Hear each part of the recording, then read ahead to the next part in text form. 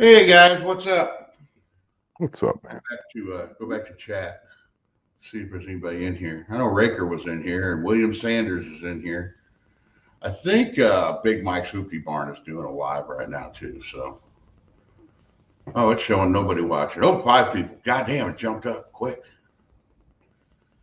Oh, so how you tonight, Rob? Man, I'm fantastic. How are you doing? I'm doing pretty good. Doing pretty good. How's Stella? I have no idea. You have no idea when are you gonna go out and see Stella again? I've seen Stella plenty of times, man. I just You know now. You do know that Schumacher is making the mounts again. That if you wanted to, you could put a big block in Stella. They're like 200 something dollars. I don't have big block money, man. Huh? Like I don't have big block money. I can't afford a big block. I Big can't blocks are afford cheaper. If you're building something, big blocks are cheaper to build than small blocks. so to put a big block in that car is not just the mounts and it's Does the it have a mounts 7 or 904 in it? 904. So Okay, so you need there a drive shaft, a so transmission, and a and big a block and a mount. rear differential that can handle it. I'm not going to put a big block in that car and put a 727 in it and then a new drive shaft and hook it all up to a 290 geared through 8 1/4. I'm going to do burnouts. Huh? It would last a little while until you can get 8 3/4. But that's all part of building a car. Or I just keep a 318 and grandpa fresh. No, you put all that off to the side. It's not going to ever be a race car. I never wanted it to It be a won't be race a car. race car, but it could be a cool street car. It could be a cool street car with a 318. It'll just sound like a demolition derby car, Yeah. which is Mm-hmm. fine. No, it's not. It is. Well, then you just need to buy you a dark or something. I don't know. I'm good. You need to I, find a shop or someplace you can rent, or you know how that's to the get trick. That's the trick, man. I'm working on a friend of mine. He's got a garage, but he also has vehicular aspirations for it. And imagine that. He pays a mortgage and he's got a garage. He wants to use it. What a jerk. But yeah. uh, uh, he's offered the spot, for the weekends. You know what I mean? So like little piddly stuff. That's hard though because you can't really Yeah, dig into anything. exactly. You know what I mean? Like I could probably do the leaf springs and the shocks and the bushings in a weekend. Okay, fine. I could do the intake and the 4 barrel in a weekend. Fine. I could probably do. I'd have to do a cam and lifters first, and then put it all back together with a 2 barrel, and then take it back. You see what I'm saying? So like, I can only do so much. Yeah, I wouldn't like the whole weekend thing. So I don't know. eh, I You mean, and think he's a reasonable dude, that but big Jegs money? huh? You think making that big Jegs money? Oh, what? Yeah, the car's not red anymore, guys. Not on this side anyway. For now, It's still red on the other side. And yes, it looks a lot better on camera than it does in real life. Okay, fine. I would seriously call this a 50 footer. Who? Oh yeah, if anybody wants in, just hit me up. Oh, open up Facebook. Hit me up on Facebook and I'll let you guys in. Tall Yeah, garage. tall garage. Ken. Go ahead. Or Ken. Yeah, you know how to do it. Raker, what's up, Raker? What's up, Big Richard? What's up, JMR? What's up, William? Hit paste.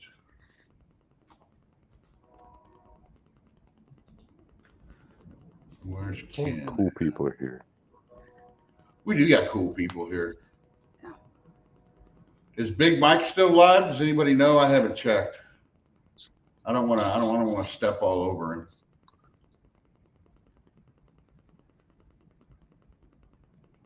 Where's Ken? Ken, send me a message on Facebook real quick. Just something. Oh, here. Oh, never mind. We got you. Balake! My YouTube on my TV isn't working. Why? Blake's here. What's up, Blake? So you guys get that motor looked good once all that grease got off of it. Did you see Blake's video where they cleaned that block up? I haven't made it to it yet. No. Oh man, I guess the guy covered it in some kind of grease. It looked like it was been covered in grease for a long time. Wow. That grease looked like it was turning into concrete grease. That's probably what saved it and made it pristine. Was it was caked in all the goo, and all the goo kept all the rust away. Oh yeah. Because when they cleaned the other, when they had one side of it cleaned up, and oh man, the one side looked like it's machine shot fresh. At least it did on camera. How's it going, So, fellas? Ken, did you get that song I sent you? Yes, I Have did. you heard that before? No, I hadn't heard of it. It's a great song, isn't it? It was pretty good. Ought to be your theme song for the truck. Yeah, something like that. So what are we talking about tonight, fellas? He's harassing me about Ralph my. built the car. Yeah, I have a car to build, Good. but I don't build it. Ah, well, that's no fun. I don't have anywhere to build it. I'm one of those guys that is going to whine about not having anywhere to build it, but it's in suspended animation right now. It's holding down a slab of concrete like you wouldn't even believe right now. I mean, And it's that was me for a long time, Man. so I understand. at least it's out of the weather, but I'm worried about mice and all the other terrible that could go along with that. Brian, the car looks pretty good. It looks really good on camera. It really does. On camera, it's a bad son of a bitch, but no. Wait till you see me paint it. Oh, everybody who's fucking done body work. Whenever I drop this video tomorrow, everybody, if people thought they were triggered by my primer job, wait till they see the paint. That's going to be my job, is to trigger body men all over the fucking world. Oh, they're easy too, so you'll be all right. Yeah. Blake says looks good from his house. Yeah. If Very good. I mean, if you're the garage doors over there, if you're about 20 feet away, it looks pretty good. You get up close to it, but you know, fuck it. Have you seen some of the shit that other people are bringing? Yeah. Have you seen the paint job on Jezebel? Hey now. I know he ain't even here. Oh, there's no way. You know what, dude? He's got data playing just like everybody else, man. He could be watching this like in the truck on the way back from wherever he's at. I was gonna say I got a messenger from him just before I pulled back up. So. Nah, he ain't watching yet. Well, I think the two people are going to bring the most beautiful fucking cars that I've seen so far are going to be Jeff. That fucking T-Bird is really fucking nice. Yeah. And that GTO he's bringing is nice too. And then Jeremy's Dart, that thing is fucking flawless. I've seen that thing in person. Patrick, his car is pretty nice. Patrick's car. Yeah, but it's still a race car though. That Yeah, car but is a race car. it looks good for like it's that blue like just pops. It's a real nice car. I actually think that was Petty Blue. His is Petty Blue, isn't it? I don't think his is. This fender when It's I was close. standing was baby blue underneath. You know, the real light blue. Yeah, okay. Joe's car looks good too, but I don't think he painted that car. But yeah, Joe can paint. Joe's going to be one of them that's going to be fucking triggered when he watches my video. You sit there and watch Joe's video, and he's all professional and shit. You watch me, I'm just. I paint, but I can't paint, if that makes sense. Like I painted my brother's semi. It's a good 20-footer, you know. I can't paint, and that's why I don't paint. I There don't you have go. any patience for it. It ain't got to be pretty to go fast. Now body work though, my No. body work is straight as I'm straight getting can a be. lot better at body work, even though I quit halfway through on this one. But I was getting He better. said I gave up. Yeah, I went to trade school for body work. I was like ASC certified and everything. I have ASC certs, but not in body work, man. I couldn't handle it. What? Why can't you paint then? You're supposed to go to school for that shit. Okay, well, because I focused real hard during the body class courses, and then during the painting, I was just like, eh. I know a couple really good body men. So whenever I do like her truck, when we do her truck, I got a guy in mind that I'm going to take the truck completely off the frame and send all the pieces to him, have Cool. him do it, and then bring it back. And You'll you get know to what see. I've been looking at? And who was that? J Ray. You guys watch J Ray's latest video? J Ray Racing. No, I haven't watched his latest video. They showed those Max Jacks. Oh, we saw those. The Max car lift, Jack. yeah. It's Oh, basically it's a lift that'll take a car 4 feet off the ground, yeah, and you can put them away. I'm actually thinking that's about pretty that. cool. Hey, if you want to see somebody that can paint, his channel is, I think it's like Sprayway Customs. Mm-hmm. That Oh, dude can paint. Like, I watch his videos all the time trying to like get better. It ain't helping, but he can paint. I'm not that worried about getting better. Oh yeah, there's J Ray down there. Mhm. Yeah.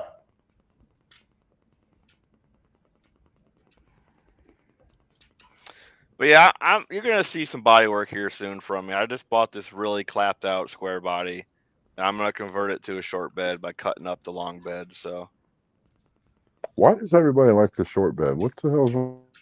They're worth a lot more money. they're worth more money, but that's because people like them more. I don't know. I like the way they look better. I don't know.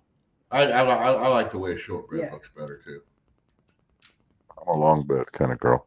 Like I had my first truck was a long bed S10, and it just looked out of proportion. Oh no, the smaller one, like the long bed Dakotas. God, I hate those. Yeah, they're just. It just looks goofy. Yep.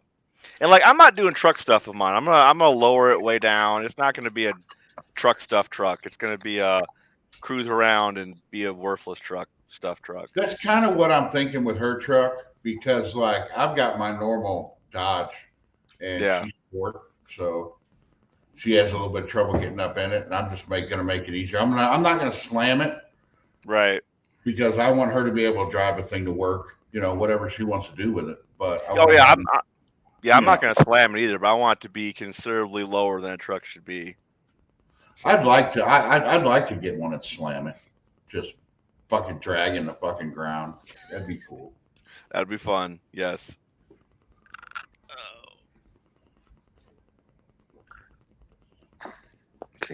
Street freaks and lowered trucks. Mhm. I think that's what my channel is gonna.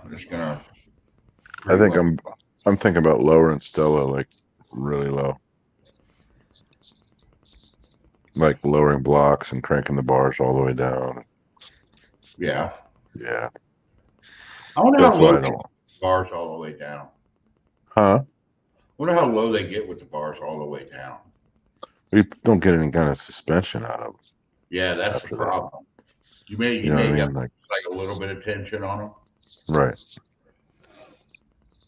Well, I guess if Johnny Mopar was here, we could ask him because he does all his shit low. Finally got my Yeah. TV to work. All right, cool. I can't stand jacked up trucks. They just bother me. So No, well, I don't know because I'd like to get a Ram Charger, have something to drive in the fucking winter where I don't have to miss days from work when I don't feel like driving in the snow. I hear you. Yeah, I just picked up. It's like a 2000 Ram pickup. Like there ain't nothing left of it. It's rotted out real bad, but the frame looks brand new somehow. So I bought it for the engine and transmission. So I'm probably gonna keep the frame now too. Yeah, what is that? What do they consider that? The second gen Ram? Yes, I think it's second gen. Yeah, like 93 to 2000 or something like that. No. Oh yeah, they 80, it's like 87 when they Is started it? Ram on them. Might have been 85. It was after the 10 grill. Whatever after the 10 grill, they started calling them Rams. I'm pretty sure. And that's what they consider a first gen Ram. Gotcha. don't breathe on the dash of a second gen. Mm-hmm. Oh, my third's about like that though. Yeah. I got mad at the stereo one time and smacked the top of the dash, and it got a hole in it now. So Brian, are you going to put knuckle duster on the side of your car? Yes, yeah, I want to do that, but I think I'm just going to do that with like a vinyl. I'm going to have a vinyl thing made. Dude, I'm You should do telling the you, fist. telling you, you need to join me in getting like a really dope anime wrap for your car. No, I'm not doing that. Mango think- all over your car, dude. What would be Yeah. cool is if I got so many projects going on in my head that I want to do. But I guess now that I got this YouTube channel, if it ever does make money, that'll help. But you Yeah. know, or I at least have a reason to do all these stupid projects. But if I ever do it at Dakota, I may do an anime rap on Dakota That'd be cool. What? Why, dude? What?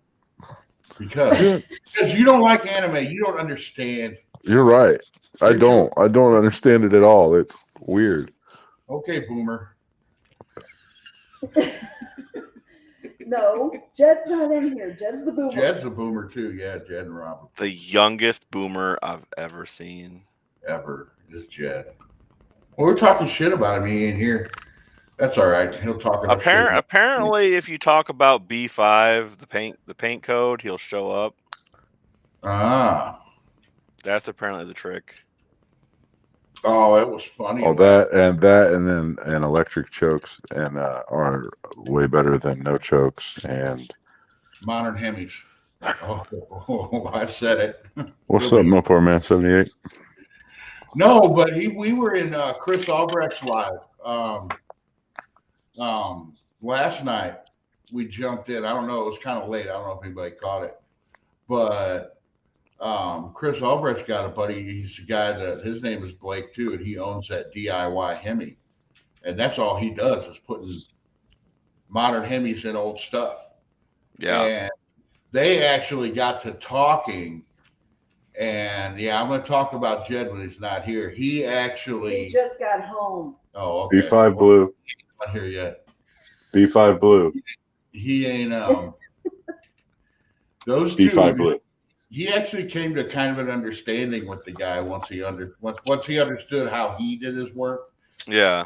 Because DIY Hemi, the stuff that they build and everything that they do is completely reversible. Yeah. He's got like a 71 or a 70 AAR CUDA. So he's got a modern Hemi and it is completely reversible. So Rob's got to say something. Oh, what do you got, Rob? I do. What? So, Gen 3 Hemi. We're all talking about this. This is also a trigger to get Jed into the chat. So, okay.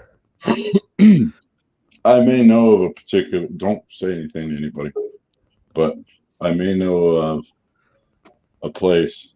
What's up, Wayne? Yep. I may know of a place that may have coming up for sale relatively soon a Hell Crate that may have incurred a little bit of issues in shipping. Oh. Yeah. And I'm like going to the bank Monday about this thing. Oh. You're thinking about getting it? Yeah. Really thinking hard about it. 'Cause I have to go drool all over it. And they're like, well, what are you going to do with it? You were just talking. You don't have any play. You going to put it in Stella? Why not? That's the thing is that bolts up to everything I have. It won't survive, but it bolts up to it. How cool would that be? How cool would that be just to have the most sleeper? I dog dishes cool and as shit. It would be awesome. Fucking cool. The Sleepers thing are is, awesome. though, okay, you just the shit that I have, okay, and I actually people don't know all the shit that I have for this car, but all the shit that I have for this car I've collected over time. Like that transmission I was working on. I've had that transmission for 3 years now, just sitting around. I'm the same way. You know, and I have to, you know, just okay, if you get that hell crate, cool. Put it in the fucking storage unit with Stella, wrap it up, and then go hunting for a transmission. You know, then boom, put that in there, and then go hunting for a rear end, and then boom, and then when you really got to start thinking about, okay, where am I going to do all this fucking work? But Ken, 90 to Dana 60. where is your shop compared to where? I mean, do you? Because I know it looks like you rent your shop, don't you? No. Oh, Yeah, no. It's bought and paid for. He owns that shit. Yeah, it used to be an old school, and it that's got what I'm in converted. right now. Really? Yeah, my shop is a classroom. Used to be a classroom. Yeah. So this used to be an old school, and then it got turned to a diesel shop for I don't know how many years, and then my uncle bought it, and then he sold it to us, and yeah. So Oh well, that's cool. Nice. But you can find shit like that. I keep telling everybody this. I haven't. I keep forgetting the measurements on it, but it's like almost 40 feet by almost 30. It's almost 30 by 40, which it might be less than that, but still, I pay $150 a month rent here, that's not bad at all. and that includes the electric. I don't have an electric bill here. It's $150 a month rent without the electric bill. Pay Now, that for a storage unit I can't do shit in. Now the roof leaks. Okay, there's no running water. I don't have a 220 hookup. That, you know, but still, there's an old air conditioner right outside over here that has the wiring to it. And I've already talked to them about running the 220 from that AC unit into the shop. It's just getting off my ass and doing it. But I'm still also got to look into, because there's another classroom right on the other side of this one. And I'm going to have them knock a hole in the concrete wall, and I'm going to rent the other one too. And then everything that's not a car is going over into that one. And this shop is going to have nothing but just the cars in it that I'm working on. So like I do all my engine work over there. I'll do all my head porting, all the stuff that's not a car over on the other side. Try to keep that part clean-ish. Nice. Store all my stuff over there. I got to say, Brian, the black looks good on that car. It does. Yeah, and I keep saying it looks excellent on camera. I mean, on camera, that's a bad son of a bitch, but you look at it and A nice base for a good, clean, bright red. no. Exactly. It'll pop. It'll absolutely Candy red pop with up. with a black coating underneath would look really awesome. Oh yeah, man, just so deep and dark. I don't know, man. Red with a nice black vinyl top, you know. Mm-hmm. No. I wish this was a full vinyl top car. If this was a full vinyl top car and had the trim right here, oh yeah, you can see right here, I would paint the top of it super sparkly fucking purple like my steering wheel. And then, but it's hard to do without the trim because you need a spot to break it up. Yeah. Darth Knuckle. Darth Knuckle. I'm telling you, man, just need a fist It's gonna look good on the door, like Fast and the Furious. No. Well, you know what a knuckle duster is, right? I'm aware mine's funnier. But it's brass knuckles, so I mean. I know mine's still funnier. It's just, you know. No, it's not. Well, then Jeb would be calling it the fister. I think everybody would. Yeah. And that's why it's funnier. Well, you just gave it the name, so now everybody's gonna be calling it the Fister. But it's got to be spelled PFISZTER. Oh, Rob. What? I kind of need, and I'm not complaining. But you're about to complain. Go ahead. Hang on. Let me get a pad and a paper here. Okay, go ahead. I'm ready. No. When I get it, when I get a special delivery from Jake's, you know what I'm talking about? Yeah. Yeah. Let me know so my wife doesn't think I spent money she doesn't know about. Okay, well, Yeah, there's I got the email. Got the email and she's like, "Did you order something?" I'm like, "No." She's like, what? Oh, okay. No, I sent you. I sent you a little care package. That's right. Yeah, But and thing is, I already claimed one of them, she and he claimed told the me pink no. sticker. I'm like, I what? I know the pink sticker was for Sherry. Ha! I told you. Now you said that. Oh, that's okay, Rob. He's trying to take my steering wheel. No. I already told him. No, he I can have wasn't. it. I was What? just seeing if we The paint stuff. it purple. There's a one already painted purple over there. The stuff I gave you wasn't good. Jeez, I'm sorry, man. The free stuff wasn't good. Jeez. Oh man, the free. What? No, I paid for Complaining your- about I paid free for that stuff, steering man. wheel. Come on. I paid So- for that steering wheel and those valve covers. You did, absolutely, and I'm grateful for it. And it was a great tank of gas in Wendy's drive-through because of you. Yeah. So, thank you. But, Not my fault. Gas prices and Wendy's. Oh, Wendy's. We should have got Wendy's on the. well, and I drive a race car, so you know that's my daily. So it needs high performance fuel. What's up, Patrick? But yes, the pink sticker was for Sherry. Duh. What about the others? You didn't even say cool about the others. Well, I didn't want to just throw it out there that you gave me a bunch of cool stuff. I guess I'm I didn't want to get you in trouble for giving away cool stuff. you gotta buy more from Jegs and you'll get, you know, I don't know, Oh, just a I little got- love. Shopping cart's getting full. I'm glad William I cleaned the bird crap off got of his car, saved fixed up that for a too. trip weekend after next. I'm making a trip to Mississippi to pick up a motor from somebody. Mhm. Nice.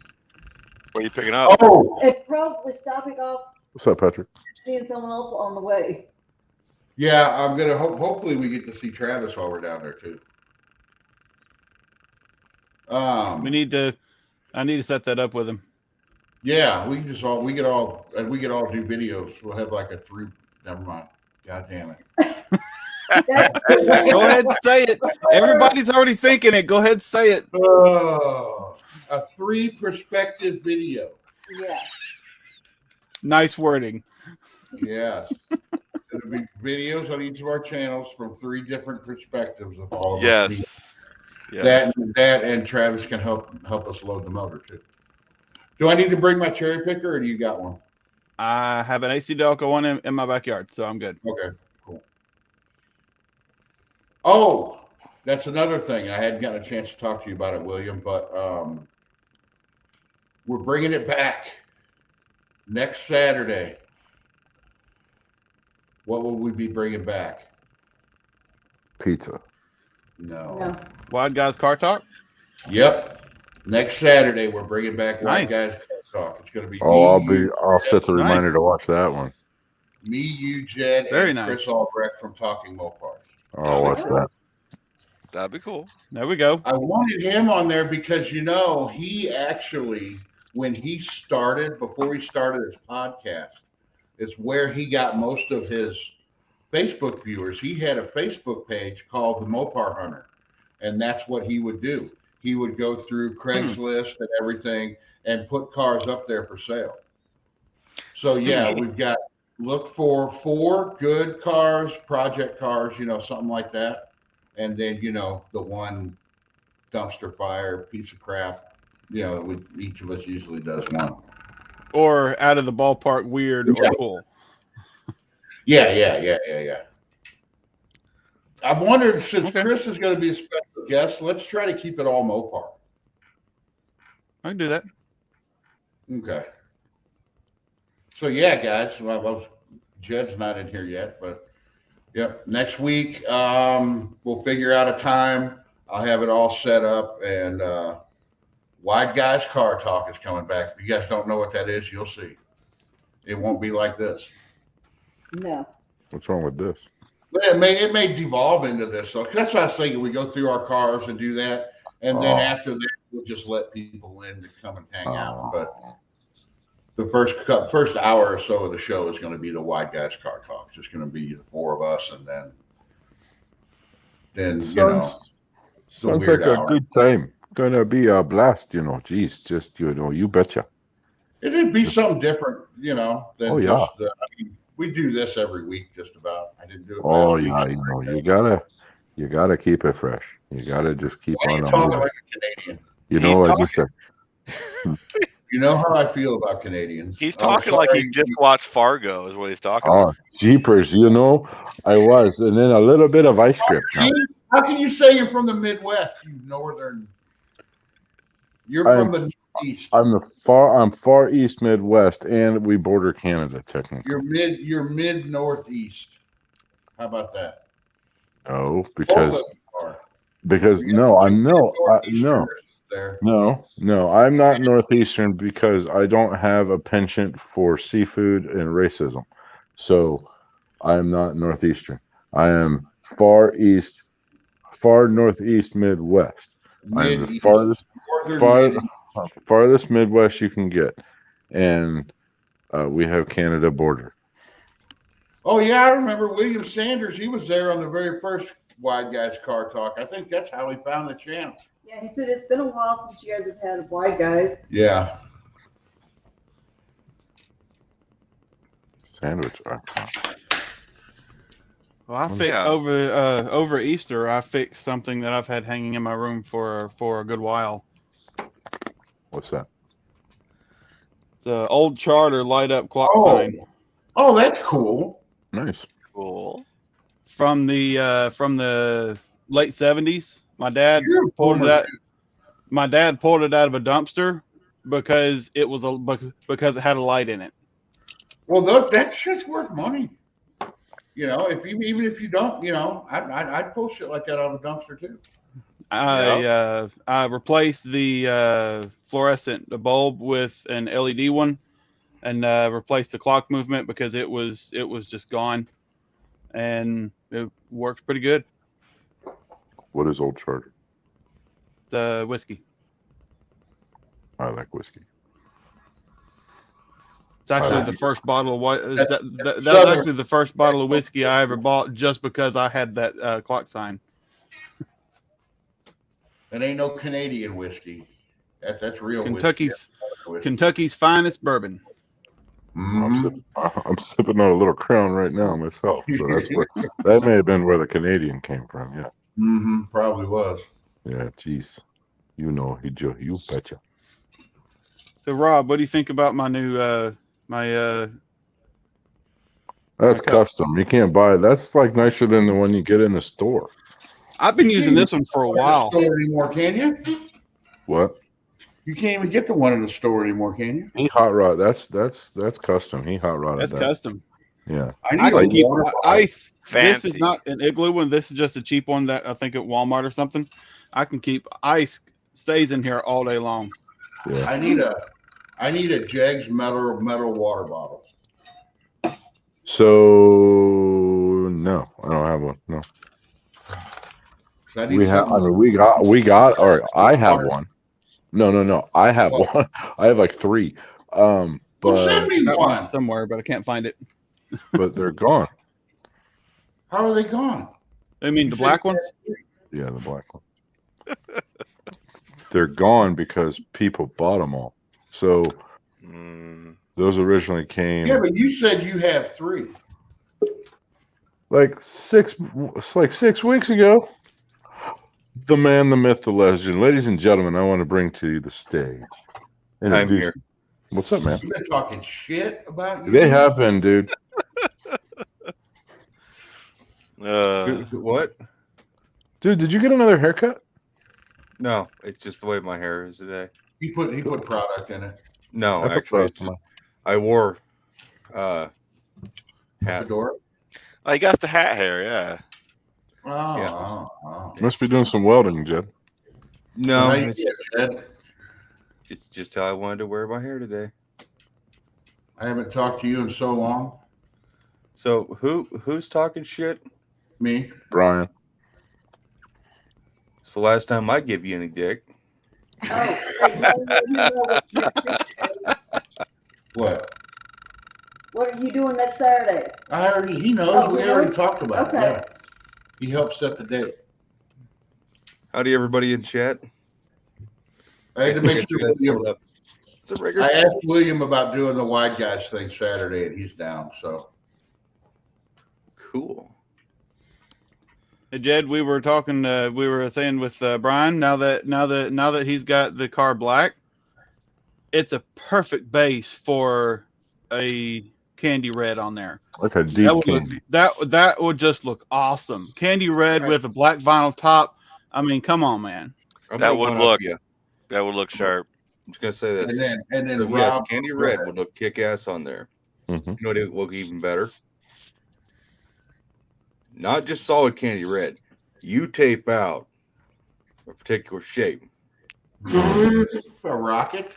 Oh no! I already fixed. No, wait, no. No, check it out, Jed. You know what it's gonna? We actually renamed this car since before you came here, even. So you remember the car that lost in the Fast and Furious to the 70 Charger? You remember that car? Yeah, that gay little Jap car. You remember what was going down the door on it? That like Iron Man Roman God thing with the finger Yeah, it was pointing. really stupid. Okay, so yeah, so this is what. So the knuckle duster, he needs to do like a big old vinyl graphic with the knuckle duster logo, and it just has to be a big old fist going down the door. The Fister. There it See? is. We didn't even have to say it. Crimson Fist. We knew Oh, you were there going you to go. say that, and we There already you go. decided. We already decided how we're going to spell We it haven't too. decided. Shit, you man. Crimson Fist. I like that. I like that too. Crimson Fist. Yeah, I like that too. That's like an epic name. hmm No. Crimson Fist. I don't know, man. You get gapped by a car called the Crimson Fist. You're gonna fucking remember it. Hey, Brian, Your picture it. license plate would Picture be, you just got fisted. Picture But you it. You're spell at the no name. Hey, picture it. You're at a drag strip somewhere, and then up next, Brian with the Fister. But you spell it, but you've got to spell it all The messed Crimson up so Fist. people mispronounce it. So I said you spell it like PFISZTER. Pfister. Brian, you could wear a cape, No. crawl out over the roll bar, and he's got a cape on and his race suit and his helmet. Yeah, there you go. And you wouldn't have to say the word. You could be like the Stig off of Top Gear, only you'd be the Crimson Fist.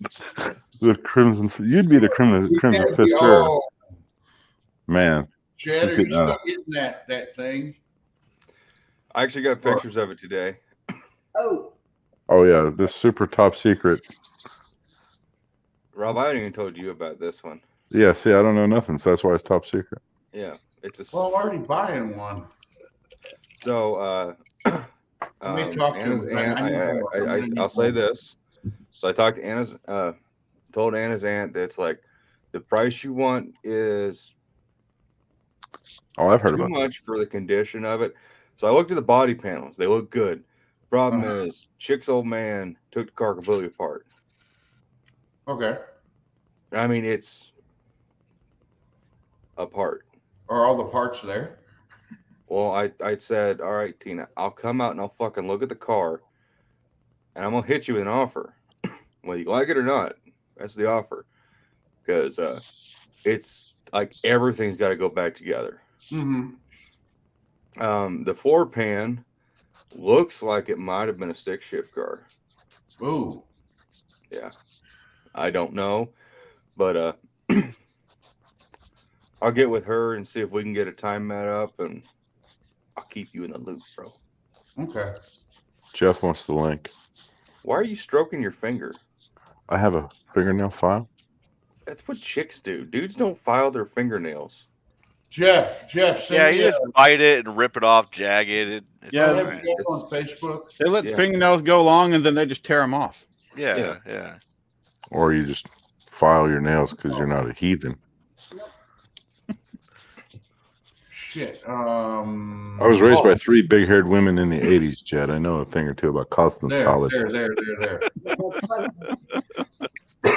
That was why your hands were so fucking fantastic at Indy. It wasn't just because they were soft. It was because your nails weren't sitting there digging holes in my member. Don't make sense now. Okay. All right, Gotta get Jeff, a nail I'll file. send you a link on your Two Hacks Facebook page. Man, Jeff has been killing it, man. He's been putting out so many videos. Oh, he has. I Dude, can he I can puts- I can barely manage one a week. This man putting out like 2 a day. I couldn't do it. Dean, what does that Crazy. mean? You guys go ahead. I'm trying to figure out what Dean's talking about. Strawberry searching alarm for clock? No, something else. Oh, that was Mopar Man. Yeah, they hang out with chicks called Amber. No. Rob, you do know your nails. What You know your shade nails, of Rob. What? Kim Yeah, fixes things? Rob You knows know nails. Well, you do. That has to do with his soft hands. Yeah. There we go. What's happening?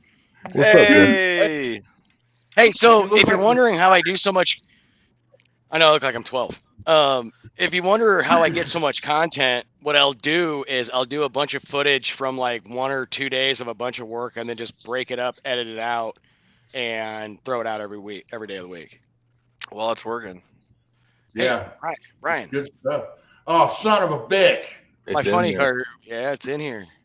Oh, Oh, that's Can awesome. I turn my Nice. camera off for a second? It might get kind of awkward. Yeah. did you buy that, or are you just working on it? Well, the guy that owns it, he's a friend of mine, and we're splitting on it. He's got the van, and he's going to keep the van. And the deal is we build the engine for the van. We do this. He's got 2 chassis, and the funny car will be mine. So Nice. That's the Mr. Norm, the supercharger, like the last one they did, right? Is that right? Yes. Okay, so Yeah. was that also the same body as that last TV Tommy Ivo thing? Didn't he do Yes. Okay. Exact same body. In fact, there was very few of them made. Yeah, it was a real oddball piece. It's cool. It really is. Oh, I just got done real quick CCing my heads on a budget, Jed. Yeah. Did the old Lexan alcohol, level it, grease Yeah, it. I've done that before. Yeah. But hey, Rob, I appreciate the package, man. Hey, man, you're welcome. So you two are Diggs equipped. Yes, and that one of those is going to go on the Thunderbird. But they advertise out at 95 cc. I know from what I've read, they're adding gasket thickness with that, but no gasket. It measured out at like 90, 91. So Well, that's pretty That's a- close. oh, Jeff, what are That's you a doing? big next Sunday? chamber. Jesus. it is. But with the pistons that I have and being 10 out of the hole, it's a lot of compression. Yeah. Jeff, what are you doing next Sunday?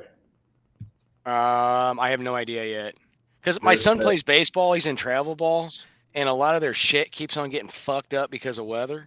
Yeah. And they're having to reschedule a lot of stuff. Like today was absolutely horrendous. And Raker, yes, that is Kenny Safford's old ride. I don't know yet. I'll know more this week. Like he had supposed to have a bunch of games this week. They got canceled. He had 2 today, and it was 82 degrees and like 40-mile-an-hour wind. So that's good for kids to play in. Well, you know the big swap meet that they have out at Gateway every year. Yeah. Well, they're not having it at Gateway this year. They're having it at the Grizzly Stadium, the GCS ballpark, and that's next Sunday. Oh. And my uncle had a spot reserved, but he's not feeling the best. He had some health issues earlier in the year, and I'm going to go out and load up all his Chevy stuff and sell it on Sunday. There you go. And, go. Splitting it, so I'll throw my stuff in there too. I sold some stuff, miscellaneous car crap, to my buddy that came down and dropped off the Thunderbird, but I might be changing the build up a little bit on my car. And it's gonna be a little bit pricey. Raker already knows because I was talking to him a little bit about it, but I'm thinking about doing a straight axle front end on it. On what? My Thunderbird, because it's a full frame car. The way it's set up would be almost damn near perfect. I just got to measure a couple things. Wow, that's a big change. So would it be a trying to put a Thunderbird gasser at gasser that on it? point? I'd be doing the gasser style. Yeah, exactly, Jed. Nice. That's a weird. That's like the wrong era. No, it's It is, fantastic. It's but like it's- a continuation. But it's weird. And I'm odd, you know that, Jed. And the graphics I'm getting done for it with the tunnel ram and some other small changes I'm going to be making to it soon, it would fit. It would absolutely fit. I'd have to see it before I You'd can have to go. see it. Yeah, that's where I'm at. Like, I like gassers and all, but like, I like the cars of the era that they made in the gassers. I don't. I do too. I I don't know. like what they turned into. Like if you look at the old gas Ronda Mustang, or you look at there was a couple of A gas Barracudas that were just freaking ignorant looking. Yeah, like they still had the straight axle, and then the radius wheel wells, and everything was just a lot lower, and it was just that look was awesome to me. Like if you look those up online, it's such a cool look. It's, You know, yeah. so they still had them. They were just on their way out. It was that car's a '68, right? 68. Yep. Yeah. All right. So yeah, I mean things were on. They could Things like were on it their could way be. out. Yeah, it was like the continuation, the iteration. It's like, okay, this is the last until we went, and you can lightweight call it an AFX car. That'd be So kind of yeah, cool. it's kind of where I'm at, man. A I do couple want to people. say this Yeah. for Mopar Man 78. He did a really cool post today on his Instagram. He's building a windage tray from scratch for his Slant Yes. 6, and it looks like, my hat's off to you, man. That looks freaking killer. And, Oh, I didn't see it. it looks really You don't go freaking on good. Instagram. Yeah, I don't do Instagram. I do. I was just bored today, and I was scrolling through it on our way to Kansas City. And I was like, "Holy crap, that looks really good!" And yeah, I would say just add some drain holes in it so way the oil can drain back easier. That's all I can say. Yeah. Whether it be, if you could put some slots in there or something, just need to have a way for oil to drain back easier. So, Jeff, is that Cordova going to be one of your no-name nationals cars next year? There's no way. So the whole thing is the front is very weak. The whole car it's rough, man. Like we found this car years ago, and it was in a old grain silo in Nebraska, and it got kind of bought out from underneath of us in a way. My buddy ended up getting it back, and he's very knowledgeable in cars. He's just not mechanical, and he doesn't have the time. So we got talking, and it showed up here Friday. My whole thing about it is it's going to take a lot of time to get the body right? Yeah. And the goal would end up being not have it a runner yet. It would never be a runner, period. Maybe a cackle car. But That's all it needs to be is a cackle car. yeah, but the first thing would be is to get the body done and get it all taken care of. We have two chassis.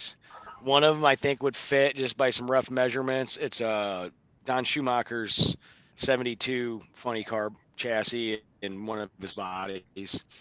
It's rough too, but it's complete. And get it on there, find a vintage trailer, find the wheels that match that van, and pull it to places. And that would be at the No Name Nationals just for like display. Yeah. Well, can you imagine? Can you imagine going like after it's done, taking that to something like Mo Party? You would be like, well, we do have a whole. There. We did get a 426 block. It was like an over-the-counter block. It's been sleeved, water jackets filled. We got multiple cranks now, and we're just thinking like, how would we turn it into just a cackle car? So I what can is get you it? in touch with the right guy. Is it that rough that it won't ever make a run again? Like Well, The you're body getting is extremely rough, Ken. yeah, Like Well, the nose of it. Yeah. like is it That's just wonder if unfortunately they couldn't the fix it. sad truth of what happens to those old nostalgia cars like that. You can't, like, it would be super cool to see Landy's car make a full pass again, but God forbid anything goes wrong. Yeah, That piece of it's history is irreplaceable. destroyed. So it's not worth taking that chance. And that's like Garlett's. Most of his old dragsters and stuff, they're just cackle cars now. You So- can't chance it. I've never Raker, I'm like, not 100% sure on that chassis yet. Which one it is, but I think it is a Romeo Palatinus. I've never just by the seen era. a funny car body. Well, here I'll show you. This is, like I said, this thing was actually turned into, after Kenny had it, it was turned into a sand drag car. But if you can see, I'll go inside. I mean, all the original 10 work is in here. Wow. So I mean, what could you make like a mold of the fiberglass panels and like make a copy? Well, that'd be a Well, lot I of work. mean, But it'd be then a it lot of wouldn't work, be but a car. I don't know how well you guys can see, but the nose actually is Yeah. held Oh, together. I see it. I see it. Yeah. But the rest of it is actually pretty legit. It's just, the rest of it's really doable. It's just the front, and I mean, the windshield's obviously going to need to be replaced. It's still got the original cutout, but it needs to be cleaned up. But isn't that cool? It's got all the original tin in it. That is super cool. Yeah, it is really neat. Underneath, look underneath how thin some of that is. See the Yeah. light going through it. But what's cool is, if you look up in there, it's still got freaking burnt rubber. Yeah. It's got to be turned into a tractor pull. So is it like delaminating low. really bad? Is that what's going on? It's not. It's not. It's just, it wasn't delaminating. It was just the way it was stored, man. It didn't do any justice. I didn't see any. There's just a lot of stuff that needs to be fixed. That's why I said if it was not for that nose, Ken, I'd be on it ASAP. But I know this is going to consume a lot of time. Yeah. Well, Yeah, that, When well, it comes time to do, when it comes time to cool. the Gen 2 Hemi, Jeff, if you guys got any questions, you get a hold of me. Yes, and if definitely. I can't answer them, I'll get you in touch with a guy in St. Louis Okay. who will not only have every part you will need. Like I think he has a set of dual plug 433 heads that are filled with aluminum. So Okay. they'd be perfect because, I mean, not that you're going to need dual plugs for that thing, but he's got cackle engines and shit. He might actually have actually, Tom, I think he does have an engine he's building just for cackle purposes. See, I've been around cackle dragsters, and they're period legit, but I don't know. I haven't seen a cackle funny car in a long time. And my only question is, I was talking to somebody today. They're like, well, you'd want it to at least drive, not go out and freaking hammer on, but it has to move. And you Yeah, put an engine and everything in it. So Jed obviously built a car. I couldn't afford to, do one of those old transmissions. Would you just put a torque flight in it with Or a power glide. or a power glide? I mean, Yeah, power glide makes sense just because of how short it is. I mean, I know, like a lot of the dragsters, they just have like a coupler. well, and they still have a big ass clutch and all that, but like for what he's trying for just a cackle car. I mean, you could be full tilt period correct, but you could get by with a power glide. I mean, a little short, little stubby power glide and a U joint and a yoke and done. But like the big crazy top fuel cars, yeah, they just use like a clutch and a coupler, and there you go. It's just get after it. But you don't want that on a capital car. yeah. This would have to be somewhat budget. Well, What when do you you say think Gen it's 2 out, Hemi, power there's no You such could thing. actually like slow. I know, speed there's no cruise such around thing, I the know. fairground. Like your rocker arm assemblies, if you don't already have Hemi rocker arm assemblies, you're $1,500 right there. You're Yeah, boned. and we do have that. Just need to check them out. I mean, Yeah. my buddy Eric has got so much shit laying around, and I'm gonna go up and help him inventory some stuff. But some pictures he sent me when he was cleaning some stuff out, there was, I don't know how many 426 cranks. There was a handful of blocks, and obviously it had a Dyer's blower on it. And I'm gonna get in touch with Gary and just talk to him about what I got going on to see if he would work with me on something. It'll be fucking cool no matter what you do with it. Even if we end up getting an Drag engine it for to it. show the way it is, and people would fucking do it all over it. Well, I'll put it this way. So it came in on an enclosed trailer, and it was strapped to two old hospital cots. I'm not kidding you. It rolls around really easy that way. But those are going to make some really good Halloween gags, Jed. But yeah, it's pretty neat. I got my work cut out for me when I get to it, and Jed, you have no idea, man. Like Brian, like when I first found this car with my buddy, and it was like, holy shit! It's like we have to have this, and then everything went south, and unfortunately, it was actually in a little bit better shape. But you know how that goes. Yeah. Well, it's not like it's something you got to have. It's not like you got a deadline on it either. No. Yeah. Well, I'll get you. If you need help, I can get you hooked up with my buddy Tom in St. Louis, Okay. and he can help you out with the cackle stuff. Okay. Especially with figuring out that when it comes to Gen 2 Hemis, there's not a better guy to talk to than Tom Roseman. Okay. Yeah. Tom Roseman. Okay. That's I'm pretty his name. sure I've heard that name. Yeah, well, you're in your neck of the woods, like where you are. You're near Brian. He's one of the biggest guys there is in that area. Giggity. He's got the fucking house to prove it. Yeah. He lives in a castle, basically. Yeah, it's This is fucking. Viper for a playground. And I'm not Oh, making hey. it up. By the way, guys, not to get off subject, but these motherfuckers, these Hershey's triple chocolate cakes. I'm trying to lose weight. Quit showing me shit like that. I've had the Reese's ones. They're awesome. Dude, The Reese's ones are awesome. he said, Yes. yeah, I got them too. They have a cookies Wow. and cream one too. That one's equally as good. Yeah. So You know where I'm going with that one, Rob. yes. So I had tried something brand new. My eyes were opened wide. The angels sang from on high. Y'all ever have made a s'mores with a Reese cup? Yes. Oh my god, dude! Game wow. changer. Oh, Game Lord. changer. Dude.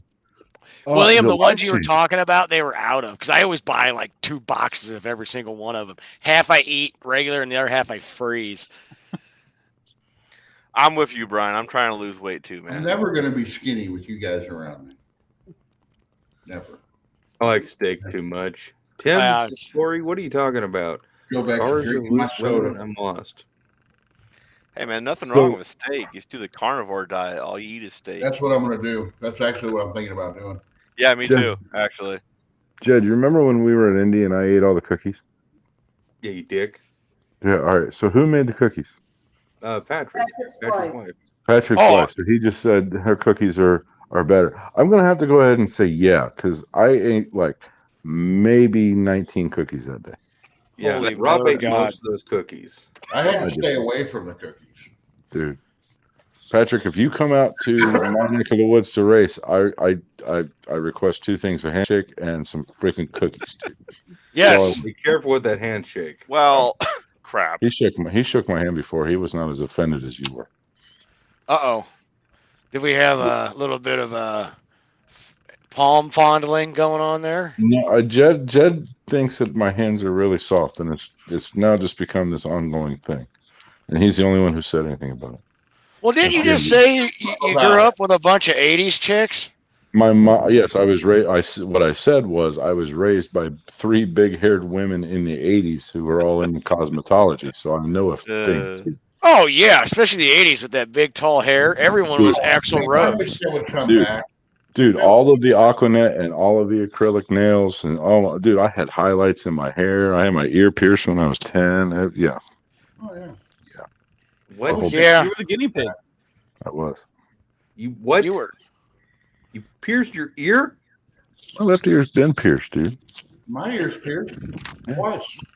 Believe it mom or did it not, with a I had freaking long fucking- hair at one point. Nice. Yeah, it was super long, man. Early Yeah. 80s. I had a mullet. What kind? Okay. So, Patrick, chocolate with chocolate chips and chocolate chunks, and just chocolate. No, I agree. Whatever she made at Indy, man, that's what I want. Those were Patrick. oatmeal chocolate. I Patrick. had the super mullet, man. It was like, What do you mean had? I don't have a mullet now. Mine's Is your hair not long as hell right now? Yeah, but that's not a mullet. Okay. Ryan's Mullet hair is is long enough he can back put in of it is pigtails. long as hell, and the sides and top are feathered like the wings of a glorious bird. That's What? what. Are you smoking? What? Wings of a dude. That sounds like a freaking Fleetwood Mac song you got going on there about your hair. Right. Flock of seagulls, man. Yeah. No, my I'm hair waiting- on the top is I'm- all long. Usually, I keep the sides and back cut down. Dude, I'm literally waiting for a song to bust out, or like in the background a band and a bunch of lights to go. I'm by. just waiting on. Yeah, I'm waiting on Damn Yankees or something. You know, can you take me high enough or something? All those guys. And, you know, Ted Nugent. Yeah, Ted Nugent chewing his gum, playing his guitar. And Poison. there's no hair underneath Brad Michaels' hat, man. Not anymore. Yeah. Not anymore. Is it chat? Oh, yeah. It's not even a chassis, is it? Is it, Jeff? It's just a body, isn't it? Oh, it's just the body here, but we got 2 chassis up in Chicago. Okay. Jegs built a cackle car. They built a cackle car out of their '68 Barracuda. Funny car. Was it one of Jeg's? Was it one of Jeg Coughlin's original ones? Yeah, if you ever look it up on Badass. Google, yeah, that car had 2 paint jobs. The one it has now, which is cool. It's It's not. yellow. It's not. It needs to go back. I agree because it was the all iridescent candy Doesn't it- trippy psychedelic. What? Yeah, I can't hear you. it was the LSD Just dragster. got a little Funny too far car. away. There you go. Yeah, it was all candy Oh, letters. there we go. and- Sorry, I'm cleaning up my mess. Oh, you're good. But it looks cool. Just But now, yeah, it's just clean up cackle my- car. And every now and then on a nice day, they fire it up, and it's kind of fun to be in the office and hear Hemi See, out that's back. It's awesome. pretty fun. Hearing that thing ripping more, that would be a lot of fun, man. It's just a cackle car. See, Patrick's out So what do there you guys got hustling going with on this? the cookies. Sorry about I that. don't know. You're good. Ken, Just getting my shit ready to go to the machine shop in the morning. you read the Oh, chat? yeah, Patrick. I was gonna say, man. When the Ranger's done, I'll drive down and I'll have to get some cookies, man. It's all about them cookies, man. All about the I got cookies. Had my Yeah, but choice you of guys, cookies. you guys to- were talking about Indy, and you ate all the cookies. Well, you got to remember. I was told the Okay. cookies were complimentary. Yeah, but See, that's remember awesome. afterwards, I ate all the steak. That fucking So did I, man. I went to they brought me. the beef house with my dad and my son after we left. It's on the way home.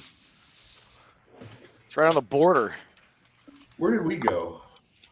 We went to Texas Texas. Roadhouse. Oh yeah, we saw that glorious donk there. Yeah, we Yeah. went donk spotting. Yeah. Oh boy, how'd I that was turn supposed out? to go eat expensive steak with Roseman at St. Elmo's, but they were packed. Yeah, I bet, man. That's And then last year we went to Longhorn Steakhouse, and Brian and I devoured the 22-ounce steaks. oh Yeah. Now I hear that place. I haven't ever been there, and it's odd that I haven't. But that place Lambert's down by in Sykeston is Yeah. supposed to be really good. So speaking of steak, on you know those giant cowboy ribeyes, like, or the tomahawk ribeyes that are just like massive. Yeah, So- yeah, that's what I had. I Brian, I'm not a big guy. Or I'm like 5'9", $150, right? Uh-huh. And if that on a good day, soaking wet, and I can eat a lot. I cooked one of those up, and my wife was like, "That is just so gross." And I sat there and just ate the whole goddamn thing in front of her, and she's like, "You are just gross," you know. And it's like, Gross. I'm eating this whole thing. You're I ate the whole vegan thing, or dude. It was, I don't know how many ounces it was. No, she likes steak, but it was just this huge, fat, marbly, medium rare, giant steak, and I ate all of it. Yeah, I almost bought one last weekend. Do they have those at your work? Yes, Yeah, we need to buy some of those. they're expensive. That's all right. I just realized Grill right here. when we went and had I'm- Texas Roadhouse and we went donk spotting, we did see a unicorn. Did you guys know that? What Like did we we saw, No we way. saw, What we was saw, the unicorn? we saw a triple faux. It was a 6 faux dough on 20 faux, Ah, Faux okay. show. and it was yellow. You remember that one? A yellow triple faux. Oh my god! Fucking A, man. Was that not what it was? And it even had the power steering belt squeal. Yeah. Did it really? Yeah, it had the obligatory squeak. Yep. Ah, perfect. Yeah, it was awesome. And it took him like That 20 is- minutes to park. Yeah, Yep. because Did he get any curb rash on it? I don't know. We were too busy after we spotted him. We were too busy watching the fight. oh my god, yeah, there was a massive cat fight. The method girl Even fight out better. there. We were in a Even really better. nice part of town. It was a really nice place spot in Indy. It was just top notch. Yeah. Well, most of It the was indies good. like that though. That's the Yeah. problem. That Yeah. was the best part about the Texas Roadhouse is we got dinner with a show. There you go. One of the waitresses got into a cat fight with some other chick because she's like, "That was my man." Oh And God. it's like, okay, we'll Oh, just it sit was, here. it was great. The music was a little loud in there though. Only It a always whole- did. It didn't feel right. Like, I don't want to sound racist, but we were definitely in the minority. Mm. And Did you feel like that scene? what was Did you weird guys is feel we like were you were in that definitely the minority scene from in Animal Texas House? Roadhouse, and like they were still playing the country music. Like, I almost expected to walk into Texas Roadhouse and they were going to be blaring rap or hip hop or something. Yeah, I would love that. Dude, our Texas Roadhouse is like that. Like you walk in there and it's like, and I like all kinds of music, but I've never liked rap music. And you can walk into Texas Roadhouse in Central Illinois and it's rap music, and you're like, what is going on? You know, I went here College Town, man. where I live now in Collinsville. They had this huge country bar. Remember when the big country mega bars were a thing? Oh They yeah, had, you have a whole big dance floor, everybody line dancing. We went Yeah. there one night and we were hanging out, and around midnight, I had to leave because they had the dance floor. The dance floor was full of people line dancing to "Welcome to the Jungle." Oh my god! It was Wow. like, oh, I got to go. This place is fucking not for me. Wow. See, the only country music I like, which is funny because I live in a very rural area around a bunch of country people, and I love country living. I love everything about it. I've just never been a fan of the music except for like Johnny Cash, Waylon Jennings, like all the new bro country Yeah. stuff. I just can't Oh, it's awful. stand. It's all It is bad. so yeah. awful. Well, it's not all bad. I actually found some country, like it's pretty dark, but it's the Dead South. I don't know if you guys Yes, ever heard. I've seen Oh them in yeah. concert. Them Dude. guys are great. Dude, Yeah. I wouldn't oh call my- that country though. Like, There's banjos. It's country, bro. Rob, there was a good solid 3 years, man. I fell off the absolute face of the earth for like 3 years, like no joke, man, like literally no joke. And it was for me. I'll keep this PG. It was literally just music festival after music festival after concert, and I mean it was like that for like 3 years. I had an absolute Ooh. blast. I saw like everybody and every. You need to go to Burning Man. See, you're the second person to say that to me, man. I don't. Yeah, it might be a bucket list thing, but there's just that is almost next level too odd, even for me, man. yeah, I'm I'll with take it. that I just want to fit in. No, everyone Rob, you and I fits in were going to there. Burning Man I- together. I think that's the whole thing about it is like what you see everywhere. Yeah, it's true, but I mean anybody could go there. Now, would I want my 17-year-old daughter there? Absolutely not. But yeah, it's Somebody fun. would. That's the Somebody scary would, thing. and that's somebody I would have to probably Yeah. skin and turn into a belt, But Or a jockstrap. I'm glad I got Yeah. many years before I have to worry about that. Mm. now Lollapalooza every year is a good time up in Chicago. See, I did the whole concert and festival and all that, and I wish I could remember a lot of it. I really do. I know.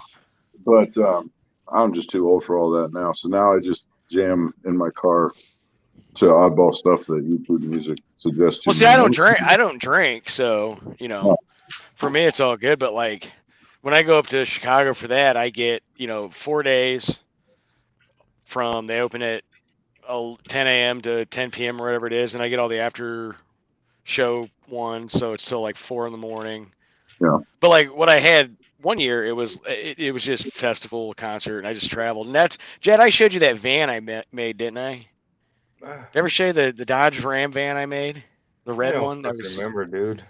I'll have to send you pictures of it. I made this van, Rob, and it was like the concert going wagon, right? Yeah. And I had for 2020, I was literally going to be gone for like 2 months, and this was going to be the travel thing for us, and then COVID hit and everything got ruined. But yeah, I need to but I find a did. van. What I want to use I- this OV for. I did take my dad and my son to go see the Rolling Stones for Father's Day. Nice. I'd like to see the Stones. Was it in the nursing Huge home fan, or but the it's- funeral No. home? Yeah, exactly. They actually still jam out pretty well, man, which is insane if you think about That's it. what I heard. Like The I've Rolling- seen them like 10 times, and obviously the I heard first Mick time I saw him, Jagger's a beast.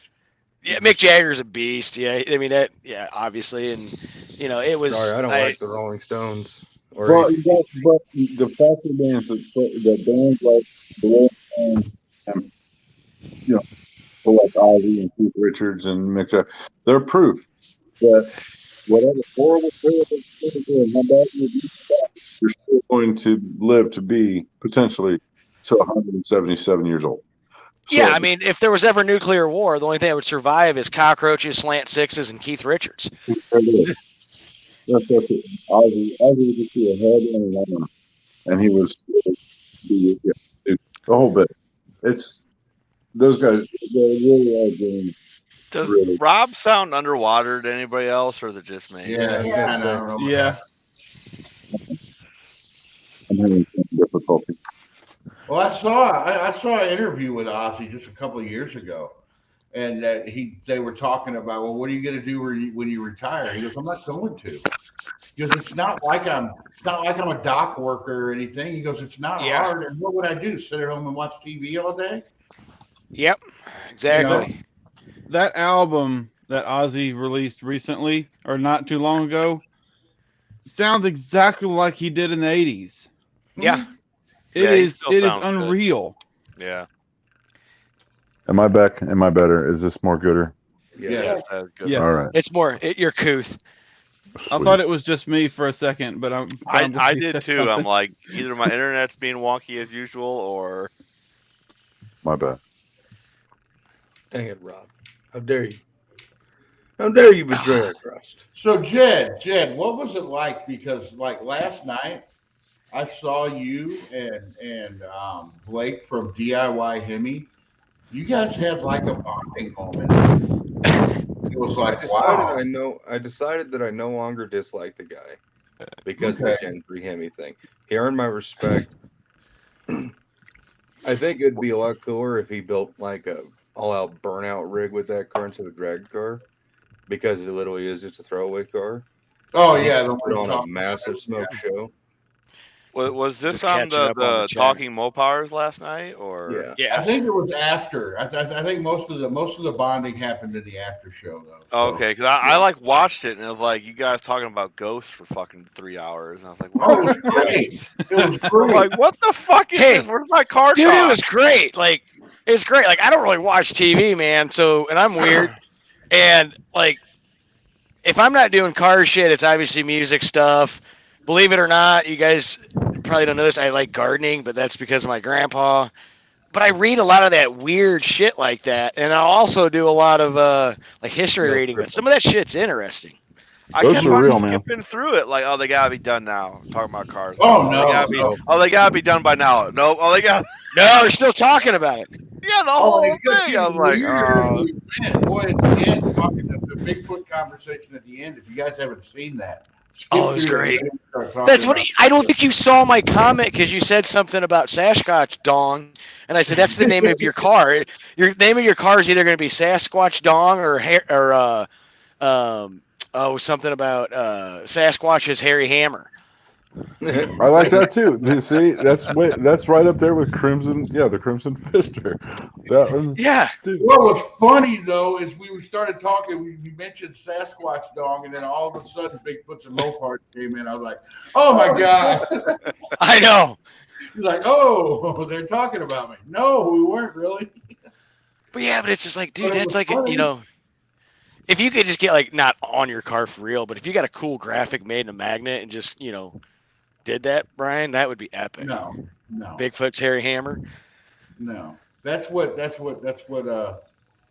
Bigfoots and Mopars need to do for the. Oh, Jack you never know. He might. Oh shit.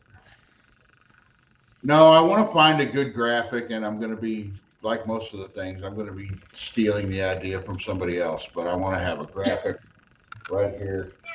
I don't know if you can see. Yeah, right here. Imitation is the sincerest form of flattery. Yeah. Yeah. It needs to go Exactly. like okay, so it's got a pretty good sized quarter panel, so you can have like the start of the graphic like right there, and then it kind of arches over the wheel well and into the door, and then it ends abruptly. In a rocket. Starts right? out bottom of the quarter, and it kind of just goes. No, it doesn't. No, I got you. No, I know what to do. You look online at some of the old MPC and AMT model car kits. Yep. The graphics that because most of the time they never put decals in the box that anybody in their right mind would ever put on a real car, and then you mock your stuff after that, like where you follow the quarter panel and on the body line as it comes up, and then the one down the middle, and then the one at the bottom. You know what I mean? Now you're talking. Yeah. See. You guys, everybody, please go to chat and read Kim Fixes Things is freaking. Cover the shifter with brown fur and keep it an inside joke. What? What does she? What does she say?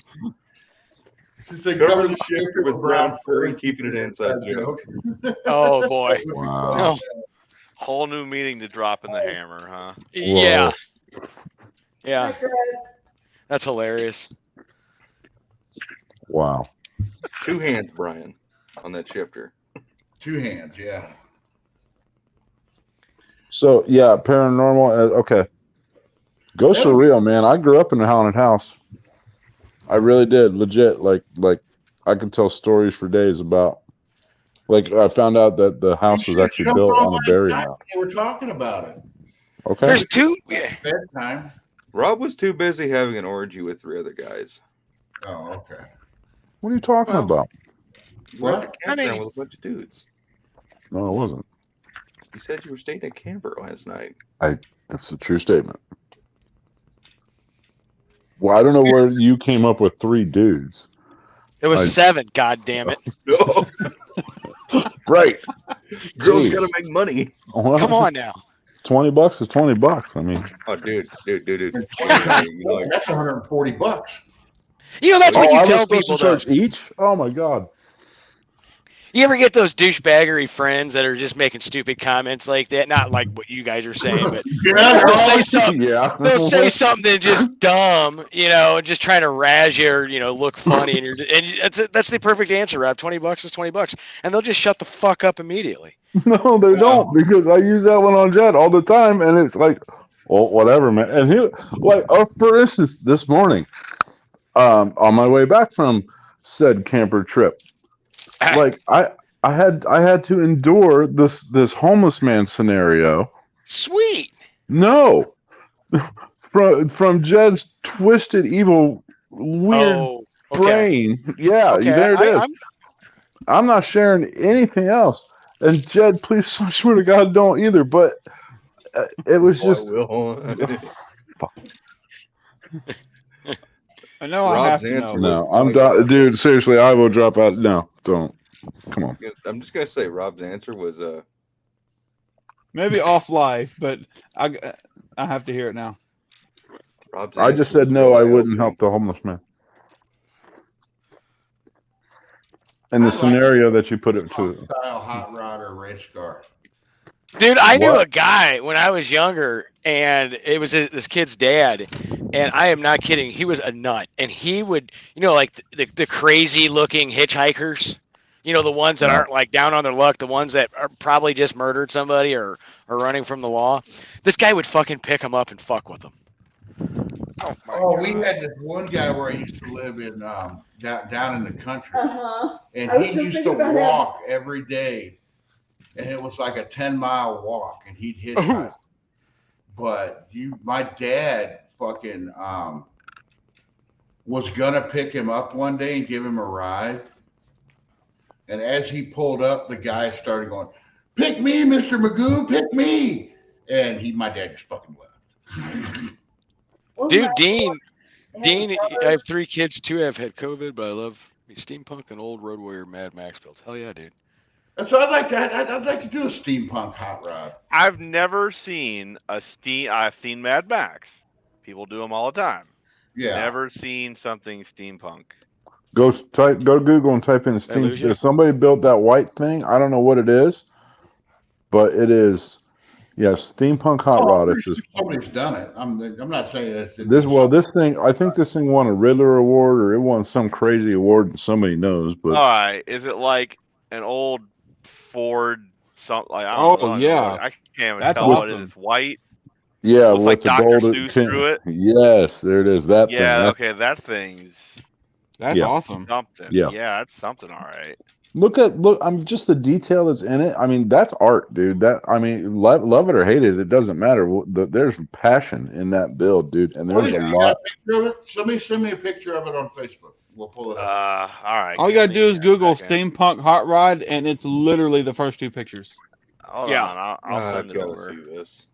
Ken's our Google guy anyway. Ken's the guy that Googles everything. I can usually find anything. If You need to be as good as that guy that does it for Joe Rogan though, because as soon as they start talking about something, he's Googling. Oh yeah, he's on it. It's not just one. Yeah, guy he's that all does that over for it. Rogan. That's like No, there's like I- 4 or 5 people. It's One coming dude- over, Brian. There you go.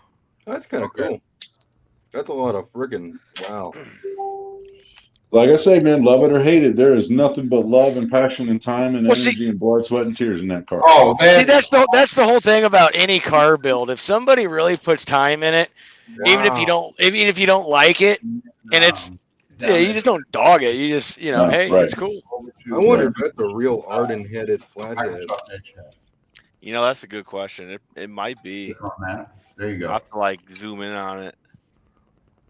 Okay, I now go hope back. it is. That would make it super cool if it wasn't just Now- like a fake. Well, see, those valve covers, I don't think you could just make those valve covers fit on anything. So I bet All you right. it's a real Arden-headed Zooming flathead. in on it, them look like the real deal as far as them valve covers look legit. That's one of the first things I zoomed in on to look at. It just seems like one of the things that's. I mean, Ken said it best, man. It looks like Dr. Seuss kind of. I mean, there's a lot of Yeah. there's Yeah. a lot Yeah. there, but if you dig a little deeper, I mean, it is a run and driving car. It's out of this freaking world. And again, the craftsmanship, the vision alone, you can't fault the guy who did it or paid for No. but it. the thing You know is, what I mean? here's my problem with it. Okay, from the way it looks, does that really look like something you could drive down the road? It's freaking steampunk, dude. Is anything about steampunk freaking based in much reality or even feasible? No. No, I want to see somebody build something like that can either drive down the road every day or turn a time at the drag strip. You build something like that does that, and then you've really built something to me. I mean, Right. I'm not saying that I'm not putting that car down in any way, but I'm just saying, you do a little less, but then you do it to where where the car has more of a purpose. Have you guys seen the car from the League of? Oh God, what was it Extraordinary called? Gentlemen. Yes. Have you guys seen League that of car? Extraordinary Gentlemen, yes. I can't. I think someone actually built a driving replica of it. No shit. Yeah. Okay, go ahead, take it down. Did you know that the GTX in Tommy Boy is also in Big Daddy and is also the same car that is claimed to be a Hemi Roadrunner in Joe Dirt? Really, I did not know Yep. that. Yeah, and doesn't he It's own David Spade's car. that thing? Yeah, David Okay, Spade. I heard. Yeah, I knew David Spade had a lot of cars. He's a huge Mopar guy. He's the reason Yeah. that the Joe Dirt Daytona had a cop car wheel on it because Well, like, yeah, he had those cars at Carlisle, probably like 2008, 2009, somewhere in there. that Daytona is a nice car. It was a killer clone when they bought it, and Joe dirted it up. And the Kragers, they're all new. Everything on that, it's a 383 car, but it was a good looking clone. Yeah.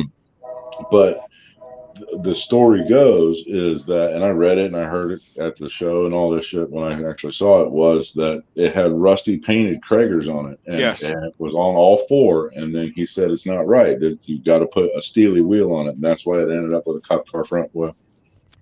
Yeah, those cars were cool to look at in real life. And when you look at them in real life, when you saw it, you're like, holy crap, this is actually a nice car. And it looks absolutely perfect on film. Oh yeah. Yeah. It was I hated nice. seeing the wing fall off after it hit the guard, Yeah, the guard that thing broke with my it. heart a little bit.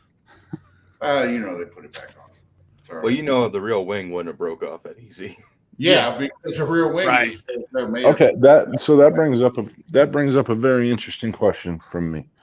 So growing up, I read a lot of Grandpa's old hot rod magazines and all Oh, that yeah. stuff, and there was a picture, several pictures. I just remember it was either in an ad or whatever of a vitamin C orange Superbird, and there was a full-grown man laying across that wing. Yeah. Like that was legit. Like that. Well, was look at a the- dual- Dodge had an advertisement or an article that had chicks and bikinis on them too.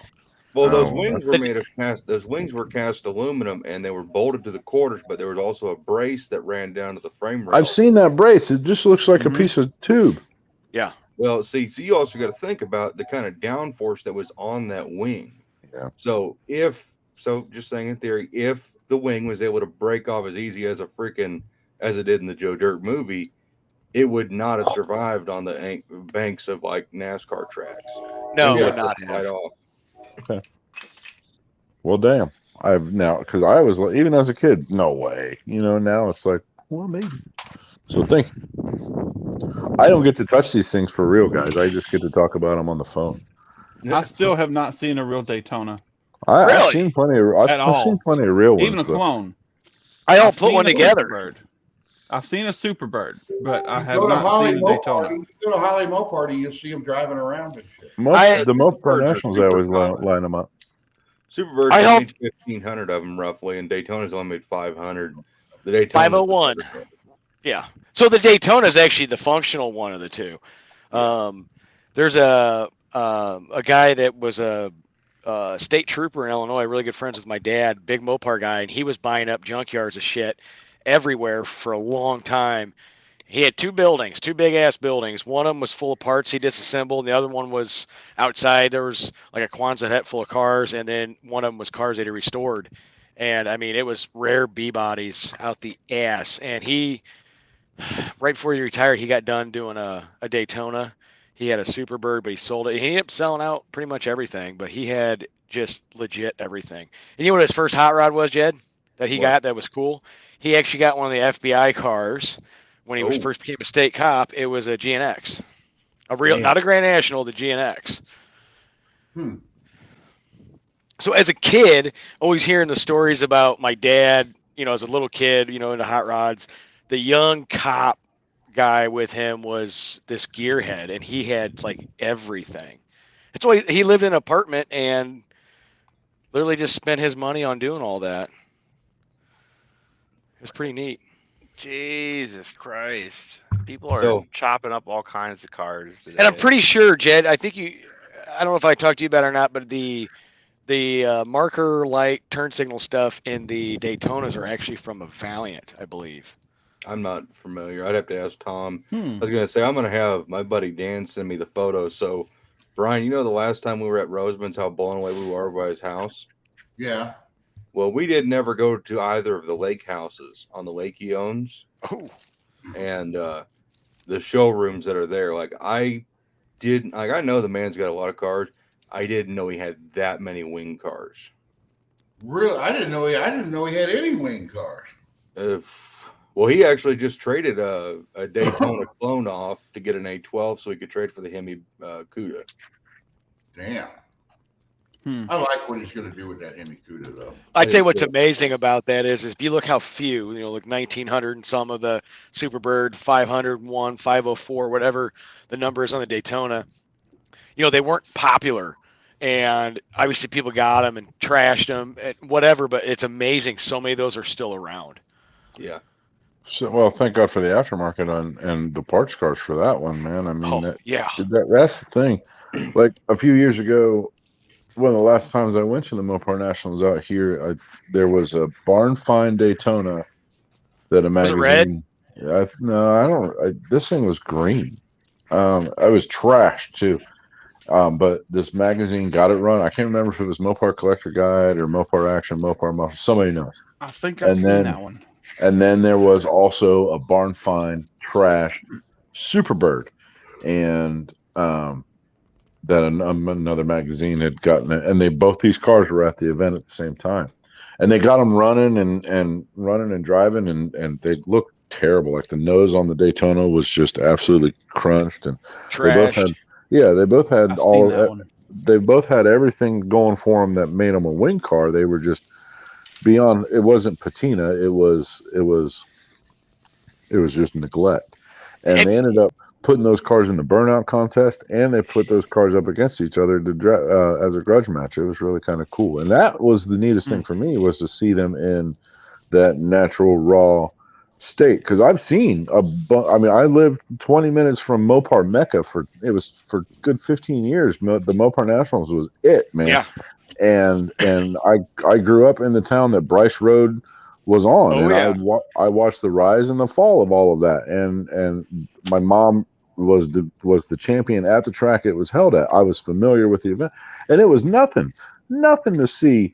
You know, I'm convinced I've seen nearly half of all of the real cars, of the Yeah. Superbirds and the Daytonas and the Hemi Cuda convertibles and the Hemi Challenger convertibles and the Charger 500s, because of, like, I've seen every AAR Cuda they ever made. I just, all of it, and really good clones too. You know what I mean? So, and then all of that fell off. But it was nice to really see all those wing cars. They would always line them up, man. It was always just this epic display, and what always made me kind of laugh and giggle about them as a kid growing up, and then as I grew up watching, is how little the trunks open on the Daytonas. Anybody ever notice that? Yep. And the other Mhm. part of, yeah.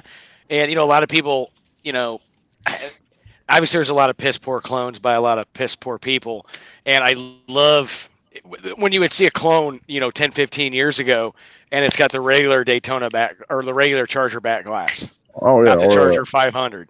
or a Superbird without a vinyl top, and the small back window. You know what I mean? Little nigglies. Now they clone them so good that you got to be, a Vintag and Fender Well, tag. is it Nazi. XX29 on the Daytonas? See, I don't even know that. Yeah, it's double yeah. X. XX. Yep. So I mean, they're like, you see shit not legit everywhere, and you're just like, another turd. But even the ones that are cloned are still cool if they're done right. And we Right, almost, and then had I had the money, we almost turned Jezebel into a Daytona. See, that would Really? you still should. Yeah, with all the aftermarket No. fiberglass stuff, we almost did that because the car was so stripped that it was literally pull the front bumper off, and we have a Daytona basically. So to Yeah. make a Daytona Street Freak would be pretty cool, and make it like Willie Tom, or what was that guy's name? No, we didn't. Big Willie. I Big Willie. I got to Yeah. meet that Big Willie. guy. He had 2 Daytonas. Him and his wife Tamika each had one, and they actually acid dipped those cars. Wow. He was a Vietnam vet. The story behind it's cool. I met him at either Mopar Nationals or Carlisle one year, and absolutely cool guy, big dude. But he got really big with the Brotherhood of Street Racers. He had advertisements with American Racing. He had those 2 cars, and is it both of them now that are found or were getting restored or in someone's One collection? At is least one restored, and it's a shame. I don't know about the other one. Yeah. They And in fact, that car. if you've ever seen the movie Two-Lane Two-lane Blacktop, Blacktop. Yeah, I own it right now. at the beginning of that movie, they're in LA street racing, and it's the Brotherhood of Street Racers, and there's a quick blip of Big Willie's car. He's racing a 70 Hemi Cuda. And it was real. The whole thing, though, if you were to build a clone of one of those cars, and you could build a clone that's almost perfect, but that's something you could actually take out and drive and have fun with. Oh That's yeah, what I don't get is the guys that they'll build a clone and then they'll put it in their hermetically sealed garage like it's a clone, dude. yeah. That's why I like clones, The because whole I point can of a just clone drive would be the to take it out piss and beat out of it. of it. Yeah. See, and that's where I'm not I think the purest cars have their place, but knowing that guy that did all the B bodies and some of the stuff that I was associated with, these people won't drive them. They're just investments. It kind of loses its soul because it doesn't have that patina. They're more talking about every little option and all that other than the story behind the car.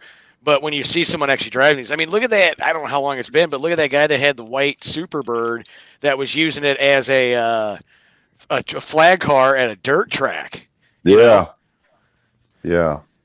And the lights Yeah, on it but and the stuff. thing is, I mean, it does. You can't hate on the guys who have the cars as investments and everything. No, you can't. For those guys, the cars wouldn't exist anymore.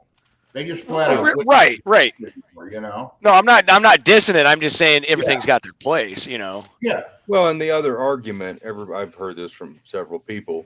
Oh, they're muscle cars. They were meant to be drag raced. They were meant to be beat on. No, they were meant to be fucking driven. Exactly. A to B. They were just commuter cars. They were never made to do anything but be transportation. It's what the people of the time period ended up doing with them. It was their hot rod. That's what sold. Oh, yeah. Hammer down, man. Hammer down. It's the same Well, thing a lot with, of those guys, even though Honda Civics are gay as shit. Sorry for anybody who likes them, but that's like the next thing.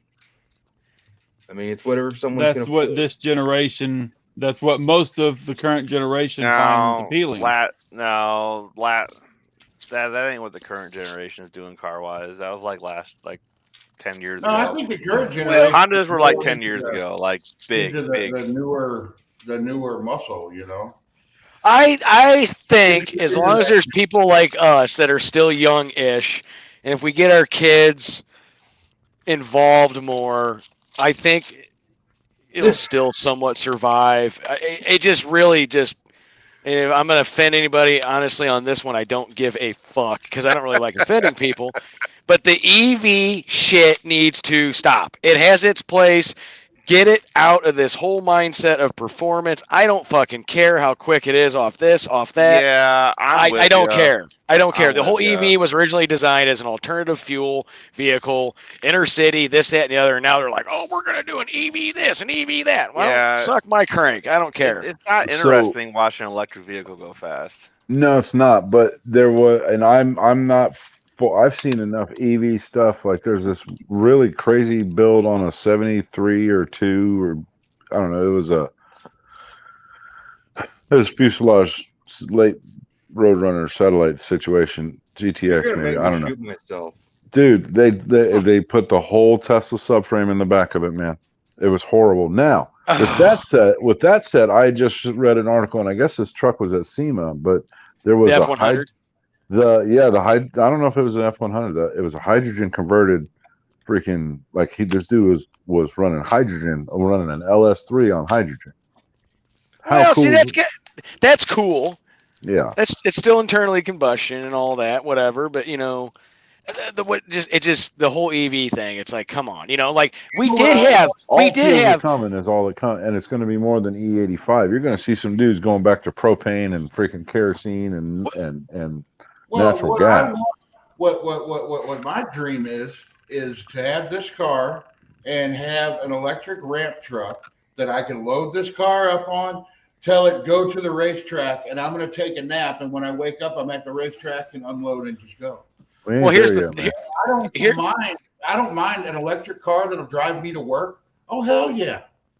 Here's the whole thing about sleep. I think Ken or somebody just said something about about the electric cars going real fast.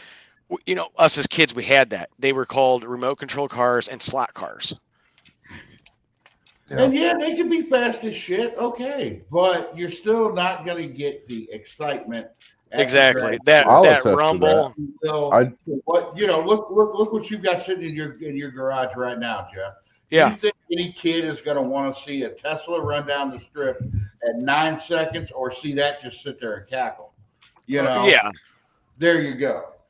I know. I'm not the alternative fuel guy. I mean, there's so much stuff about the alternative fuel stuff where it's not quite figured out, and the infrastructure we have in America is garbage. And to me, it's like, come on, instead of really pushing that down everyone's throats, where it's really a pipe dream at this point on a large scale, inner cities, if they get the infrastructure right, okay, it kind of makes sense. But for people that want to travel, it really doesn't make sense. And one of the other things about it is, for me, it's like, if you want to improve on things, work with the auto industry, don't punish them, and come up with very fuel efficient, powerful cars. Look at the Gen 3 Hemis. Sorry, Jed, I know you're beef with that, but for what they are, they're pretty efficient motors. It's like, build upon it.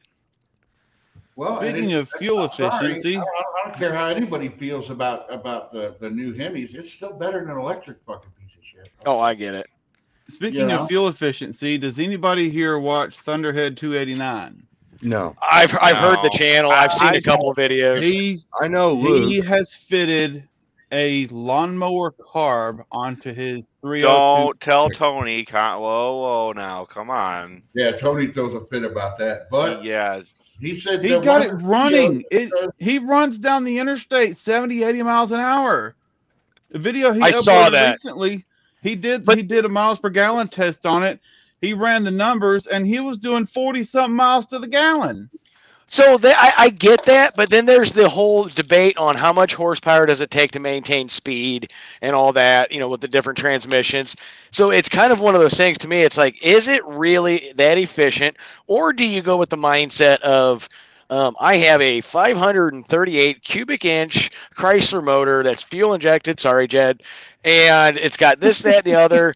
And it has so much power, it doesn't even use it because this car, the way it's geared, the way it's aerodynamic, and the weight of it, it doesn't need any power to get up speed and just lugs along like nothing. It's neat that the lawnmower carburetor works, but it will work regardless because it's supplying fuel and air. But it's not. It ultimately, it's not going to fucking matter. It's not going to work as good as, say, if you had a proper size carburetor on there. I mean, Yeah, on flat when it comes to getting ground, the- sure, man. But it also When it comes comes down to to getting like what the- I had yeah. to explain to a guy today when I was selling him a carburetor. Because you're like, I'm thinking I'm just going to get a 950. And it's like, dude, you don't have the heads and you don't have the freaking cam to support a 950. Yeah. As far as carburetors go, you are better off buying the smaller carburetor than buying the bigger carburetor. Right. Because when you buy a bigger carburetor, you have this much air to add fuel to, versus if you get a smaller carburetor and holds only this big, you've only got to compensate for that much with fuel. I can't And that's how think. you get I've got fuel 750s mileage. on a double on a tunnel ram. So I do understand that a normal size carburetor is ideal for getting the most out of a motor. But the fact that he was able to get that motor running, idling, running good, and going down the interstate was mind blowing to me. Well, I'm not going to Off of a debate that. lawnmower carburetor, yeah. it's Yeah, that cool was that pretty it is, neat. but is it practical? You know, You know what? Here's the thing, guys.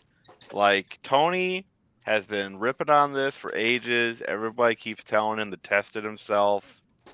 Like, somebody just needs, because, like, I don't know. I've seen this guy's videos, but, like, has anybody really talked to him?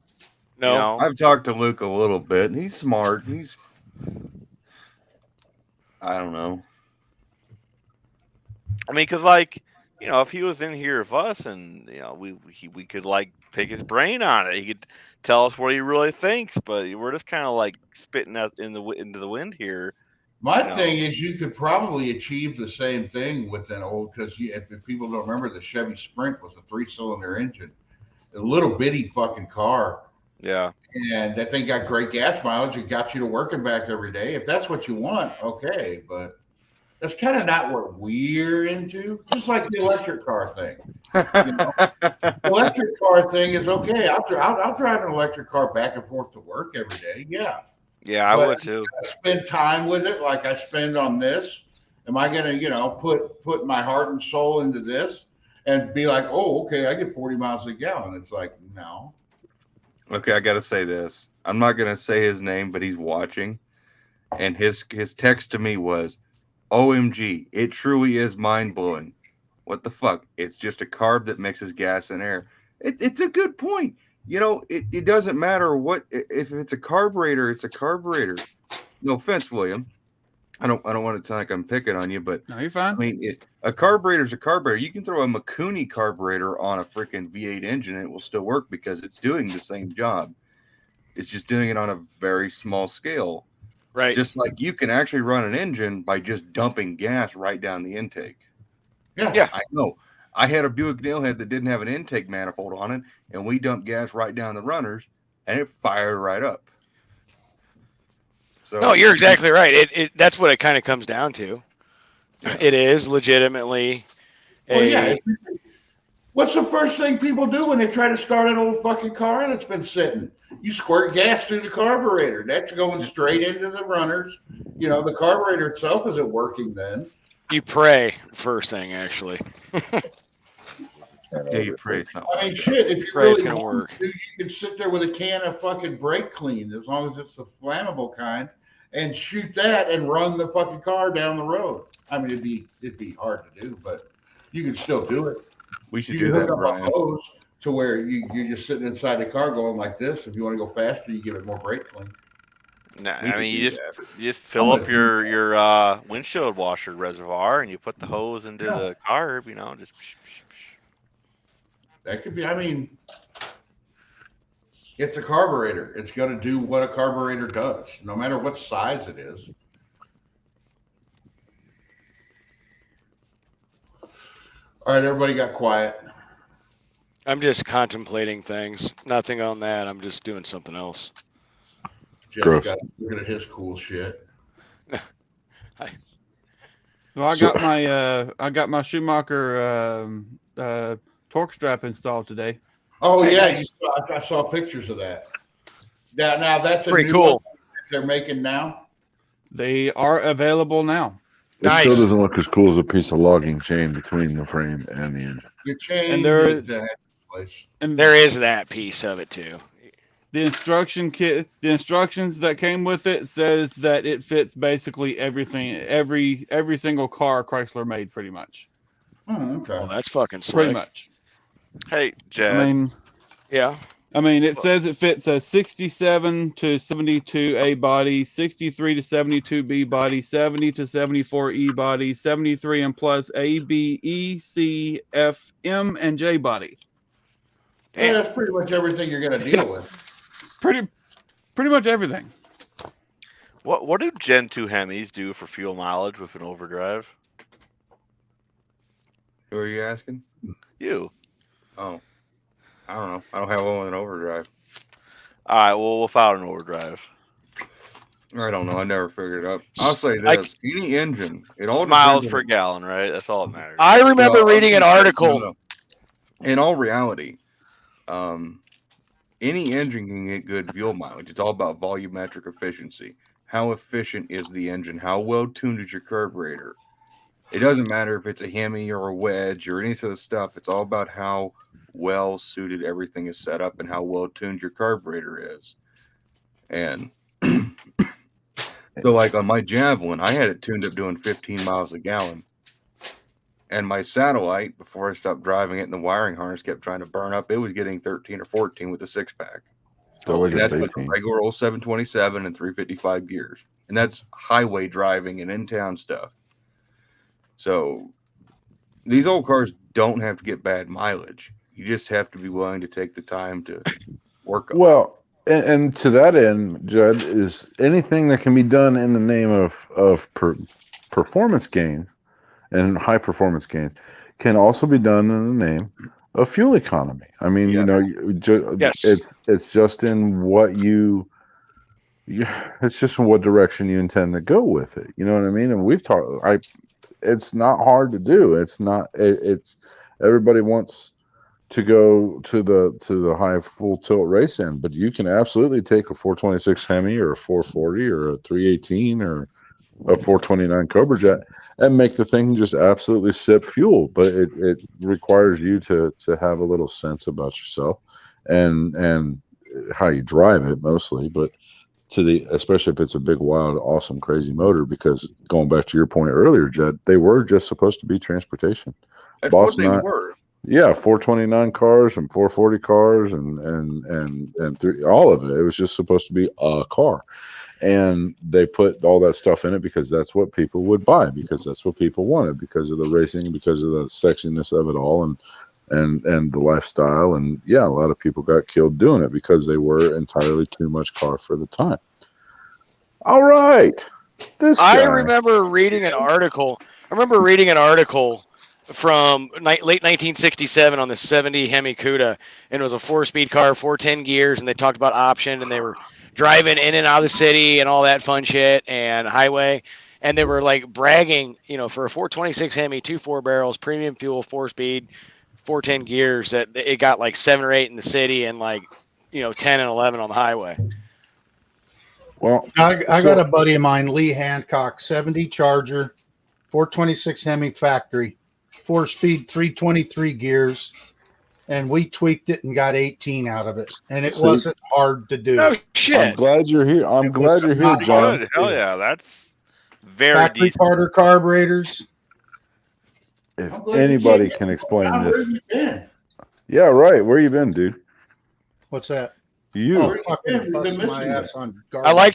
liked your call out video. Cool. I'm glad.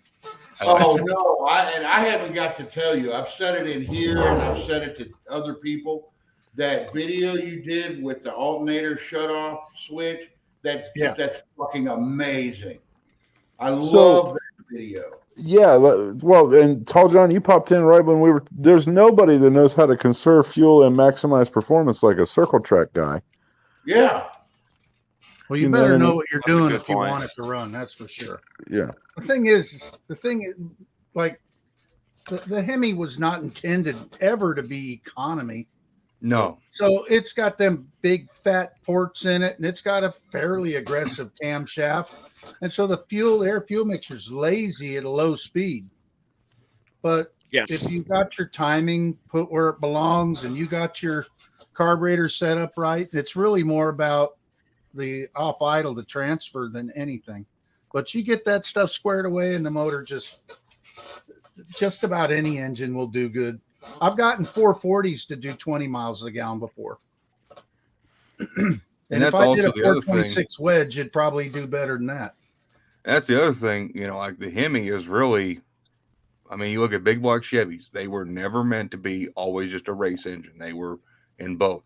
The Hemi started out, the 426 is one of the few engines that was always meant to be a race engine, never meant to be put on the street. Yeah, absolutely. Well, and you look at the first Hemis, how much they were different than the actual when they went from the cross ram, crazy compression, bigger cam, different head motor than the inline one that came out 66. It was totally different motor. That original 426 Hemi, they're rated at the same power. The original cross ram one was absolutely badass.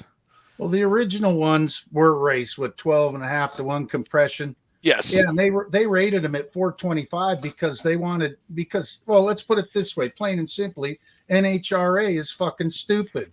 Well, look And what they it's rated huge. at. They rated it at 425 horse at 4,900 RPM, which Right. probably was true.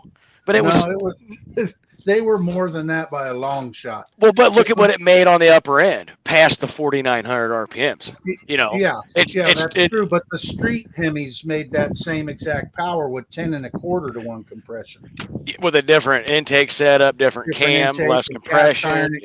cast iron exhaust manifolds and all that Yep. crap.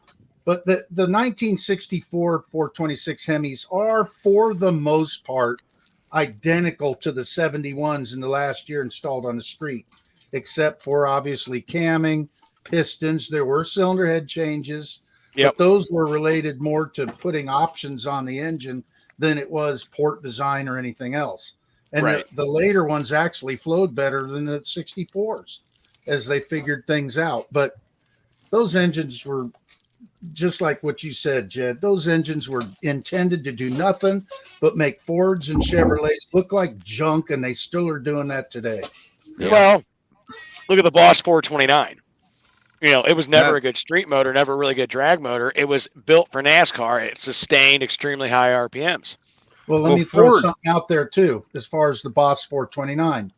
If you got a Mustang or one of those rare 2 or 5 or whatever Cougars that came with them, or a Torino, whatever, all the different models that came with a Boss 429, you didn't get the exact same cylinder or engine casting or the same cylinder head cast. They had smaller valves. They had much more conservative ports. The ones that Cale Yarborough used, those are not the same engines. Now, the ones we have today, like what's in Jed's dad's car, that is what Richard Petty used, and they just refined it with compression and timing, different things that they did. They came up with the dry sump system for them. But they used the same block, the same rods, the same crankshaft, the same cylinder heads, the same valve train. Everything was exactly the same. Yeah, and 2 points real quick. Look at if you look at as tested in the magazines, the fastest Fords were the early 70s with the super Cobra Jet motor, which was Yeah. pretty wild motor. And Yeah. Raker made a good point. The early Max Wedge cars, the ones that had the 13.5 to 1 compression, the cross ram, the big ram's horn exhaust manifolds, the factory dumps, those were never intended for. That was an early. That was probably.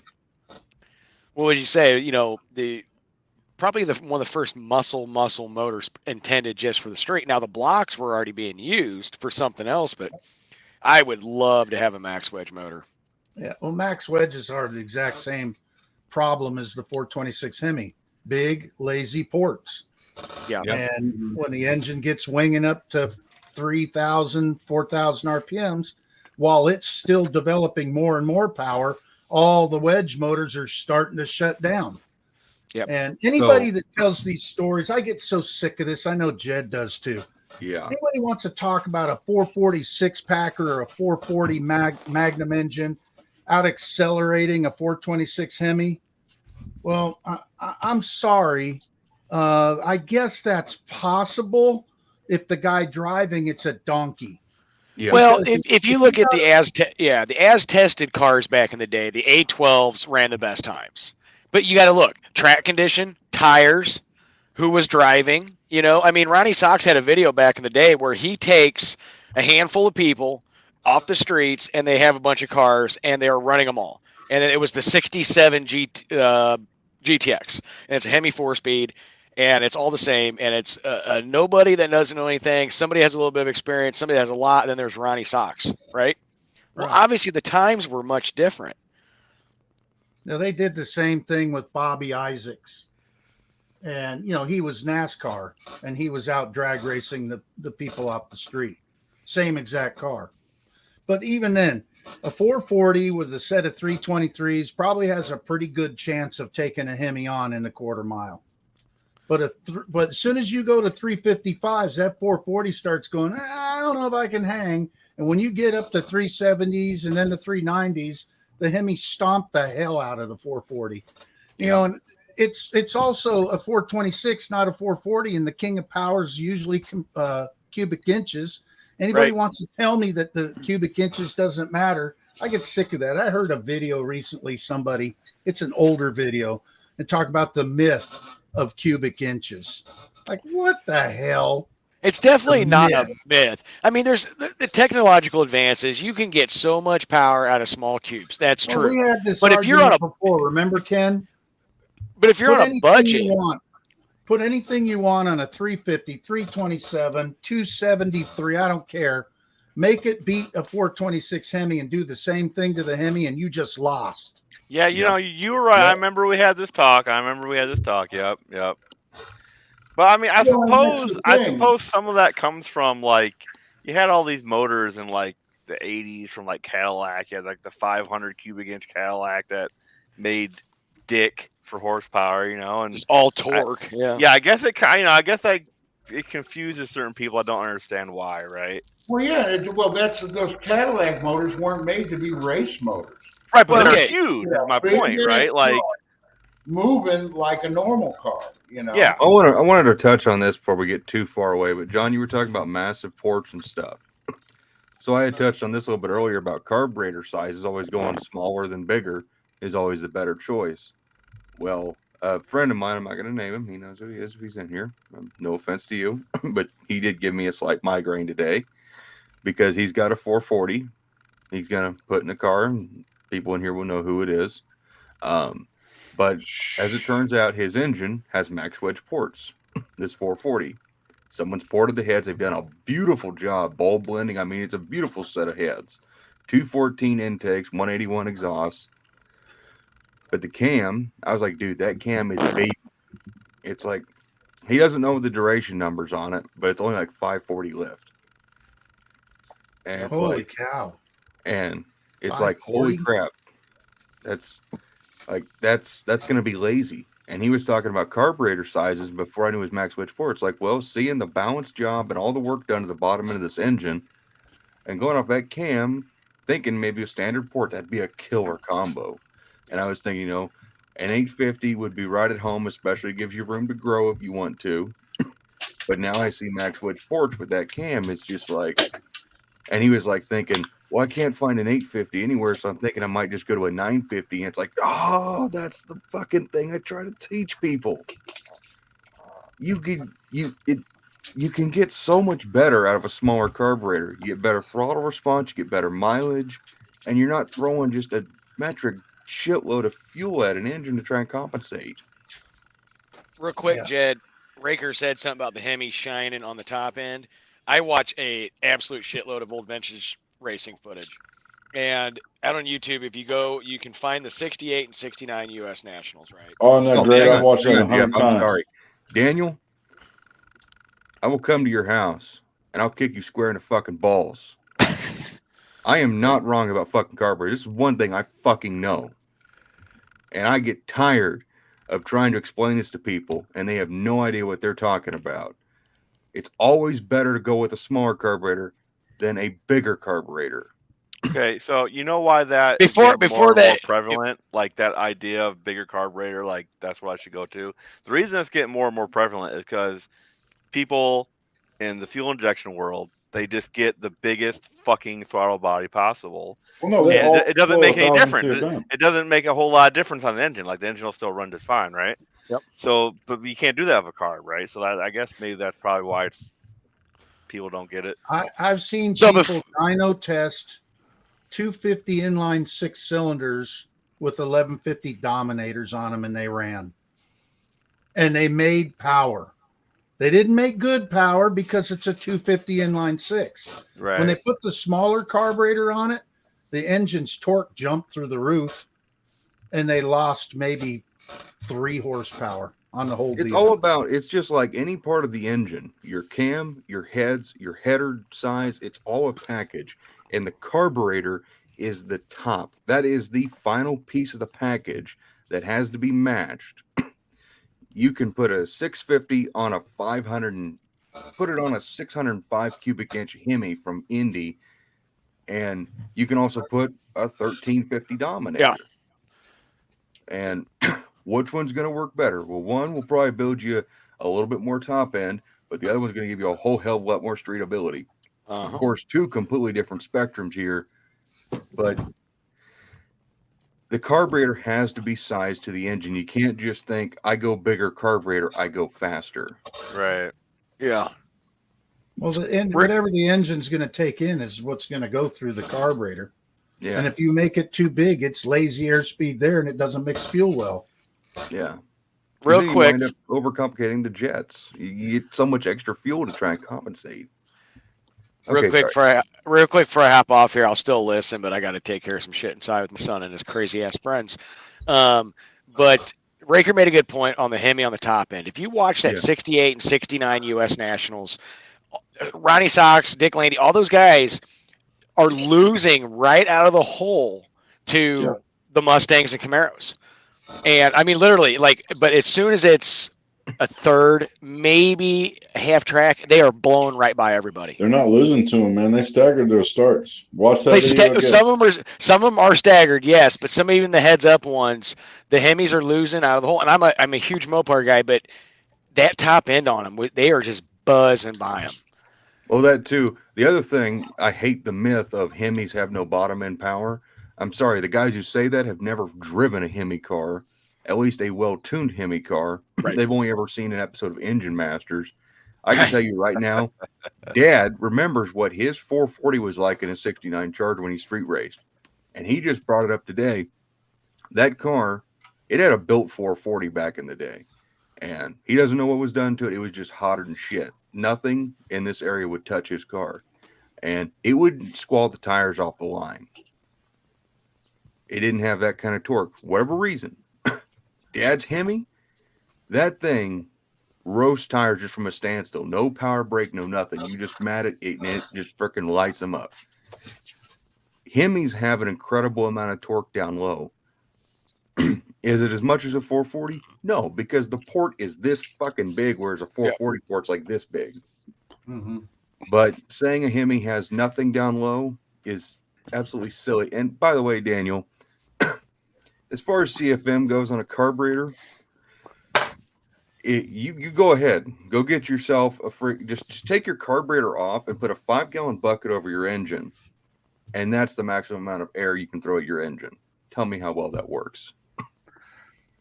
I got to pipe up here and say that I made a very good, decent living anyway, of talking people out of 750 double pumpers on a Victor Jr. on a stock Vortec headed small block Chevy. I wish that this could be recorded and used as training. You know what I mean? Because that's the biggest. The myth is there. The reason everybody wants a 750 double pumper on a Victor Jr. with the thumper cam on stock Vortec heads is because the same reason anybody wants anything, man. Their buddy had one, their dad had one, somebody told them somewhere along the line that this was a good idea. Somebody down the way, somewhere, somehow, some way, had this setup, and it just came rumble thumping into. And yeah, it was a pig, you know what I mean. And the guy will say, "Oh yeah, I ran a Mustang down the freeway, and I had it from 80 mile an hour on." Yeah, I'll bet you did, because you were doing 80 mile an hour in a 270 geared pickup truck with a Victor Jr. and 750 double pumper head and 750 double pumper and Vortec heads. You know, because it's not, like you said, Jed, it's not the whole package. You know what I mean? You put all that air and all that fuel through a little teeny valve and a little, cheap set of 1 5/8 headers, and don't play with the gearing, and don't play with the transmission, and don't play with the compression, and don't play with anything else. I've spent a lot of time talking people out of this stuff. So I mean, you're right. It's all a big package. There is. I can't tell you how many countless hours, countless phone calls, I've had to educate people, you know what I mean? And then that ultimately leads to what size carburetor, and then how much aggravation that they're going to have with the carburetor. And then I have to talk them into either an Edelbrock or a Holly, or maybe they want to go fuel injection, sorry to say. But I mean, it's just. I'm sorry, Rob. Daniel, there is no difference between street and drag racing. An engine is an engine. It's going to do what it's going to do. If it does it well on the street, it's going to do it well on the track. The only reason why I have no credibility is because I'm fucking 29. I'll let Tall John do all the answering from now on, because apparently I know nothing. And my business that I've built off of selling people carburetors and picking the right carburetors, I guess means nothing. Yes, I'm getting very salty. Sorry, Brian. It's all right. Someone in the submarine. You know the old calculation that need to know this stuff, And there's a the lot old of calculation. What's that, Brian? I was just saying there's a lot of debate back and forth. I'm glad to have Tall John, somebody in here who's actually done it. Yeah, go ahead, talk. I'm gonna hop out, gentlemen, because I'm on the couch. I'm gonna listen. I'm gonna go beat the shit out of my kid. And but Dust Devil, thanks. Ken, I'll talk to you later. William, have a good night. Jed, Rob Z, the training video guru, everything extraordinary from Jugs, and Tall John, great call out video. I'll catch you guys in a little bit. Okay. All right. Well, since Jeff's leaving, we need to get Redbeard in here. Okay. Get Redbeard in. I got to watch this. All right. So, the old school calculator figure out thing for your Holly carburetor, you do your RPMs, times your cubic inches, divided by, I forget what it is, 4, 5, 6, 7 or something like that. Anybody remember what it is? 3, 4, 5, 6, 7. Yeah, 3, 4, 5, 6. And you divide it by that, and it comes up with the CFM. That's at 100% efficiency. Nothing it's ever at 100%. The thing is the carburetors that, like a 650, it works on differential of pressure. And the more differential of pressure is, the more restrictive it is. 2 barrels are tested at 3 inches of vacuum. 4 barrels are tested at 1.5 inches of vacuum. So if you have a 504 barrel, it's tested at 1.5 inches.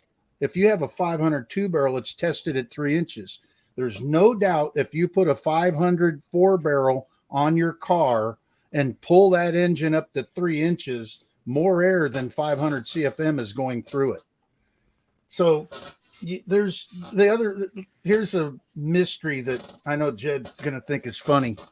How many CFM is a 6-pack on a 440? I went over this with my buddy Ryan last night, trying to educate him because a lot of people don't know it. So Yeah. answer away, people. Yeah. How many CFM is on a 340 6-pack? You got I a am 352 all barrel in the middle, and you got two 500s on the outside for your secondary. So if you do the math at 3 inches of vacuum, it's 1,350. But you can't put a 6-pack on a 440 and pull it up to 3 inches. You'd have to turn fucking $9,000. You'd have to go maybe even higher than that to get that kind of inches. So the reason they rate a 2-barrel at 3 inches is because the engine is going to exceed its ability to flow at an inch and a half. It's going to pull 3 inches. It averages 3 inches of vacuum on a wide open run. And so that's the reason the factory went that way, or the Holley went that way, let's say. The actual CFM rating on a 6-pack is 780. If you do the math, you do a 440 at somewhere around $6,000, 5,500. I don't remember where it is. It comes out right there. The factory's not stupid. So there's you got to look at that. Now it's the same thing. You go with dual quads. If your rated CFM is 500 and you want to go dual quads, you don't go 250s. They don't make them anyway. You go 2 500s because a 4-barrel is rated at 3/4 of an inch, not an inch and a half. So like dual 4s. So here's a good one for you, John, just for the world. Like my W2 engine has 2 750 double pumpers, but they have annular boosters, which is a restriction.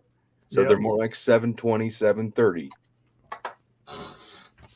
or whatever they would end up being. So you do the math. What is a 340 at, let's say you're going to run it to 7,000 RPMs. So let's just figure it out here real quick. Ryan. 340 times 7,000. While John's doing that, Brian bought the 850. So if you want a 750 or you want to try and find another 850, let me know. I got plenty of 750s. I got 6 of them. I think I might have more. I might actually try to put that carburetor I got from you on my truck tomorrow. Cool. Still hadn't put it on there yet. 688 CFM is what a 340 is going to ask for at 7,000 RPMs at 100%. So you would want to run somewhere around 2 700s. That's about what you got. You got 2 720s basically. Yeah. 710, 720. Who knows what it really comes out? But you'd have to flow the carburetor to know for sure. Even then, you can have crappy flowing carburetors that don't move air because the shape of the venturi is squared off and all kinds of crazy things, and it makes air jump off of a sheared edge in the venturi, and the flow numbers go down, but the hole's still large. Yeah. Well, that makes the carburetor lazy on the bottom end when you're not asking for all the air. So that's part of the thing that these new high performance carburetors, all the venturies are rounded and smooth, and they try to do everything they can to get as much air through the smallest hole that they possibly can, which is what you're trying to do with your intake ports, whether it's a Toyota or a Hemi. You want to get as much air through the smallest hole possible. If a 426 Hemi could make all its power with that size port, that's exactly what they would use. But they can't. You can't run an engine to 7,500, 426 cubic inches with a port that small. It has to be like this. It has to. We can't get the air through to give it the 100% efficiency we're looking for, or close to 100%. Dominic Thumper knows what he's talking about as far as carburetors, but he's pretentious, kind of an asshat, and you might as well take out a second mortgage to afford his carburetors. Yeah. Yep. I was not impressed talking to him for like the 2 hours I had to talk to him. I think all the new technology in carburetors isn't working towards CFM or anything. They're working towards mixing fuel better. Isn't that what we're trying to do with swirl and all those things? Yeah. It starts at the carburetor. That's where the job starts. The better it does, the better the whole engine does, no matter what. If you don't know what you're doing with carburetors and you're building an all out freaking straight line and you just want to be the fastest guy out there and you've got stupid amounts of money, but ultimately you know nothing about carburetors, that's your man. But if you have a basic understanding of how to make a carburetor work, build your own. Yeah, I'm gonna be 100% honest here with you guys. The reason I went fuel injection is because I don't know a fucking thing about carbs, and I don't have no one to fucking teach me. So I was like, fuck this. I can do it with fuel injection a lot simpler. Well, and if you're more comfortable with that, that's fine. Well, and that's what a lot of people are doing, you know. Well, no, I'm like, I don't like I said, I don't hate carburetors really. It's just, I just don't know. But that's like you get a lot of people that are scared of doing wiring on a car or scared of going into an automatic transmission. And that's kind of why the fuel injection is taken off, because people don't know carburetors. And like you said, the amount of people who used to know carburetors was this big. But right. It keeps going down and down and down. You know? Yeah. Still, all the information's out there. But here's the thing. We hear so much stuff. There's a guy that's doing YouTube videos all the time, and I think the guy's probably a very nice guy. But I hear the stuff he's saying, and I laugh. What's funny about it is he agrees with everything I say, except the way you get there is totally wrong. I mean, this angle and I'm like, oh God, it makes it more confusing. The reality of the whole thing. This is how I learned carburetor. So this is how I started. My auto shop teacher, Dick Gardner, his name is, he used to run Top Fuel back in the day before blowers were put on these things. And one of his questions to me, knowing that he knew I liked cars and going fast, one of his questions to me is, how does the gas and air get into the engine? And I said, well, the engine sucks it in. Wrong. And I'm like, no, it does. A piston pulls down in the cylinder and it sucks the air in, and not wrong. And this is the same thing with fuel injection. It's the same thing with everything else. How does it get in there? Well, we got a high pressure on the outside. We're living in 14 pounds. Most of us are 14 to 15 pounds. And if you lower that air pressure, the air goes to where it's lowered. The air is being pushed through our carburetors. It is not being sucked in anywhere. And everybody goes, oh, it's drawing it in. What's it got, a freaking rope tied to it and we're trailer pulling it into the engine? I mean, it's ridiculous. It's high pressure on the outside. So when you look at this carburetor right here, yeah. See this hole right here? That's outside air pressure that's going into this float bowl right here. And that is pushing on the gas that's inside the float, and it's pushing it down. The jets are down there attached to this. That low pressure comes up to the booster, and that low pressure travels down to the jet.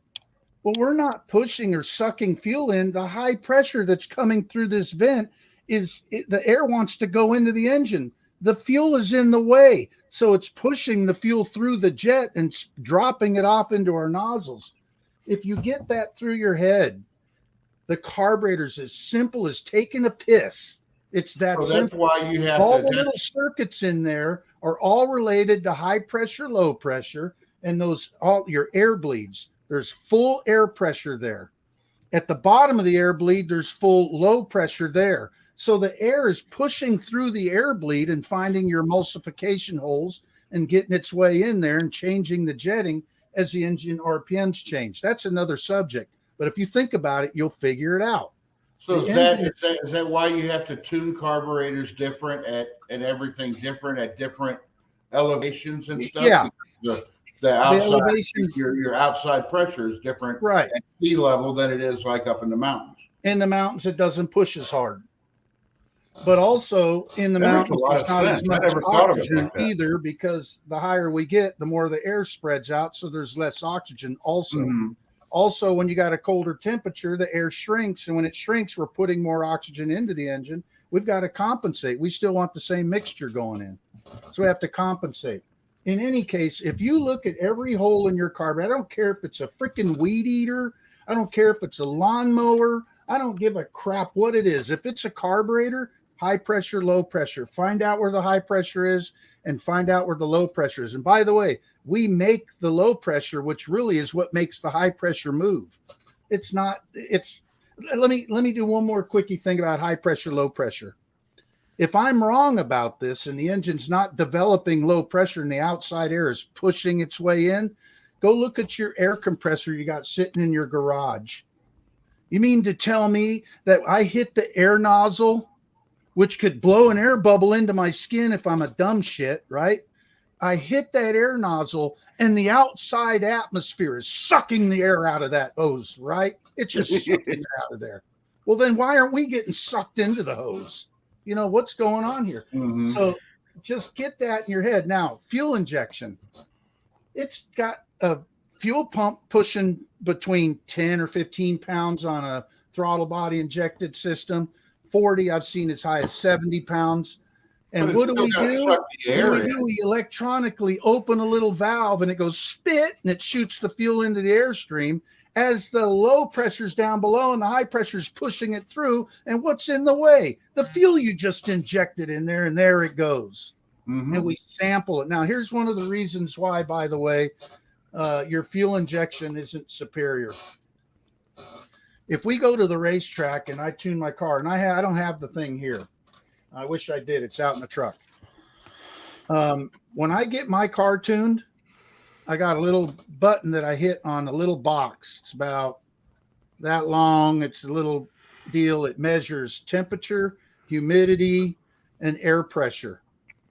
And it says, here's where you are. I hit that and it basically says 0. So I could be on top of Palomar Mountain looking at stars through the Palomar Observatory in my hot rod, tune it right there, 0 it, drive to Jed's house and look at it, and it'll tell me flat out, you need to put 2 jet sizes smaller or 2 jet sizes bigger.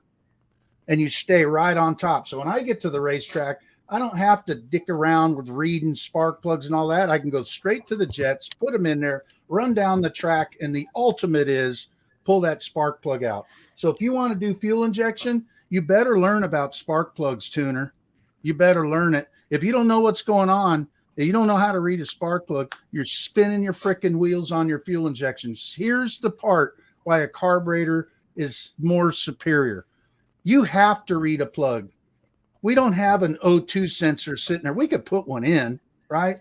And still get that down pat and see if we're too rich or too lean. But that is not the absolute truth. Yeah, hey, I want to. An You know, O2 you're right. sensor reads the difference between oxygen in the exhaust system and the outside air where we're breathing. And that difference changes if we increase the compression. And that difference changes if we mix fuel better.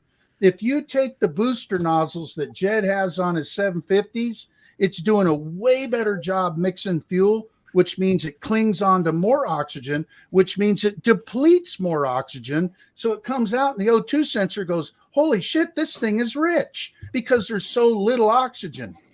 And then you go do what? Throw bigger jets at it and slow down. You pull the spark plug out and you look at it. And when your spark plug is right, you look at your O2 sensor. And if it says 13.1, that's your optimum. You know, you see these people, oh, they say perfect is at 12.5 or 12.7 or something.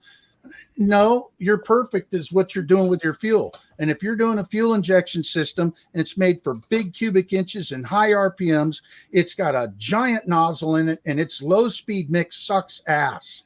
And its high speed mix is a little bit better because we use more duty cycles and allow more fuel to come out of that thing.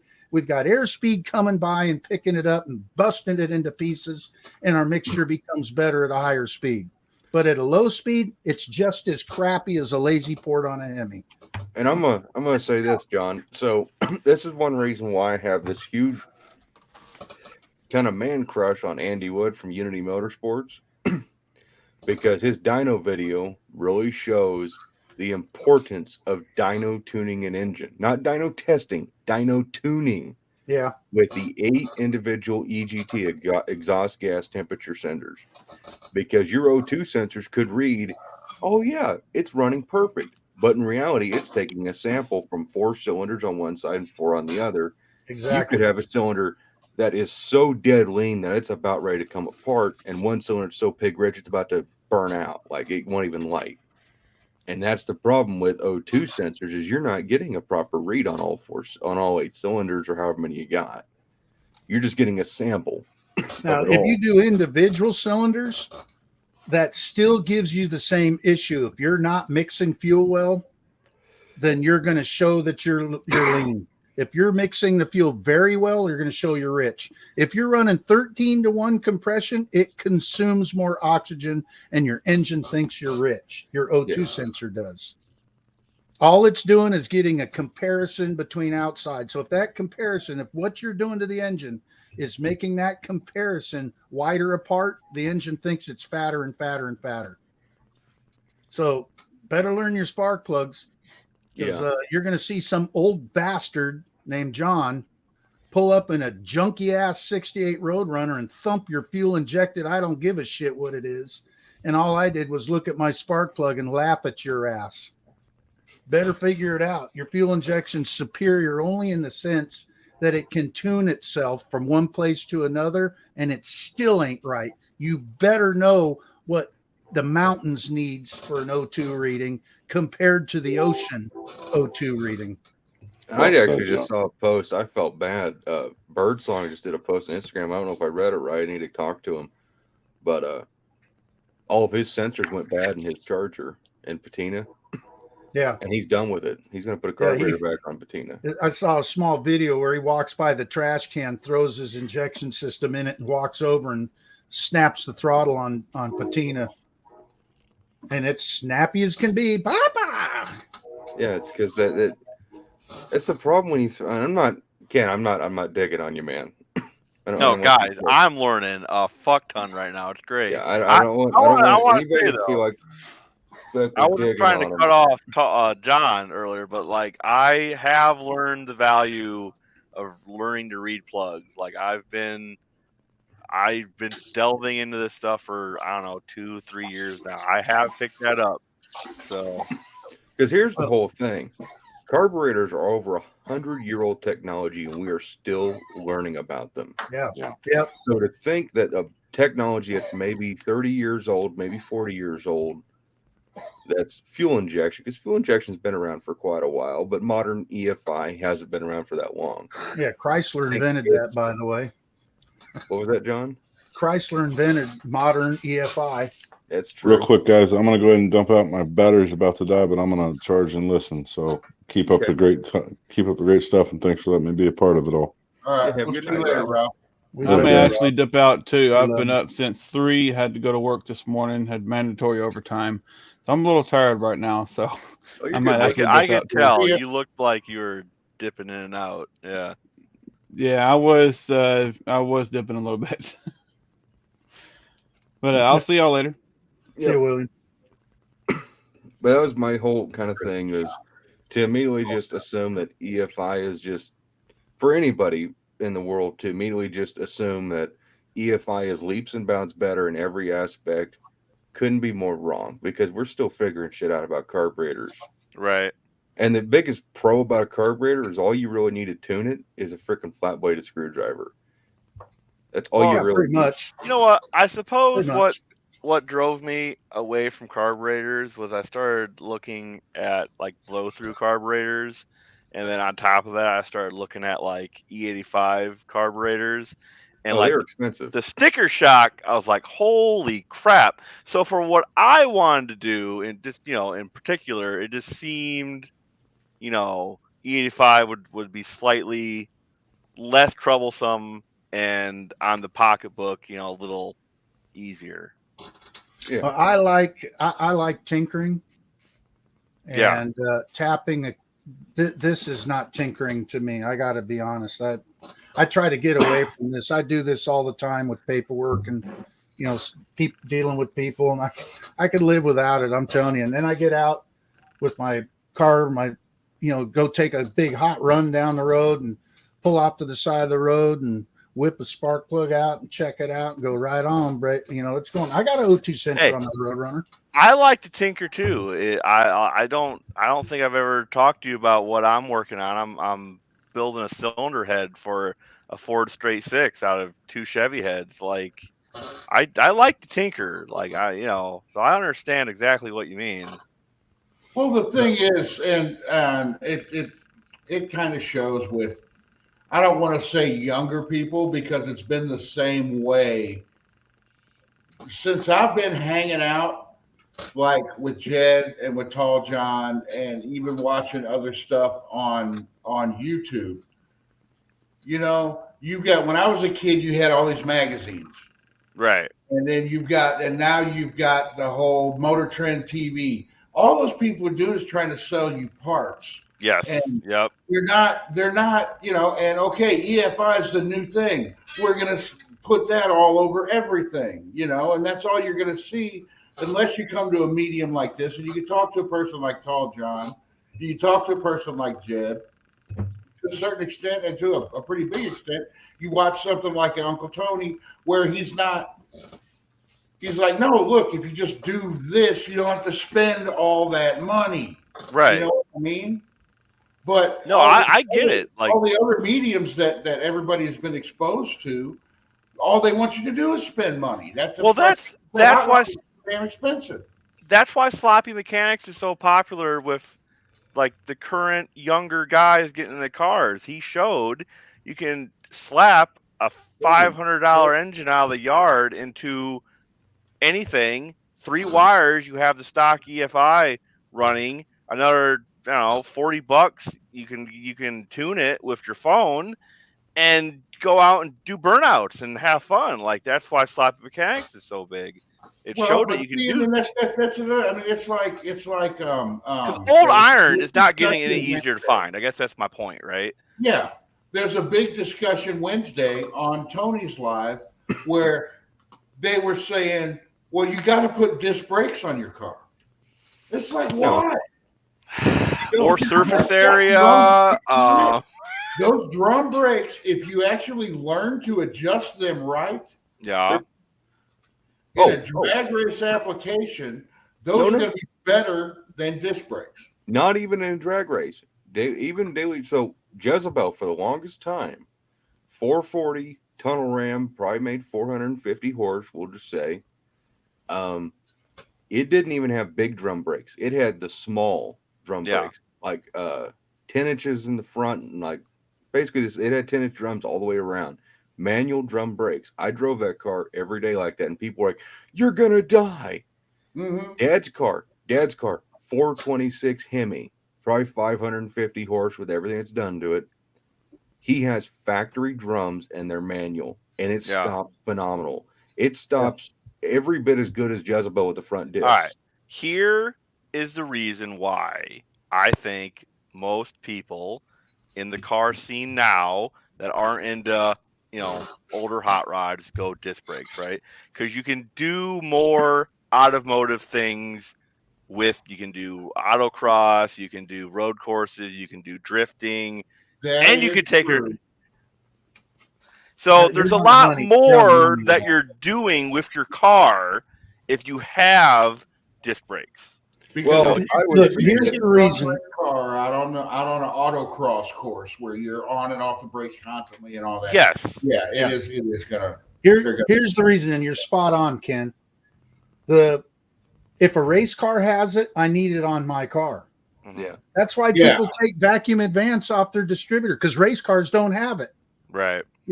So that's every time a race car does it, everybody thinks that's what they need for their street car.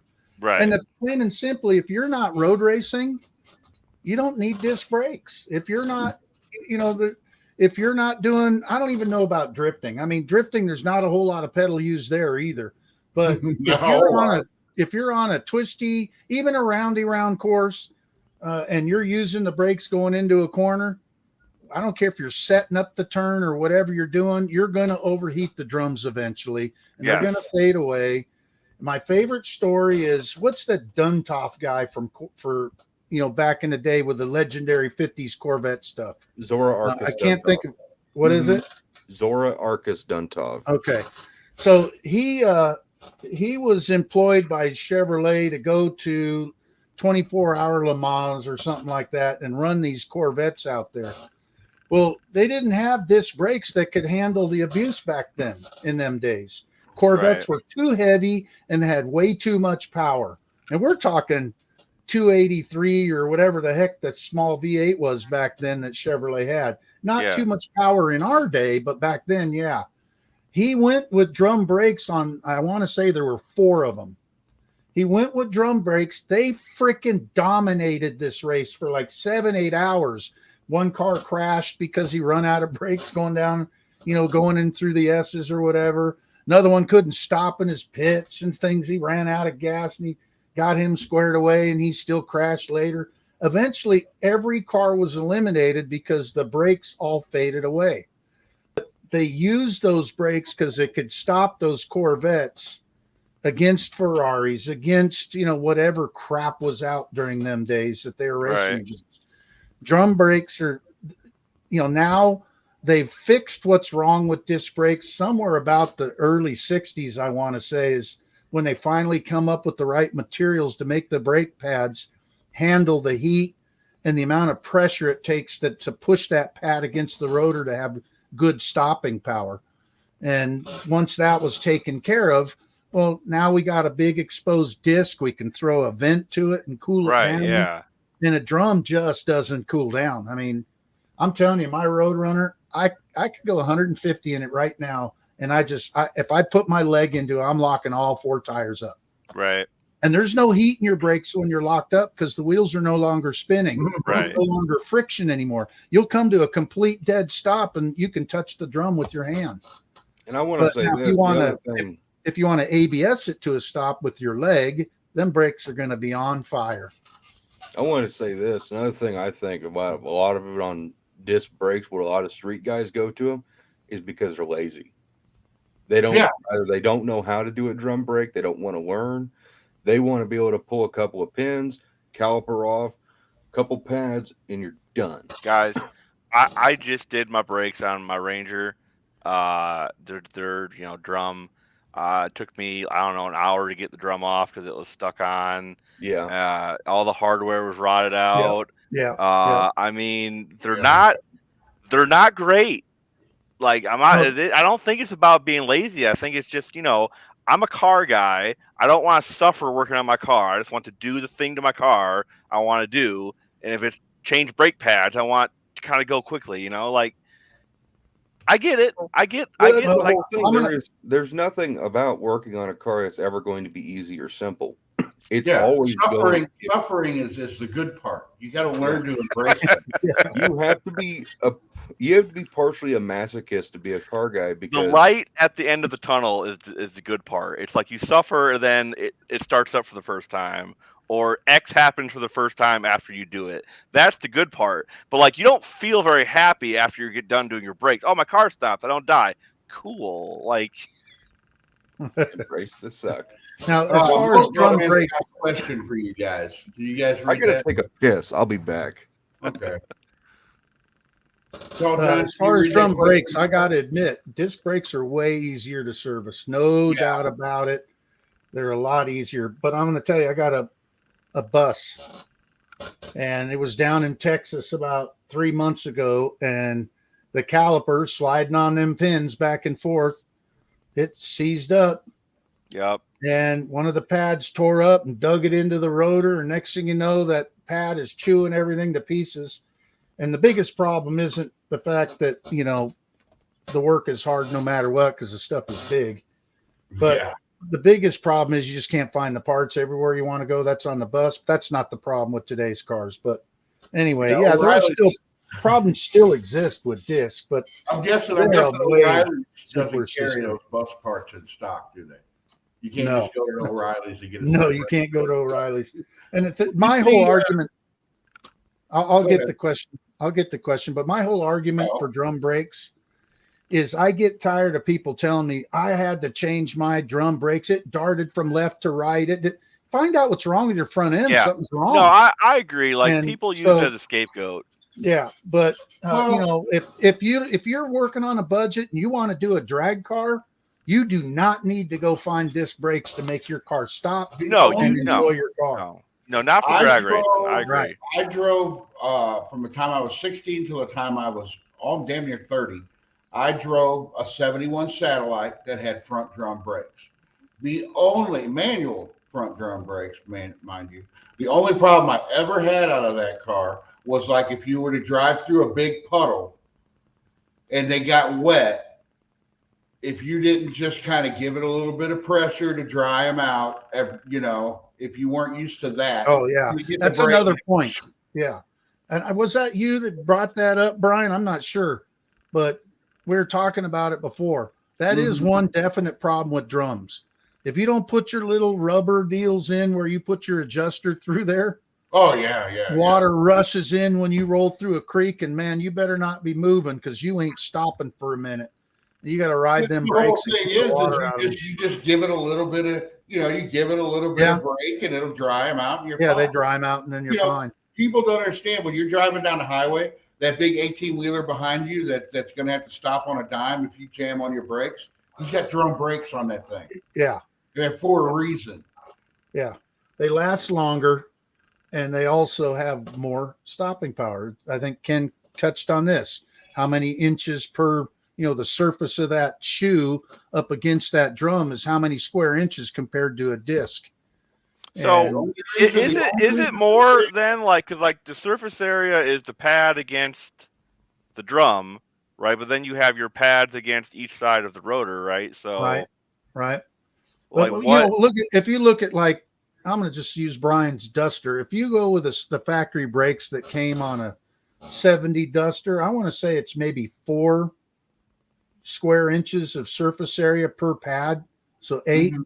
And if you look at the brake pad on my Barracuda, it's got, I don't know, 10-inch drums. And, you know, and I want to say it's 2.5 inches wide. I'm not sure. But if you take that square inches, there's like 25 square inches in that thing of surface area, you know, pad to drum.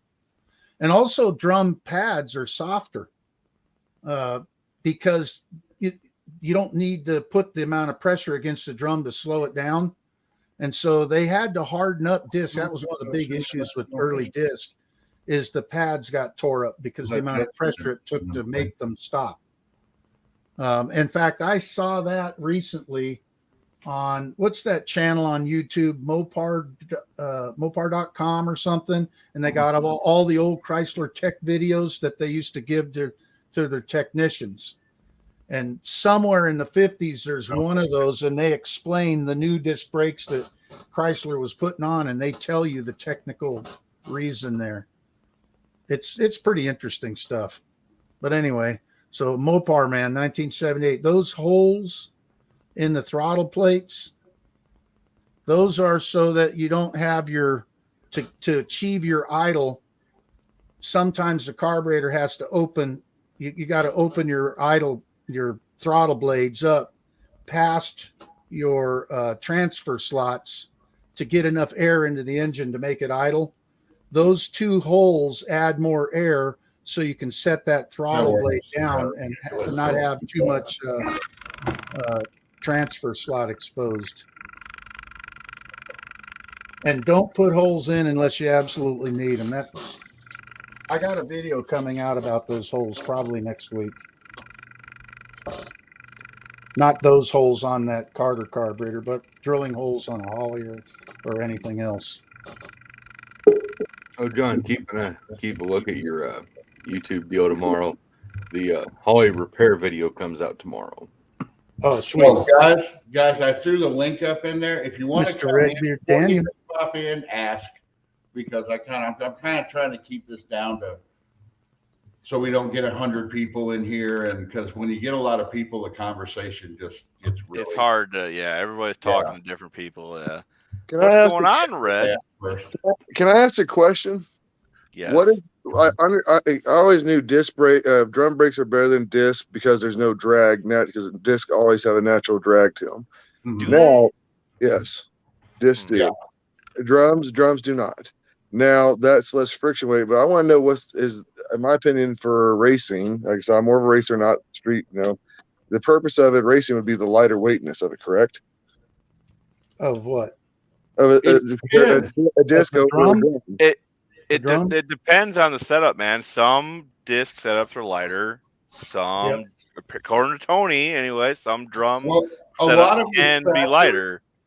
A lot of your like the factory disc brakes on this car, but the only reason this car's got disc brakes on the fronts because that's what it came out with.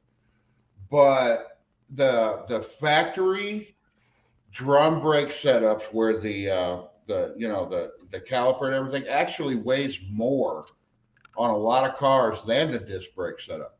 Now you go to the aftermarket disc brake setups, they've got some of those that are so light that Okay, Yeah. see, and that would help. But I'm ignorant as fuck when it comes to drum brakes. I mean, I've only done maybe one set in my life on the back of a Ford Focus. I had a Ford Focus that still had drum brakes on the back. I mean, yeah, and most cars had drum brakes on the back. Most cars even still do. yeah, see, and Tall John on drifting, they run discs because normally they run 4 calipers. Two of them. One is for just the regular brake pedal, and the other one is strictly for the handle. Yeah, Okay. yeah. I To got lock it. up the rear end. Yeah. So, Well, and now also, some of these guys who run these really big fucking wheels, they'll run if you see a guy, if you see like a donk running down the road with really big wheels and a factory brake set up in the front, Tiny. it's like, you're fucked if you try to stop that thing. That's a lot of rolling to stop. So now Like- here's one of my theories about, and I never have tested this, but drum brakes, like big ones, the 12-inch ones, like I have on my Roadrunner, the monster ones. The drum and all the stator plate and all that stuff is probably lighter than a 4-piston caliper Kelsey Hayes disc that would have come factory on a 68 Roadrunner. But the rotating, all the weight is on the drum as far out as you can get, and that sucks. And a disc, all of its rotating weight is to center. Yeah. So- There's that's very true. little outside rotating weight. So I'm going to say it takes less power to drive a disc system, especially further in on the top end, on the big end of the track, where I suppose if you had a car that absolutely needed those 4 or 5 extra pounds off the front to get the car to transfer, but you're talking unsprung weight. So I just don't see, Right. there's not, I I think really- either way is sort of, I think it's preference and application based is what it boils down to. What do you like and what are you doing? And The way you anything, work- and it's you're doing a okay race either car, way. if you're doing a race car, I don't see you going to the junkyard finding rotors or, brake drums off a 68 Roadrunner for your, your 9-second car. I think, Right. you're going to go buy a set of racing brakes and put them on. Oh, Tall John, you wouldn't believe the people who have like say the dusters and stuff. You can't find a set with you can't hardly find these anywhere that don't already have the disc brakes taken off and they put them on an older car. For some reason, they always think they're better. Right. But What about- most of your high-powered dragsters back in the day? They didn't have shit on the front. They They don't. only stopped with the back drum brakes. Well, yeah, Yeah. but tractors don't weigh a whole lot either. So like, and that's why you get away with 8 3/4. yeah. Yeah. Now, 8 3/4 still hell of a lot better than a 9-inch Ford. That's for sure. Here we go. You could be Let's wrong. get into it. 8.8 world, That's boys. for sure. after this conversation's already gone this way, I'm not even going to talk about it. Ugh. Well, Yeah, and the part of thing is too, also, if you really think about it, if you want stopping power on a drag car, most of the time they put a tire on it that's this big.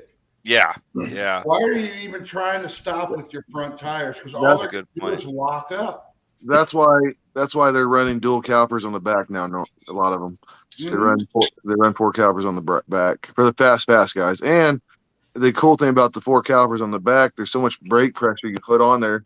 You can honestly cheat in a way. A lot of guys are doing it. They're not allowed to use trans brakes in a lot of classes.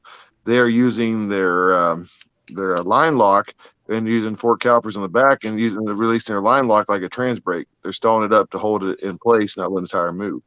With Though I don't, well, on a fueler or some high powered car where the rear axle is directly bolted to the frame, I see that working. But if you're using suspension, leaf spring or coil or anything, you want that suspension totally neutral when you're sitting on the line ready to go, so you get as absolute much movement out of the suspension for your bite. You want that separation when that thing takes off. When you give it that hit, and when you're foot braking, it loads the suspension the same way as if you drop a clutch or, when you hit the gas, it loads it and takes out some of your rear suspension. It's losing time. That's all Yeah. you're doing. You're losing time by doing that. Yeah. Really? Yeah. Most people think. I had a question, or actually just something that was rolling around in my head about line locks. Okay, because most of the time they're used just to lock up the front brake so you can do the burnout, right? Yeah. I want to run mine different.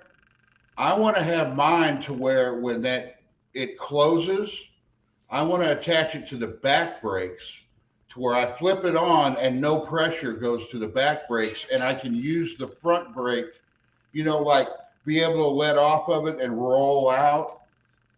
And then when you flip because it just seems like when you have a line lock on, okay, when you click that line lock back off, it's just automatically, boom, and it's all in your foot then.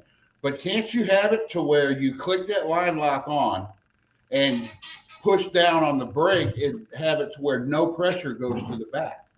I don't see why not, but And then you can actually control. I would think you could control your burnout better. I think you could do the burnout, but the biggest thing about, I just think that it's more complicated. That's all. I think you could do it. To be realistic on the drag strip where the water, I don't even use my line lock. I just do a rolling burnout. Like and that's just my opinion but the only reason, everyone has their own ways of doing things. Like I have a line lock just on my car and it's not even wired up anymore. I don't even ever use it. I might try it. What's the worst? I got to switch it back around, Yeah, I just unhook it. And that's, I don't know. I'm thinking too, a line lock probably is going to release the brakes faster than your foot coming off the pedal. Well, and see, it's actually I'm not going to use it to stall the car up on the line. And see but that's kind of my whole point, especially with and I know everybody with the whole Chrysler, you don't want to shock that 727 in first gear. You just don't do a burnout in first gear. I understand that, but it's still kind of, it seems like you could ease out of it more. You have more control during the burn. I don't know. Well, so like on Jezebel, my line lock, I've got a kill switch on the dash. It's disguised as the wiper switch. And you flip that on and that turns the line lock ability on. It gives it power. And then my line lock is a momentary switch on the pistol grip that my pinky will actuate. And it works. And I put the car in first or second gear. I put my foot on the brake, apply the pressure, line locks on, let my foot off the brake, dump the clutch, and just immediately burn out. And then I let off that line lock, and then I can roll out through it. Okay. There's video clips of Jezebel doing the burnout outside of town. That's in like the intro and stuff, where car looks like it's getting scary with the super stock springs. That's all with the line lock. It's extremely simple because, at least with my shifter, my pinky doesn't want to be in that position anyways. Well, I'm also wondering if I should even put the line lock on, because I've been doing burnouts since I learned how to drive. I can brake torque a car.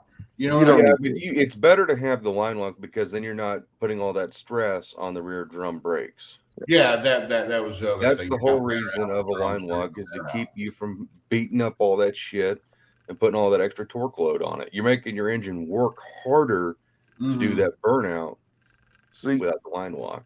The manuals are the only ones legally allowed to use a line lock on the staging lanes, because it's hard enough to keep your foot on the brake and the clutch. Yeah. They're the only ones legally allowed to do. But guys are starting to see. I thought about if I was going to cheat, run 4 calipers back there and just run off my line lock. I always wanted to make the high beam, low beam. That is going to be my switch release. Yeah.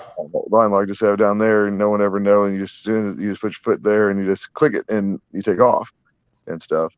But I don't think you're gonna like using it at the rear brakes for because there's no really way to regulate the brake pressure with it. I don't think. Like if you're trying to say you say use less, you're talking about and stuff. Just when if you hook it up to the back brakes, like Jed said, you pump your brakes up, you hit the line lock, and that locks the front brakes. Right. Well, what I'm talking about doing is not pumping the brakes. You just hit the line lock, and then the line lock would keep the pressure from going to the back brakes at all. Right. And then you could use your foot on the front brakes however you need it to be. You don't have to pump it and lock up pressure. I mean, yeah, on an automatic car, it seems like Because if it's just a different way of doing it. If the solenoid blocks off the pressure you've built up, it should also, if you just click it on, make it to where there's no pressure there at all. Yeah. You haven't pumped it up. Now we used to do, a buddy of mine had a Chevy 2-speed in his Nova, and every once in a while the car would roll out of the lights. He'd use his trans brake and it would roll out of the lights. So we wired with a toggle switch the trans brake and the line lock together, and then he would do his line lock on his, holding on his shifter and his trans brake on the steering wheel. And so then he would do his burnout with the line lock, roll up, hit his steering wheel button to set the trans brake, pump the pedal, and it would hold the car there through the front brakes. And when he let off, it released both of them, trans brake and line lock at the same time. Nobody ever give us grief, but I don't think anybody ever knew we were doing that either. Right. But the car would occasionally roll out of the lights. So, and the tranny guy that was doing the work for him said, "Oh, everything's perfect." Well, how come nobody else does it? So we just wired it that way and fixed it. That was another thing I thought about if I was going to run like one of the new MSD boxes has a 2-step built into them. Mm-hmm. I was going to try to hook the 2-step up to the brake pedal, like the brake light switch, to where you could, for when you're foot braking, and you could just boom and you'd be on the fucking 2-step, bring it up on a 2-step, and then you let off the brake and you just go. Yeah, but I'm not going in. I'm just putting a dual point distributor. Oh, I mean, yeah, that'd be pretty boss though. Like that's a cool way of going about it, I think. Yeah, Tall John, putting a dual point distributor in this. All right. Go with Well, you can tell you're Jed's friend. Jezebel runs better. Like I love my XL BEI. It's vastly superior to MSD. You ever get a BEI, take it apart and you'll see what I mean. There is honestly, Excel engineered the BEI system to be fail-proof. Nothing can wear out except for the box itself. The ignition control module is the only part that will eventually die. The distributors will never die because it's not a Hall effect. It's not a magnetic pickup. It's a photosensitive eye, and it's a fucking wild setup, and it's completely sealed. In order to take the top of the BEI bearing off, you have to press it off. It doesn't just pop off. It's a completely sealed distributor. Well, that's the whole thing. The old, like the 6AL box, the old 6AL boxes, when they went bad, you could send them in and get them fixed. With these new ones, when it goes bad, it's just bad. You gotta buy another one. Yeah, they'll redo the digitals. And so I mean, like we put the dual point Mallory in Jezebel. We don't know anything about this dual point Mallory, and it's got a tack drive cable, and we clean the points, and the car runs 10 times harder with that setup than it did with the electronic ignition. Sometimes simplicity is the best way to go. And stuff. I mean, don't get me wrong. Like I'm a mad guy. I don't do wiring. I mean, I don't have it, but my car's set up for this other stuff. And for racing, and you want to do a trans brake, you want to do this and that, you kind of need to get. You have to go this direction. If you're not doing that, there's no need to have any of it. I mean, there really isn't. I mean, if you're just like Jezebel, it is a pump fuel motor that makes gobs of power, but it doesn't need a hotter spark than anything else. I mean, it'll work just fine on what it needs. Like with me running alcohol and 16-to-1, I mean, only a mag or what I am running would work and stuff properly. Well, that's and Tony brought that up too. He's like the reason that the MSDs got so popular is because the way they fire. So they fire, I don't know how many times each time it goes off was just to clean up bad tunes. It's a lot easier to tune a motor when it's it cleans it It up. ain't about cleaning up bad tunes. When you put a big camshaft in your engine, you could tune it to the gnat's ass, and that camshaft has just wasted your tune as soon as you get below its power range. Yeah. Camshafts are the biggest reason why cars are filthy. I mean, that's why smogged out cars, especially 72 on, were so shitty in power, is because the camshafts suck so bad. The Little Red Express, it got loved by getting the 340 68 type 344 speed camshaft, and the 360 all of a sudden took off again, run real good. So it's the camshaft is, you can't tune out the camshaft, and I'm talking all camshafts are shitty under their power range. Yep. So once you get down there, that MSD gets you to the line, gets you a good clean burnout, gets you everything you need when you're still not up in the power range of that camshaft, and you get on the line and that engine's crisp and ready to go. Because it's keeping things. So what should I do, Tall John? Should I go dual point or should I go with? Well, I'm going to tell you, do electronic. Points ignition systems work.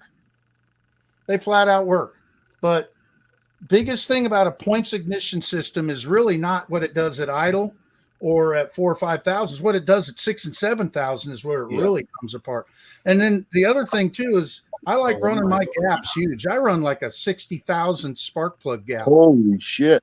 And you got to have an ignition system to push across there. Yeah. And MSD does it, and so does a factory Chrysler ignition, but you can't do it with the points ignition. It's going to break up and turn into a turd at $4,000. So if you don't run your spark plugs like I do, points is going to do just fine. And the biggest thing isn't, there's not a huge power gain there, but there's definitely not a power loss. Now, see, that's where what you just said, why I believe, in my opinion, the most important thing in a drive line is your converter to match your camshaft. Absolutely. The converter is the most important thing, and it'll make everything work. That's why if you have a manual like Jed does, it doesn't really matter. He's got a clutch. He can put it wherever he wants. Yeah, he puts it where he wants. In an automatic car, that's why I believe in dyno tuning, as Jed said. Dyno tuning is the most important thing to do, because that gets you to know what converter you need to order for. You should never order a converter until you have your engine dyno. Yep, I agree. I mean, 100%. And that's where I disagree with you guys and the carburetors in the over injection is, like you said, you can tune each individual cylinder, and it's a lot easier. I'm talking mechanical or electronic. You can tune each individual cylinder a lot better with injection than you can a carburetor. I know you can tune it with the carburetor. I'm not saying you can't. It's just a lot more efficient and easier to tune it with injection on each individual cylinder. Yeah, check a box, add easy isn't always add bad. 5% to this cylinder, uncheck box. It's Yeah, like but my- you have a And you manual. still get the same mixture that you had before. And I'm talking mixture, not Listen. ratio. I'm talking mixture. So when your injection system is blubbering blobs of fuel out there mine and it is. can't break it up and get oxygen around it, it's going to do that whether it's rich or lean.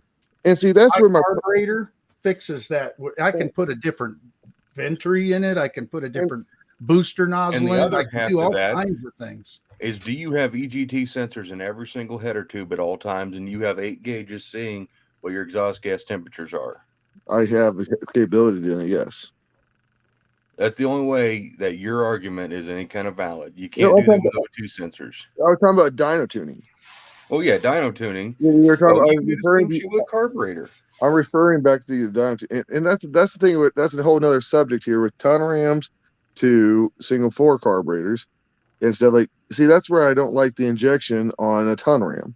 It's because it's not having the fuel up to the top to atomize and stuff. as injection is right down there, injecting right close to the valve. The fuel's not going, it's not equally. The tuner will almost equally the fuel out to all cylinders, correct? Because it comes to the top and atomizes through the engine, right? Or am I Yeah, wrong? it helps. The Yeah. bigger the distance you have, the better it's going to do its job. So, and It's see, that wide open throttle. and see that's where this is not saying anyone's wrong here. I want to clarify what I'm saying here. I'm not saying I know better and this and that. I'm just going off my experience here. An engine is a pump, correct? That's what it does. But An it engine is also burns. It also burns and applies power to the crankshaft. So- The pump doesn't do that. So I just want to go. The engine is an air pump, right? It's only going to suck as much air as it can, correct? Yeah. So if you have the right fuel to your engine, I'm talking about this is racing purpose, not street. Okay, it doesn't matter how many. Daniel. It let me finish applies what no I'm saying. matter what. Let me finish Because what I'm it saying. doesn't matter if the engine's on the street or if it's on the drag race or if it's on an oval. It does the same shit. All right, The engine doesn't care what it's doing as all far right, as where it is. If it's on a drag strip, it's not like you take an engine, you put it on the drag strip, and it goes, "Oh my god, I'm on a drag strip." No, it's the RPMs you're starting out at. It's not drivability. Like when I ran this, I had over 6,000 CFMs on my damn small block 408. Okay, and with my fuel injection.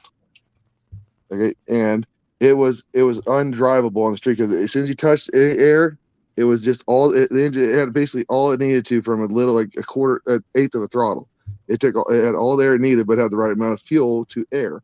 So it always had the most air that it could always have to the fuel I needed to give it. I tuned the fuel, not the air part, because it's already going to have the air. The engine's going to pump it what it needs. And it's not streetable at all. But in my opinion, is this way. In my experience, I went faster, and I'm not saying you're incorrect yet. I'm just saying with my experience, I've done this on my race car 408 W2 on a ton ram. I went faster with more CFMs by just tuning the gas, okay, to the fuel. I know it's just my personal experience in life on the drag strip. Now that's if the Here's engine's the going thing you gotta understand. So I may be completely fucking wrong, and John will be the first one to point it out. So you have to think of it as this: drivability, raceability, it doesn't matter really. If your engine wants to say suck up, let's just use a figurehead of 6,000 CFM. So that's what you're saying. That's what your engine's capable of sucking through at maximum RPM, maximum potential. No, it's not allowed to do that. I wasn't saying that yet. He's using a hypothetical. No. I wasn't He's using a hypothetical. Is what no, I wasn't. Hypothetically, okay. You have a throttle bore this big because that's what you think it needs. No, you have to then compensate this size hole with fuel. So you're going to need more fuel. Whereas if you can get by with a hole half the size, you can get by with less fuel, and it does the same shit. Well, this is what we were talking about with the port size on the Hemis, right? Yeah. Like, that's exactly right. But that's why it's the higher the ports there, the better it's going to be in that aspect. If you don't port the head, when you port a head, you don't port the bottom of the head at all. You port just the top for the flow and stuff. There's no reason to ever touch the bottom of a port on the intake. Never. Raise the roof, don't lower the floor. So I think the point of what we're getting at is like the size. Like if you need, if your engine can, use only X amount of. So that's my deal. It's like I agree with Jed. I get what you're saying. Like so here, for example, I'm gonna throw this down here. Hold on, give me a second here. In my very filthy garage that Jed would vouch for me, it's the worst garage he's ever been in. Mm-hmm. So Jed has a lot of stuff in his garage too. No, I have more. But his is packed. organized. His is organized. Mine, that's like organized chaos. That's the way I like to look at it, right? Hey, Tall John, I want to show you something real quick before I get that carburetor out. Got all the valve springs changed out. That was a chore. All right. So here's this one. This one. Where is this? The one I'm looking for here. Jed's probably seen the video on Facebook, so he don't care. Where is that valve spring at? Your broken one. Yeah, that was killing a lot of power. Oh, here it is. Here, hear that? Oh, there it is. There it went. So the inner spring is broke. Completely, and it's missing so much of it. It's not funny. It's all been in my motor. That sucks. Well, it didn't do any bearing damage, so the filter did its job. Give me a second here. What do you think? What do you think valve spring pressure open is on this thing? What kind of RPMs are you turning? Well, that's the problem. Is when I dynoed, it had broken valve spring the whole entire time. So it peaked out at 7,200 RPMs. Well, 7,200. You're going to need like probably 360. Well, that's what it is. Maybe higher. What do you think open pressure is on this motor? Well, I hope 360. The open valve spring pressure is 1,040. Holy shit. Yep. Now, when we closed pressure was around 342 or something So like what that. kind of RPMs are you trying to turn? Well, I believe that's the problem. Everyone I talked to, everything I looked at, should be turning 8 to make the peak power because it's only a 540 cubic inch with these heads. Now, when we dynoed it only went to 72, and that's where it peaked. I mean, that's where it peaked out. We're in at 75, but it peaked out at 72. So, next positive, I was worried about my valve springs, and now I do know that was the problem. So now I'm basically starting from scratching them when I take it to the drag strip. Okay, screw up. But Are you getting close to a bind at full lift? not anymore. I was, yes. Because I would recommend that you get it to a close. If you have to shim it to get the springs close to a bind, I want to say 30 thousandths between coils. Because one thing that happens is, because I did it for a long time, you thought you had the right. It was all about spring pressure, and so you put your spring pressure at whatever they recommend for this camshaft, and I'd buy somebody else's springs, and the springs are dancing when you get them wide open. They're sitting there going up, they're oscillating up and down. So when you get them close to a bind, they run into each other and they stop the oscillation, and the engine can turn a higher RPM. All right. So here I want to show you guys something. So this is my mechanical injection. I went literally at almost a complete second faster. Okay. So see these things? Here's my hand. Okay. My dick might fit in there. Oh no! We lost them.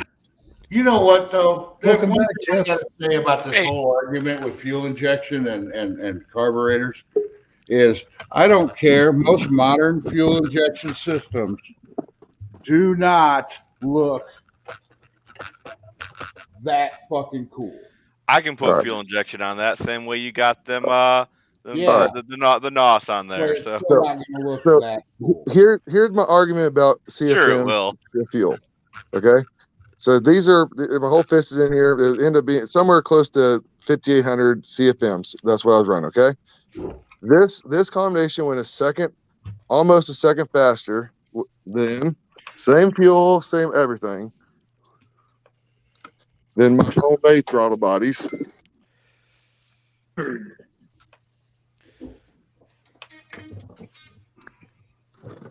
What's up, Raker? The homemade throttle bodies I made, carburetors. Same injector, same fuel, same nozzles, everything. Okay. Nowhere, this combination, which is airflow too, don't get me wrong, but it's CFMs as well. And these are, it's got some, it's just opens all of them at the same time. Almost a second faster between every bit of, I think this is about 5,000 CFMs more than this. Okay. So this was just opportunity from very get-go, from low RPMs, top RPMs, to give as much air as the engine would want to fuel. That's nice. I'm just curious what No, it's different from most of them that we're talking about though. no, You're this This was my W2 408 that was 9.8 something to 1 compression on a tunnel ram. Okay, that's what this was. This is my W2 top right there and everything. Daniel, probably the most of what you saw as far as a gain is not in the fact you gained CFM. It's in the fact those toilet bowls flow way better. It's a fucking velocity stack. And I was velocity literally going to say that, like, the velocity stacks probably helped. I don't think you saw anything gained as far as the CFM. It was mostly in the fact those things actually are designed to flow air like a motherfucker, and the You're right. homemade stuff, whereas I give you props for doing it, it's nowhere near as efficient as that. Okay, what I'm saying though, yeah, I agree with you, Jed. But there, the deal is the power was all the way across the board. It was like partial throttle. I mean, same barrel valve. Didn't use anything different. Like here's the same valve. Well, And also look at all the restrictions in those homemade bodies. I'm not disagreeing. A lot of restrictions. But you would think at lower RPMs for taking off, those would have been faster 60 foot because it wouldn't need as much air. But the RPM wasn't up. Not with direct injected, mechanically injected stuff. It ain't. Now, see, I had two before I did this. I had two 660 center squirters on it. Okay. Before that's what I had first, and these went about 0.2 faster than my 660 center squirters, and then that went almost a whole second faster than this. I mean that right there is a second faster than my carburetor's center squirters. See, CFM on carburation has to do with airspeed through the venturi. And the more airspeed you have, the better you mix. So that's why big carburetors become joke, because they don't stir fuel up real good. So you want to have them small enough to mix fuel, but big enough to give you all the power you want. So when you got those mechanically injected, I don't know what you want to call them, gigantic holes, that's not where the airspeed matters. Where the airspeed matters when it gets into each individual port. Now airspeed really matters, and you're injecting what fuel it needs. It should make good power. So I'm saying that the way the air is getting through your homemade throttle body thing is obviously it's restricting a lot of air that your new big giant 75,000 CFM ones are not. And see, that'd be the same thing with the carburetor, though. No, not if you put two 1100 dominators on it. No. I'm restricting air. Like those are 750s like Jed are running. Gonna be running. Okay, that's what I'm those running 2 720s with annular boosters. Okay, well that's what. Okay, either way though, I'm saying it was CFMs in a way when carburetors. Okay, you're right. I got what you're saying. I'm not. This is a discussion.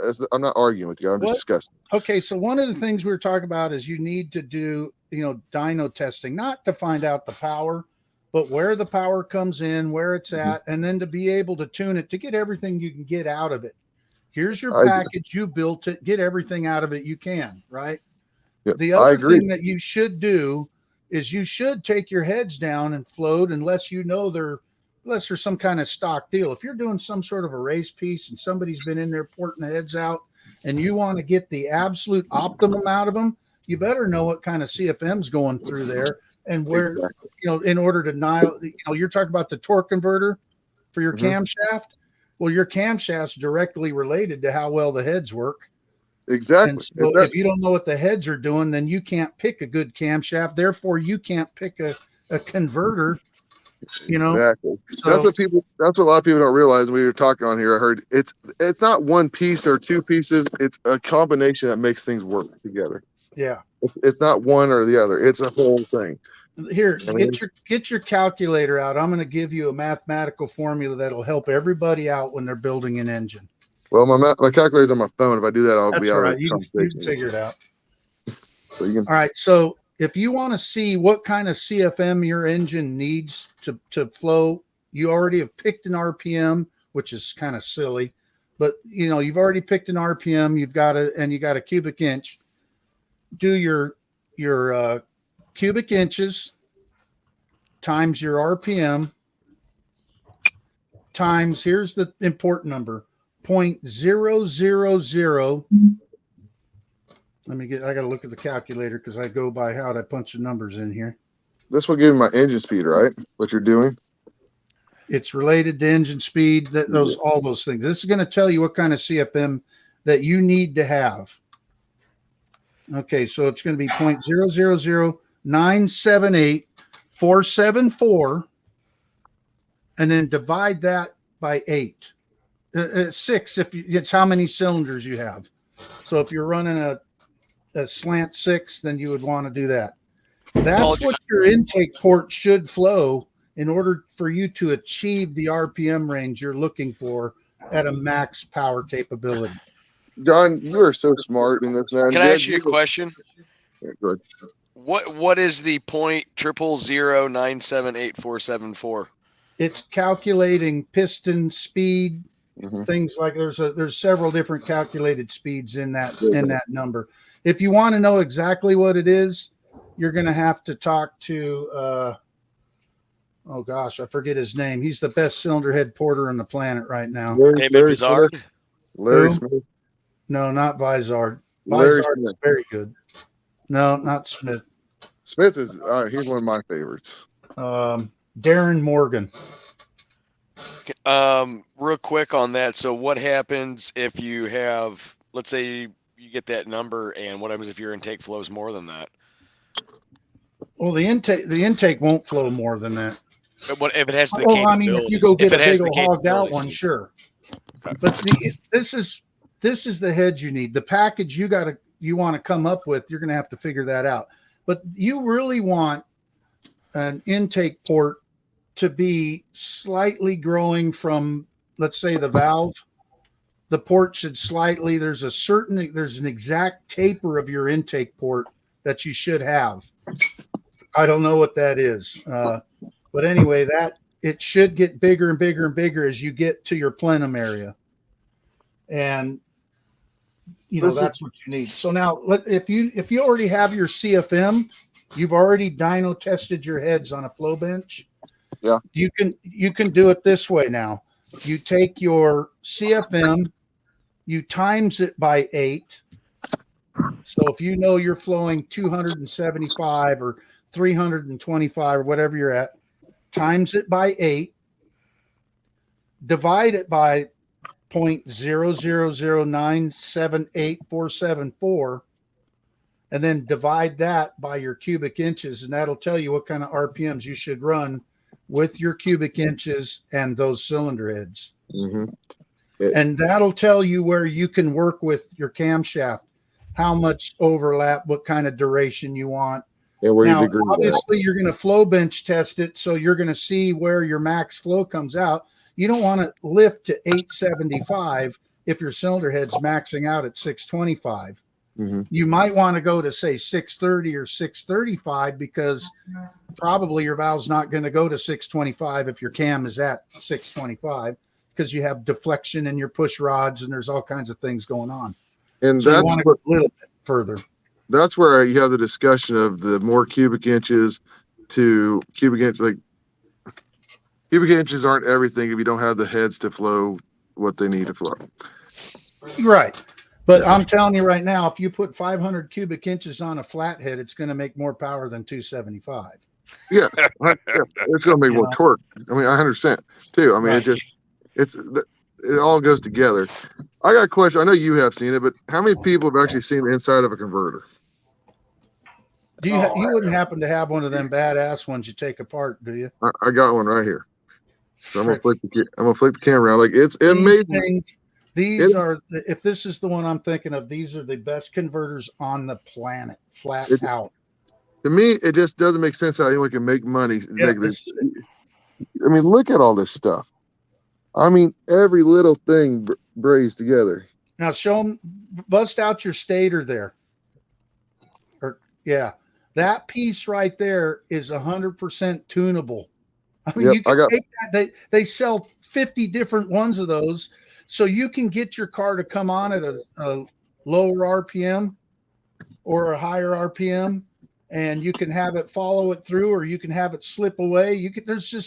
It's a completely tunable converter. All right, I got a question. Whenever you guys are ready for it. Go for it.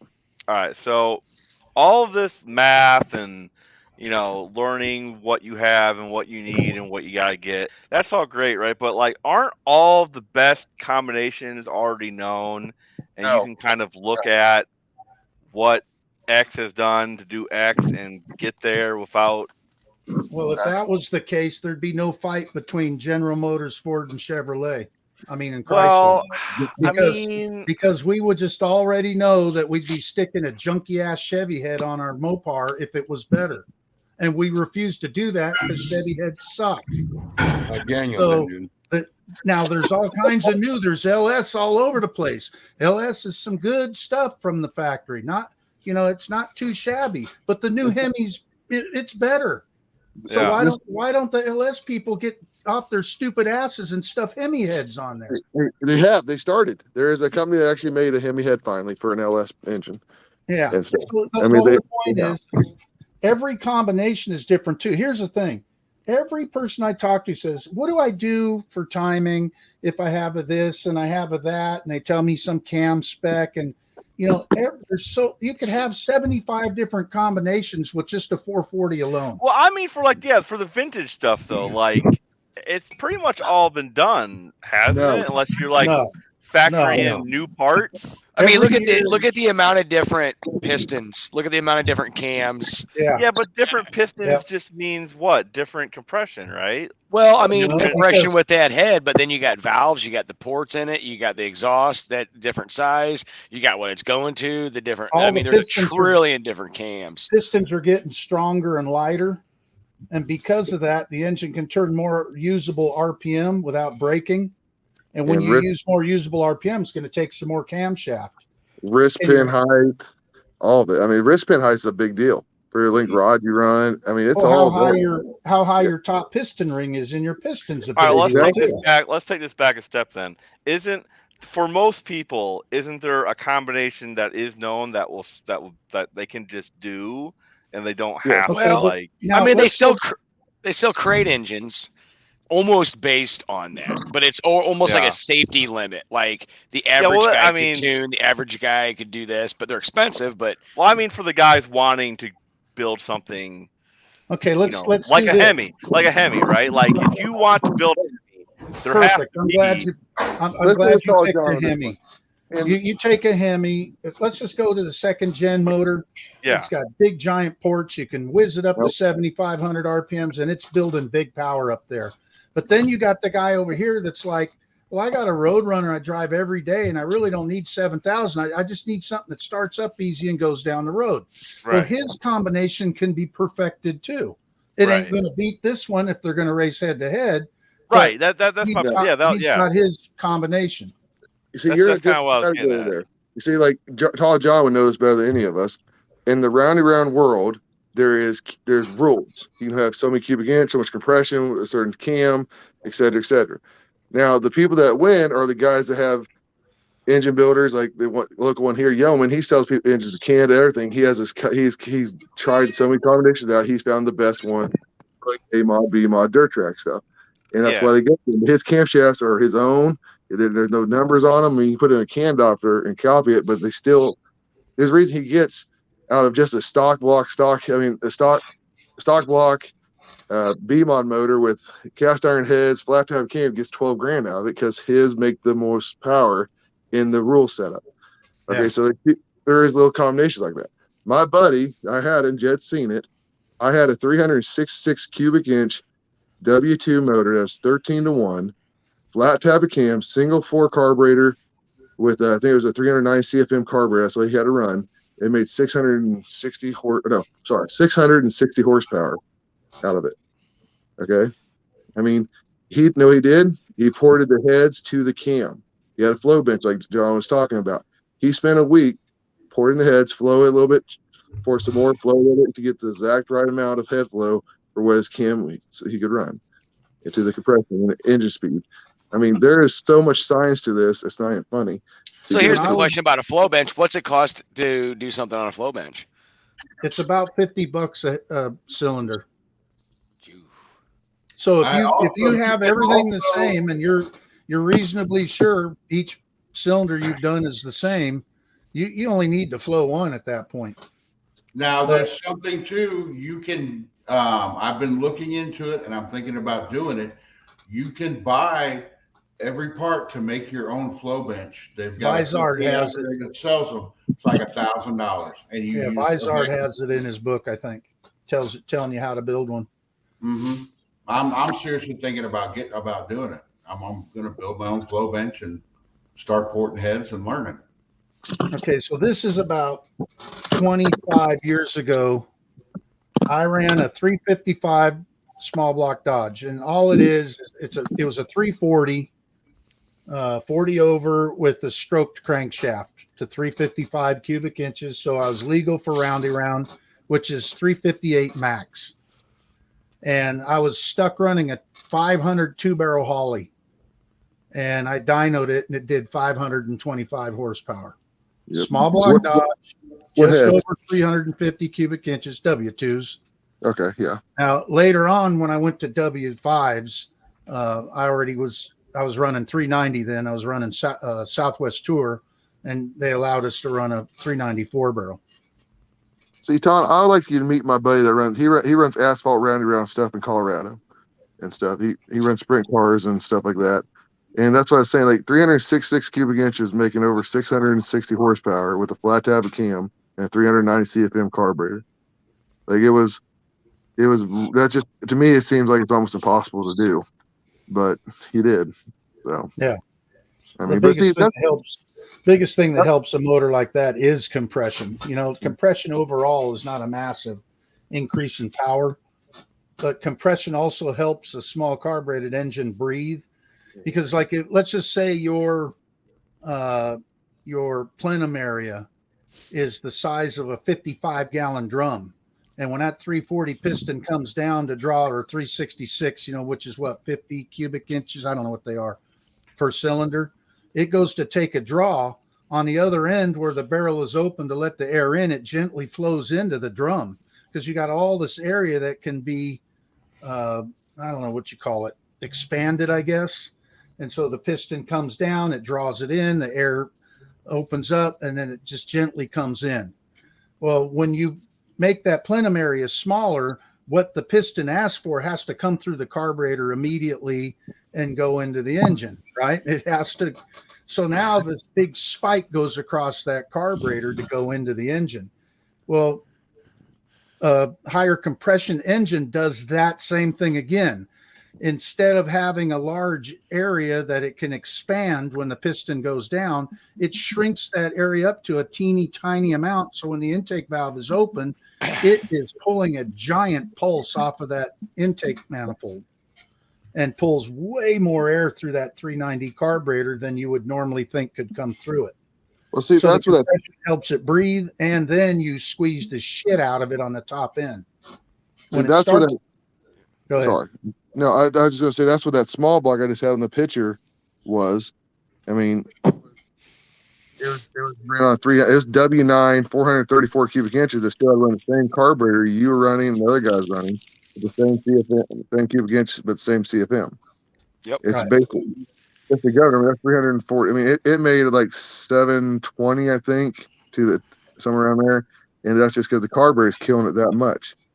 I mean, yeah. That's just, but, and that's the crazy thing about it. Like, that's another conversation is run a dish piston so you have a lighter weight piston and a smaller CC head. That's a big thing nowadays, is running the lightest weight pistons you can, naturally aspirated wise. So they run dish pistons with small CC chambers and small head gaskets. Well, and dish pistons focus the power load to the center of the piston. Exactly. And reduces the amount of push on the piston rings and the cylinder walls, driving the piston out of the cylinder harder. Yeah. That's motorcycles are that way. Brian. Hey. Yep. Duct Tape Brad just got announced the date. Mm-hmm. September 30th, October 1st, same day as No Name Nationals. Get the What fuck the fuck? out of here. Shop Cat, I am tired. They know what the fuck they're doing then. Wait a minute. So, wait, hold on. Reason for that. Okay. So, that brings up a really good question. is there going to be names of people that intended to go to No Name Nationals but haven't announced it or registered? None of us small guys, large guys that are That now might going have been what a lot of them were waiting on. Yeah, That's what I'm saying. that's exactly what it was, and it's gonna just split it and turn it into a us versus them kind of deal, and it's just stupid. I don't see it as us versus them. I just see it as I'm going to the No, event to meet I my don't friends. see it that way. I don't see it that way either. But that's what the overall public opinion will. Oh, become. it would be the optics of it. It The is the object of it. That is the object of it. I mean, that is strictly the object of it. I mean, Big you can't guy, put, little guy. That's the optics. it's not just big guys, little guys. It's guys that's been doing this for how many years they've been doing it, and they're not going to want to miss it. Just comes do something new. I mean, you have Well, no, tradition. You could also look at it. You could also look at it as another thing, and I don't know how this would pan out, but you have the No Name Nationals, duct tape drags, same time, and then you could easily, if parties aligned, stars aligned, have a duct tape drag winners, whatever participants versus No Name National participants at another date. Not this year, maybe. I don't know, but There's a big difference in the duct tape drags and the No Name Nationals. I get it. But you know what I'm saying. Something I've always fucking said though is if you are a YouTuber and you want to go out and go to the duct tape drags, it's gonna be you filming what everybody else is doing. You aren't part of it. Just like if I go to Holly Mo Party, okay, I go to Holly Mo Party. Even if I have a car there, the show is not all about me. You go to No Name Nationals, you are the show. We are the show. I get it. But you know, how many of the we were going to be the show are now going to do something different? Well, that's my point. The people putting. I understand what you're saying, Brian. Exactly, and I agree with you. I'm just saying, like, how many people? You're going to get the bigger guys. See, you also got to look at people who are like, I go to this many shows a year. I have this much money to travel. Okay, if you're out there, yeah, you'll probably go to duct tape, or you'll probably go to duct tape. If you're on this end of the country, you'll probably go to No Name Nationals. So where is duct tape drags being held then, Jeff? Tucson, Arizona. I was gonna say I thought. So like for me, honestly, both are just a little bit out of my fucking travel zone. But I'm going to No Name because it was the first one I agreed to, and plus it's a hell of a lot closer. But I'm not going to No Name for any other reason than hang out with my buddies. Yeah. Yep. That's what a lot of this is we're all. I mean, we're building a community. We're getting benefit from it if people show up and see us out there and subscribe to our channels. We're getting benefit from it because it's going to be content.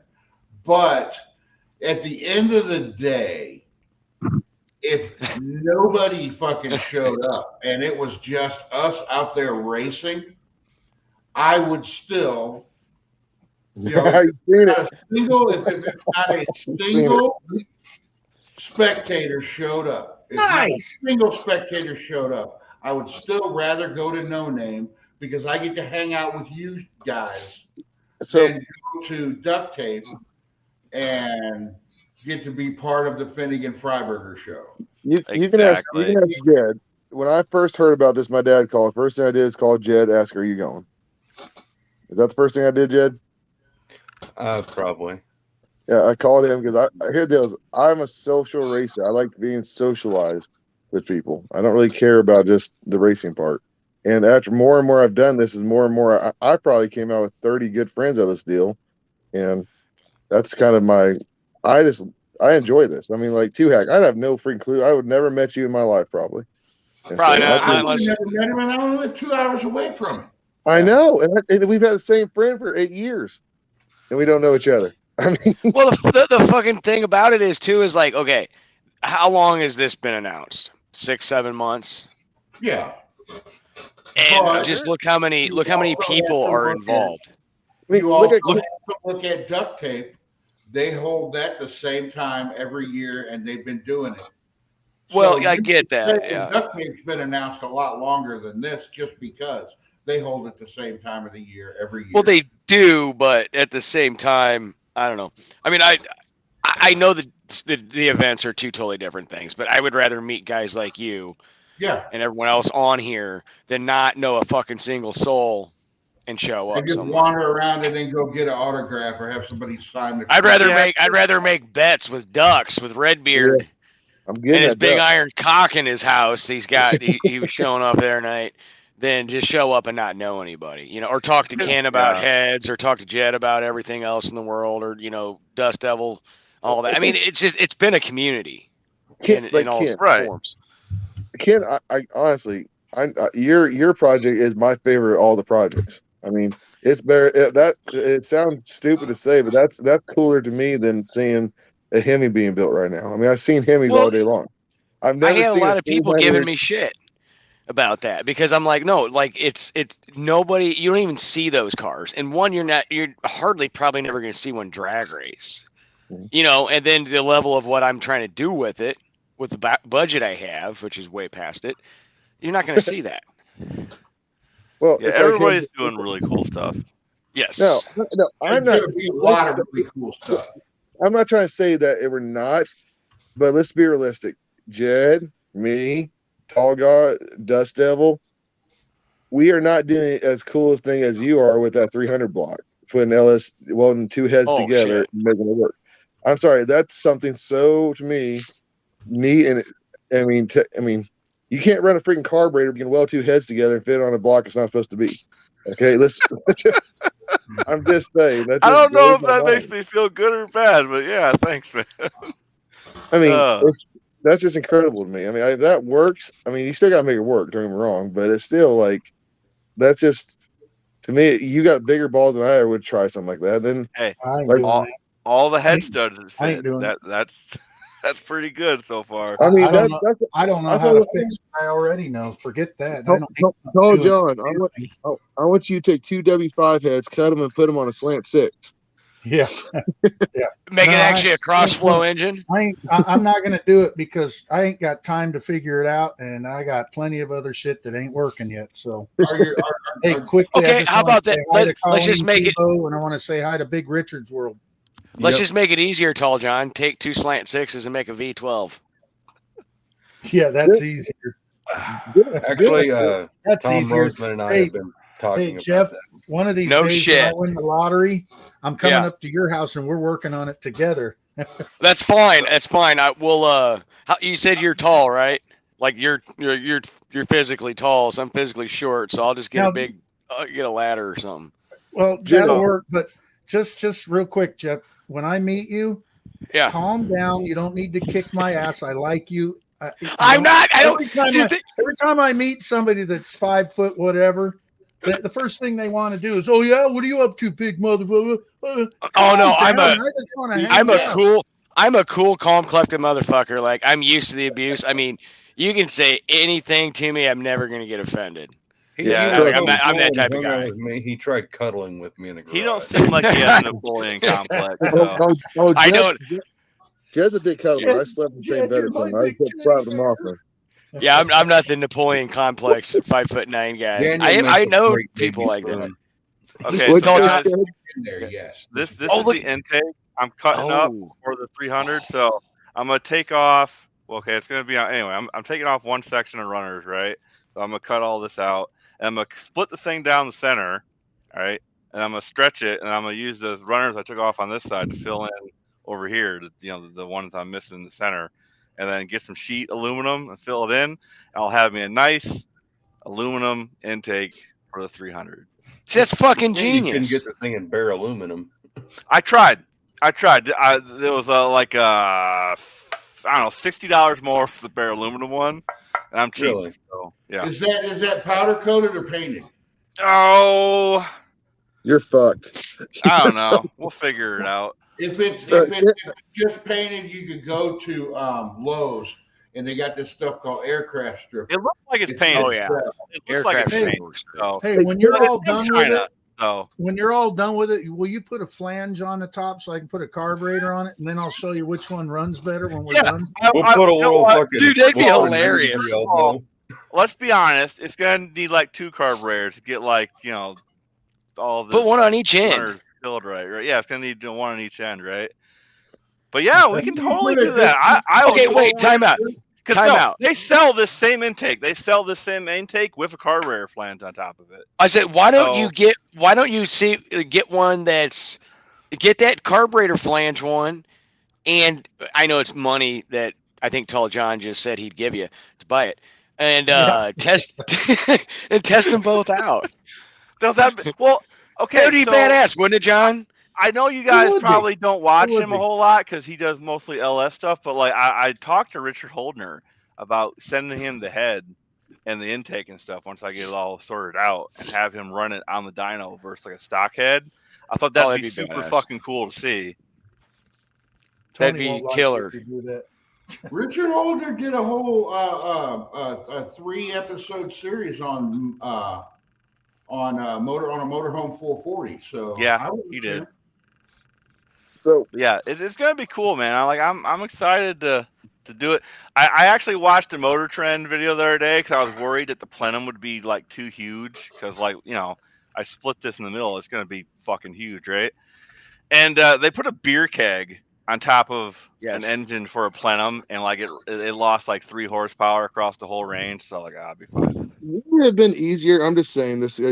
I wish you lived closer. Cause I'd like to build the intake for you at least. They just took some 2x3 or 2x1 rectangular tubing. Okay, see, look. So the problem I was running into, like, is in my mind it was more of a problem than it was, right? But the LS has them tall cathedral ports, right? Yeah, that's what I was saying. Like 1x2 tubing, square tubing, 1x3 or whatever. Those cathedral ports are huge. Yeah, I don't have how tall wise. My fabrication skills are okay, but they're not that great. Now, if you were my neighbor, bro, no, I'm just. I gotta call bullshit, Ken, because what you're doing is not average. Yeah, see, what you're doing is a lot harder. Cutting that, adding it. I'm sorry, that looks a lot hard. Or at least I would just cut every runner off that thing. Make it go into one and just put a carburetor, like get a carburetor adapter and weld a box to it and lead them all into the box and run a carburetor on it. Yeah. Like a slant six, like a slant 6 intake, just make it out of square tubing into that and make your own little aluminum box that goes into a carburetor. Try that first. Second, guys, hold on just a second. Tall John, did you hear the train horn in the background? Yes, I did. I had him do that just for you. Well, it made me want to turn mine on, but it makes too much noise on the microphone. Real quick, Tall John, how's your buses doing? Did you getting that figured out? I don't know the subject. I got it out. I just got home. I had to take it up to St. Louis, so I had to hop a plane and head home. What? I couldn't stop by. I have things I got to take care of. I understand. So it's doing the Paisley concert up there. He's probably right next to you right now. Well, probably real close. Oh, that's pretty cool. I understand. You just don't like me. I know. I'd have stopped by if I had time. That's the reason I didn't call you, because you try to talk me into it, and I don't have time. When I called you last weekend, is that where you were at? What's that? I tried to call you last weekend. I wanted to talk to you about something. Last weekend I was at the race. I want to hear about Jed. I was supposed to go to a race today too, but I couldn't go. So I know this time of the year you're busy. You're talking about putting two V6s, inline 6s together with Roseman? Yeah. Roseman and I talked about building a V12 slant 6. That's fucking cool as shit. That'd be dope. Are you seriously talking about it, or is it just kind of like one of those it's one of those things where it started out as a joke, and then we worked out all the engineering over the phone. We could do it if you wanted to spend the money. Yeah, but what are we talking about money wise? You think? Would you just use the slant 6 numbers and platform and have another block cast, or would you try to the easiest thing would be to get 2 aluminum slant 6s, because they'd be easier to weld up, and you'd be doing some pretty intricate cuts to make the cranks. You'd have to have basically almost a custom crank done. This was about a year ago, and it was like 3 a.m. What about those are the best conversations? Yeah.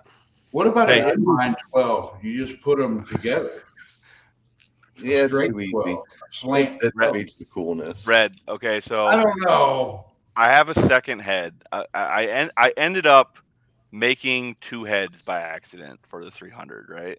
Okay. It's all How cut. do you accidentally do that? I want to, like, An accident happened that caused this accident to happen. All right. But long story short, I could send you the second head, and you could build whatever the fuck you want for it. Oh, the intake. You talking like intake? Yeah, you do. You build carburetor. You do whatever kind of weird shit you want. I just send it to you. Like I don't have no use for it right now because I'm trying to get the one done. Right. He wants yeah, to put a I beer could can send it to injector you. on it. Like it's not welded right together yet, so you could weld it together too. You can do whatever the fuck you want with it. I can just put it in a box and send you the 2 halves. They're at the length. They just need butted up, maybe some kind of jig to bolt it down to hold it all together. But they're just butted together and welded. They're perfect length. I got it nailed in. All right, send it to me. I'm down. All right, you got me on Instagram. You give me your address. I'll throw them in a box and I'll get them to you. I sent it. I don't give a shit about LS stuff at all, and welding 2 of them together, it just sounds like the stupidest, greatest idea of all time. I mean, it'd make for a good video. It'd be a good collab video. You just say, "Yeah, I'm doing this for him," and just. Can you do me a favor real quick? Yeah. Measure your intake ports. I'm going to guess if I had a 3x1 or 3x1.5 square tubing, I could just make the intake out of that. My calipers are at the shop, but I'll grab them. Just tape measure it. I don't got no tools at my house. They're all at my shop. Okay, well, that's your stuff. I just honestly, like I said, of all the things I've heard, like there's so many no-name national stuff out there I haven't got to watch. Like, and I have probably watched like 3% of the videos.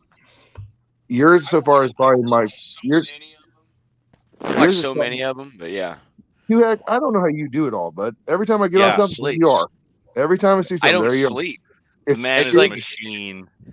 Well, I have alerts set on stuff, right? And it'll be like, oh, hey, and it's like, oh, I gotta check that out, and I'll just click on it. And I just never sleep, man. Like I really should be in bed. I got to get up in like 4 hours, and I have like a full day at a machine shop, and then all kinds of shit tomorrow night. It's Sunday. Knock it off. Yeah. I know. Come on now. Come on now. I know. It's one of those things. I'm way behind on shit. We like it when you're around, Jeff. It's we're not disappointed you're here. It's all good. Where's what's his name been? The guy with all the petty cars and stuff. I forgot his name. I haven't seen him like Dutch? 3 weeks. Yeah. I don't know. I mean, I know he was in here earlier. Oh, that's right. That's right. Earlier. He's going to be here tomorrow. Sweet. Yeah, he'll be here tomorrow or Monday in Nashville area. He actually had a picture on Instagram of his car on an old battleship next to the big old fucking cannons. They let him park it on there. So, Jed, I want to hear some wisdom from you. You just sit there looking all pretty and quiet. You're probably thinking about your dildo you're going to use later on tonight. He looks very statuesque. He looks very statuesque right now. I'm very tired. What'd you do to be tired? Fucking van shit. I can't say much. That van is the coolest thing in your driveway. It is. Yeah, I love you. I love all your cars, but that van's the coolest thing in your driveway. Are you gonna touch up more of the silver like you did at the bottom? Because I was gonna say you did a fucking great job with that silver. Like it looks great. I'm a master of the fucking rattle can. Let me tell you. Here we go again. I actually. Hey, John, what's in your Roadrunner? Real quick. 383. So, Jed, what was your dad on this video anywhere? Why don't we ever see him? I didn't film today at all. But don't get me wrong, like you're Jed Scott, the main guy here, but honestly, your dad's the star to me. And I film mostly during the week. The weekends, I only film on the weekends when it's mostly just Dad and I, not when all the family's over, because it's just too much.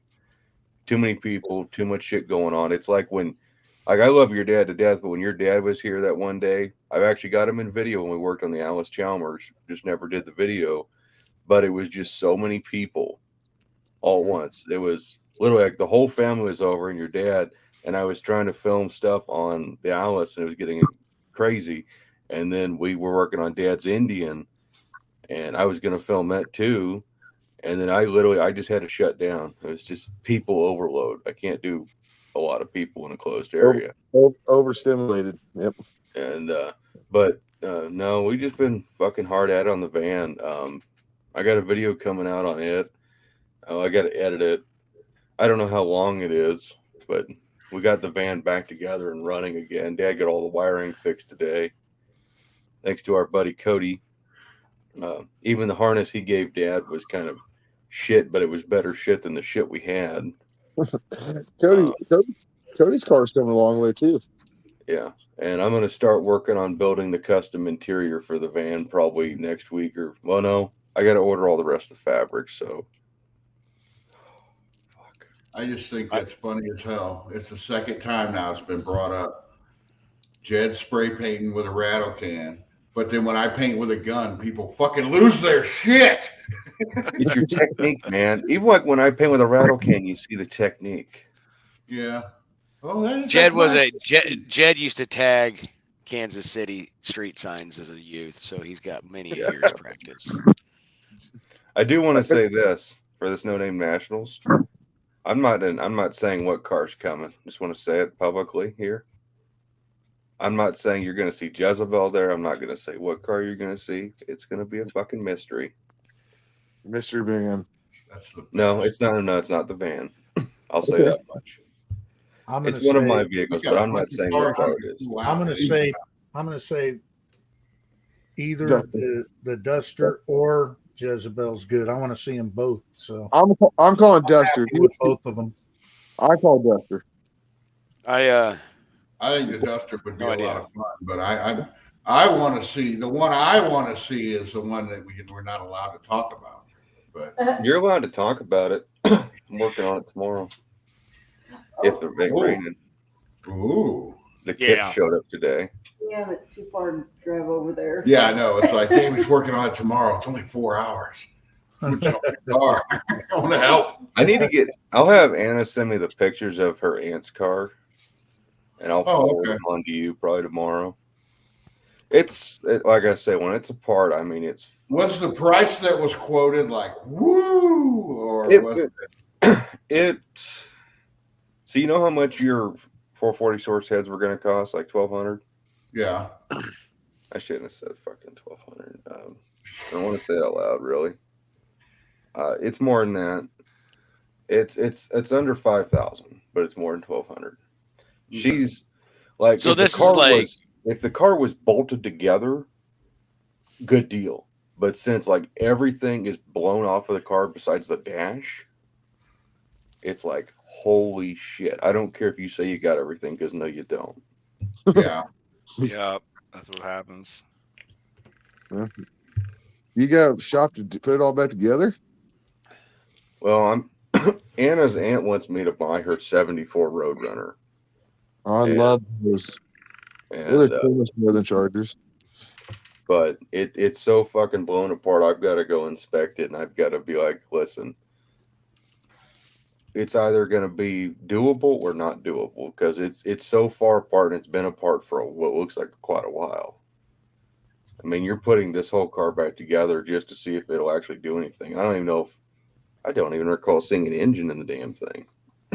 So, do you have what year's your Roadrunner? Mine's a 73 inch satellite Sebring Plus, technically. Okay, what's the difference really between them? Trim. Like a Roadrunner's a base model.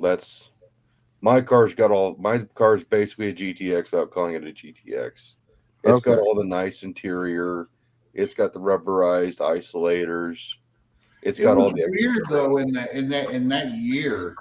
It wasn't even about trim. It was about what somebody wanted to buy, you know. Oh, it's about trim. Somebody because you could get the trim. You could get any piece of trim on that car. You can get any trim you want if you got that car. That's what I'm saying, Brian. I'm just saying. Hey, when I was in school, trim meant I'm not talking about chrome. I'm talking about trim. Oh. Yeah, you know, the kind of trim when we were in high school. Yeah, that kind of but trim. The thing is, it's like Jed, was your satellite an original 400 car? It's an original big block AC car. See, that's the thing though. So what somebody probably did when they ordered his satellite was they looked, okay, I want this. That's all Roadrunner, but call it a satellite because now I'm going to get less on. Now my insurance is going to be less. Yeah, it's got the stupid long name, Satellite Sebring Plus. There's nothing about that name that makes you go, oh, fast car. Yeah, I mean, I know of a 71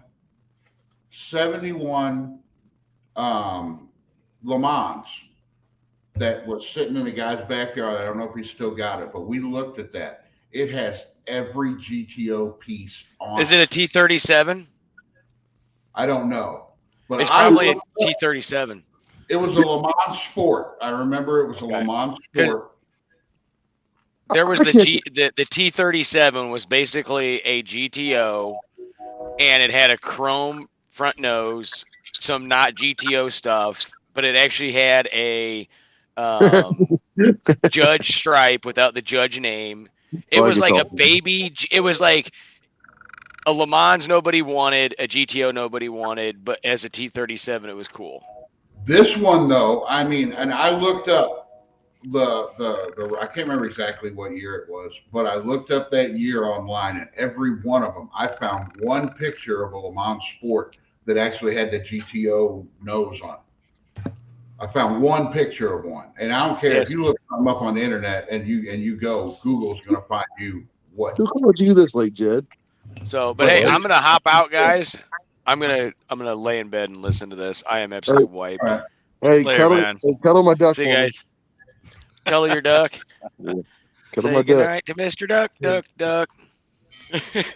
See you guys later. Train. See, choo train. Good night. Tall John, you crack me up. You hear the train in the background? You have a freaking model train to play with. I'm sorry. just don't ask Tall John how a one-armed man counts as change. No. Hey, we can't do this right now. We're still live. Do I need to do the weird? Oh, we haven't. All right. So real quick, talk about cars. Real quick. My dad, after watching some of our videos we've done here live, my dad said he doesn't know if he's going to stay in my RV with us because I'm going to be parked with you guys. Hey, Travis. What's up? What's up, bud? It's kind of late for you, ain't it? I just got back from hanging out. Travis, how many weeks is it? It's not this coming weekend, but the following weekend, right? Are you going to be around? Next weekend? No, not next weekend. The following weekend. The weekend of, I think it's like, well, no, it's actually going to be on a Thursday. Fuck. No, it's going to be on a Friday. It'll be Friday. Yeah, it'll be that Friday. So May 6th. The 6th, May 6th. I'll have to look at my schedule. What's up? Well, I'm buying something from William, and I'm going to be in that area. Oh, okay. You're gonna be down the 6th? Yeah. Of May? Yeah. I was wondering if we wanted to do like a 3 perspective. Yeah, I said it right this time. Yes. Collab video. A 3-way. Yeah, don't say 3-way. It would sound bad. No, I'm working. I'm working that day. That's my 4-day. That sucks. We're gonna go do a threesome. Hold on. Let me look at this again. Hey, I want to see that shirt, Travis. And then I'm off that weekend. I'm confused. Hold on. Got you, Tall John. No, that's right. I got my. Yeah, I'll be on my 4-day. Oh, that sucks. Hey, I want to see what your shirt says, Travis. Grateful Dead. Yeah, it's Grateful Dead. Grateful Dead. It's the Fry Bears. Okay. Yeah, I realized I was raised in a very, very religious house. Didn't get listened to that stuff. So. Oh, come on. Grateful Dead ain't that bad. Come on, Ma. Judas Priest is I was listening to Slayer in my house. Come on. Hey, let me tell you something. I love my dad to death, but even the Christian radio stations he would never listen to because they're too much rock and roll. Okay? Wow. No. Okay, so that's just it. I'm a music fanatic, and Jed can't stand it because my music doesn't agree with his all the time. Well, mine and Jed. You like bro country. No, hey, I love every music. I love the Grateful Dead. I love Leonard Skinner. I love Bob Seger. I love I love the Beach Boys. But I listen to country rap too, and he was cool. He sit there and listened to it for about 4 hours, and then on the way back home, he said, "Please no more." What a trooper! Exactly. 4 hours. We drove to St. Louis. What a trooper! He said, "Hey, You know what gave me cancer, right?" Give this man a medal. That thing in your fingers gives you cancer. No, Not up here. I didn't have lung cancer. I had skin cancer, and it was brought on by the freaking absolute abomination that you listen to. Hey, do we get some? Sure, it wasn't ear cancer. Could have been ear cancer. We got some pretty cool small block stuff out of that deal. Daniel, Daniel, you know who the Lacs are? Yes, I know the Lacs. I like them. They were just on the bus a couple weeks ago. I know the Lacs. 3 weeks ago. Yeah, in fact, they're the ones that blew my tranny up. Anyway, they were on there, and I'd never. Oh, I don't want to hear nobody talking about blowing a tranny. Come on. So I got the. I thought, well, we may as well see who's on the bus. So I dug it up, YouTubed it, listened to it for about 5 minutes, and got me some skin cancer and turned it off. I like the Lacs. They're a good band. Here's the deal: is don't listen to music. Just go read the lyrics and tell me you don't like the lyrics. My newest is my newest who has the best lyrics is Tom McDonald. They're like Tom McDonald stuff like that almost. I mean, they're not as cruel as Tom McDonald, but they're a lot like that. Patriotic, America, gun rights. If you listen I can't get into it, man. Enjoy your music, but I can't get into it. I'm with Travis. Well, you know that's probably the song I listened to. It was something about coming home or Country Road. Country Road. Yep. Yeah, I guess that's it. And I'm like, there ain't a banjo, there ain't a fiddle, I mean, who does that song? Welcome to my house. Yeah, welcome to that's shit. I don't know. I know what you're talking about. I honestly don't even want to. I don't care what the song is about. I just want to listen to a good beat and a fucking heavy guitarist like Rammstein. Yeah. I don't really care about listening. And you also really don't want to translate Rammstein's lyrics because what you do, you realize, oh shit, I sang to that. Yeah, you do not to do that. They're pretty anti-America. It's pretty funny. Yeah, they're horrible. I mean, they're a great band. Yeah, but guess what? They're still coming here making money. Yeah. No, I'm not disagreeing with that. Well, so does freaking Nelly and everyone else. Okay, so he's from your state. Yes. So is ICP. Hey, ICP's good. I like ICP. No, they have one good song. We can all that Game Show song is hilarious. We can all agree that Homies is a good song, but other than that, they're garbage. What about I'm sorry, that game show host or date that one? I hate that. I hate that fucking song, dude. I hate I said I like everybody likes Homies though. Homies is a great song. I guess they're not planning on performing anymore. Something happened. One of them had a physical issue or something. I'm a big Mushroom Head guy. I mean, Mushroom Head. I'm a big Mushroom Head. I like Mushroom Head. I've been listening to like Seven Dust, Mushroom Head. Like those are what I've been to kick on lately and stuff. And then, Avatar. I've been listening to their old album. I really enjoy Avatar. As long as nobody's bringing up Jimmy fucking Buffett. Oh, what's wrong with Jimmy Buffett? 5 o'clock dinner. Good old cheeseburger in paradise. Everybody can all send their cancer to Jimmy Buffett. I hope. Hey, you know what? I just bought a big ass speaker for this race we're going to. I'm gonna play Jimmy Buffett. I will put my foot through your shit and give you the money for it. You gotta make sure you get a microphone so you can say that I dedicate this song to the Devil's Garage. Yeah, let's karaoke it. Let's do. I got one. Let's do karaoke. I know how to hook up big fucking sound systems. Karaoke would be fun. Yeah. I used to do sound for bands. I know how to hook shit up to where you won't be able to hear your shit over mine. Well, see, Jed's gonna be gone by the time we're all lit. He's gonna be like, "Yeah, I gotta get to the hotel, guys. It's 8 o'clock. I gotta get my car parked and go eat somewhere." So he probably won't even be there for the party. I'm not gonna drink, so I don't drink. I don't drink either. Oh, hey, Brian, I don't think I told you. I don't this, drink any. I don't. Everybody knows beer ain't drinking. Even the cops know beer ain't drinking. I sent other Brian, Brian Cabral. I sent him a letter the other day because Wilburn gave us his address. Well, that one, yeah. Yeah, I sent him a letter. So I'm just waiting for him to make a video about it. It's gonna be great.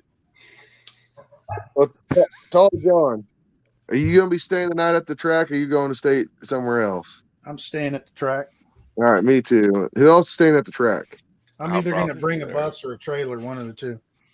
All right, well, I'm still looking for my RV. So here's the deal: is I need somebody to park away from us so my dad can stay in there, because he can go to listen to the music and the party and after and stuff. I will not be going to bed. Yeah, I can see that. Hey, all I can tell you is, do any of you guys like playing cornhole? Yeah. Everybody likes playing cornhole. Sure. I'm bringing my cornhole boards. I got two. I got my cornhole boards back there. I'm gonna bring my big light tower so we can put over it so you can see them and stuff. Like, this is what I do when I go drag racing. We lose, then we hang out like a 3-day races. We play cornhole, listen to music, and having a good time with it. I mean, like, literally, the racing part is half of it. Hanging out with you guys after, it's I'm gonna try to get there Thursday. If I'm working at my same job, I'm gonna be there hopefully Thursday. So, I'm taking that entire week off. well, I might not be at the same job, so I don't know what's gonna happen with that. And if I take this other job, I'll be lucky to get off Friday, to be honest with you. So, well, Jacob's going to be in school, so I'll be there later afternoon Friday. Wait a minute, what time? I figure I'll get up there Thursday evening and then leave out Saturday evening. Okay. Hold on just a second. Do the thing, because I'm getting ready to say something. The thing with the thing and the thing. Get ready to say something. Cheers.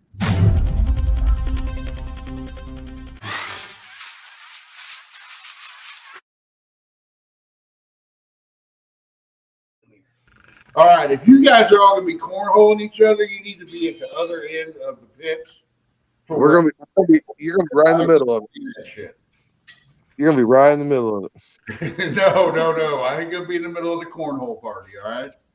Well, you're gonna be right in the middle. You're gonna be. Well, let me tell you this: if you don't like cornhole, you're either a liar or you're missing out on a lot of fun. Yeah, it's like horseshoes, but I know what it is, but it always sounds bad to me when people say it. All right, we want to say baghole.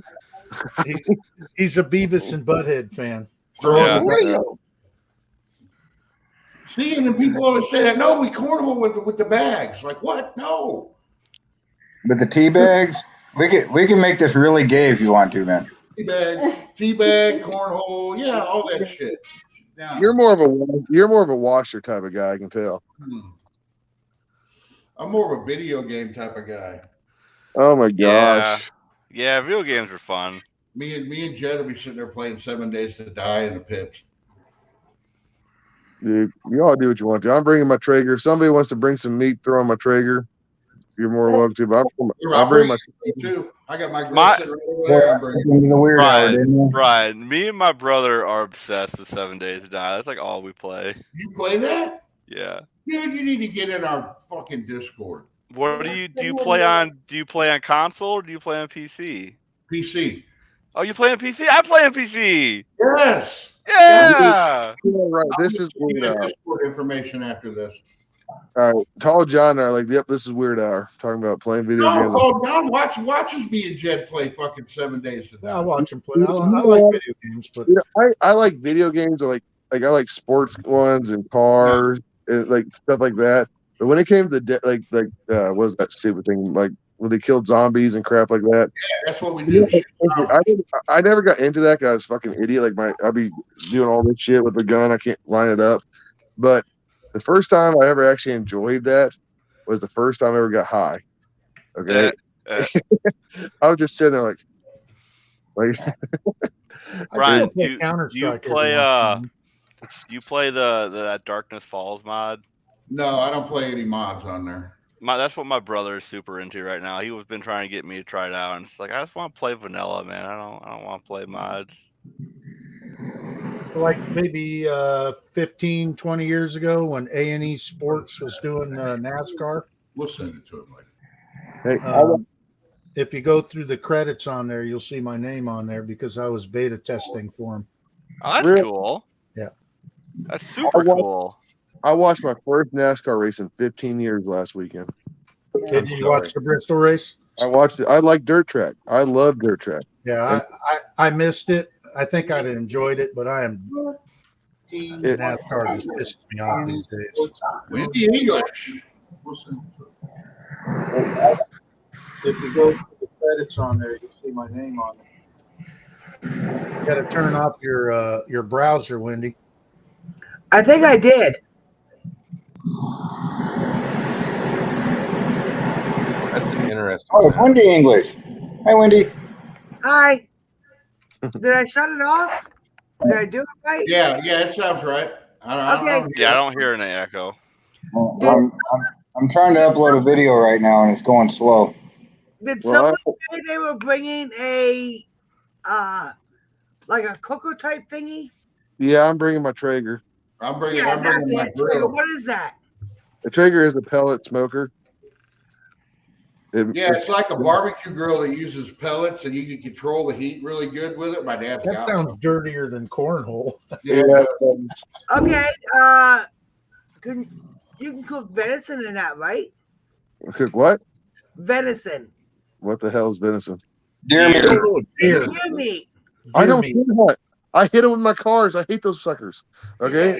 Hey, that's the best meat there is. Oh, it's too lean half the time. You got to put a lot of fat. It depends on how it's cooked. Yeah, it depends on how much. It depends on how much fat they add to it when they process it too. I mean, don't get me wrong. Hey, you know what? My favorite sausage is deer sausage. Okay. I knew it. Hey, Brian, we're talking about how much you like sausage. I have venison ring bologna here right now. I got venison hot dogs. Okay. We can cook it. Here's the deal: if I get enough people, I have I have 3 Traegers. I have a small one that fits under my RV. I got a medium sized one, and I got this freaking huge one that can fit like 4. I think we put like 26 slabs of ribs on it once. So I mean it. Oh, okay. Yeah, I don't know if I'm gonna bring that one because it's so freaking heavy. But we have a lot of people. I could try to bring it, but I had to get someone to come down and help me load it. Here's the deal: if I have hot dogs and burgers mostly. If I have room for it, I'll bring it. But I did buy a golf cart like I showed in my video, so that's going to be on the front of my trailer, and the car is going to be on the back. So cool. I will be bringing my small one for sure because it slides right under my RV. Well, everybody will probably have a grill, so like we can do it around. But like, yeah.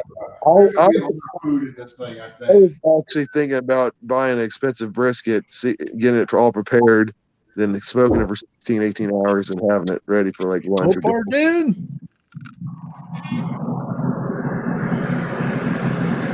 I mean, I had to buy an extra upright freezer just to put venison in. Where are you from? I'm from PA, Pennsylvania. You're coming from Pennsylvania? Yes. You know where, I don't know if you know where, like Little League World Series? Yes, I know. My cousin was in it once. I am 3 miles from there. Williamsport. Jed, why are we John and Wendy are coming and they're just spectators. They're spectators. Yes, I'm a spectator. Jed and I don't travel more than like 6 hours at the most. Jed, like, I'm not a traveler either. Don will probably put duct tape over my mouth. Because I will bitch at him the way he drives. Now wait, does he drive too fast or too slow?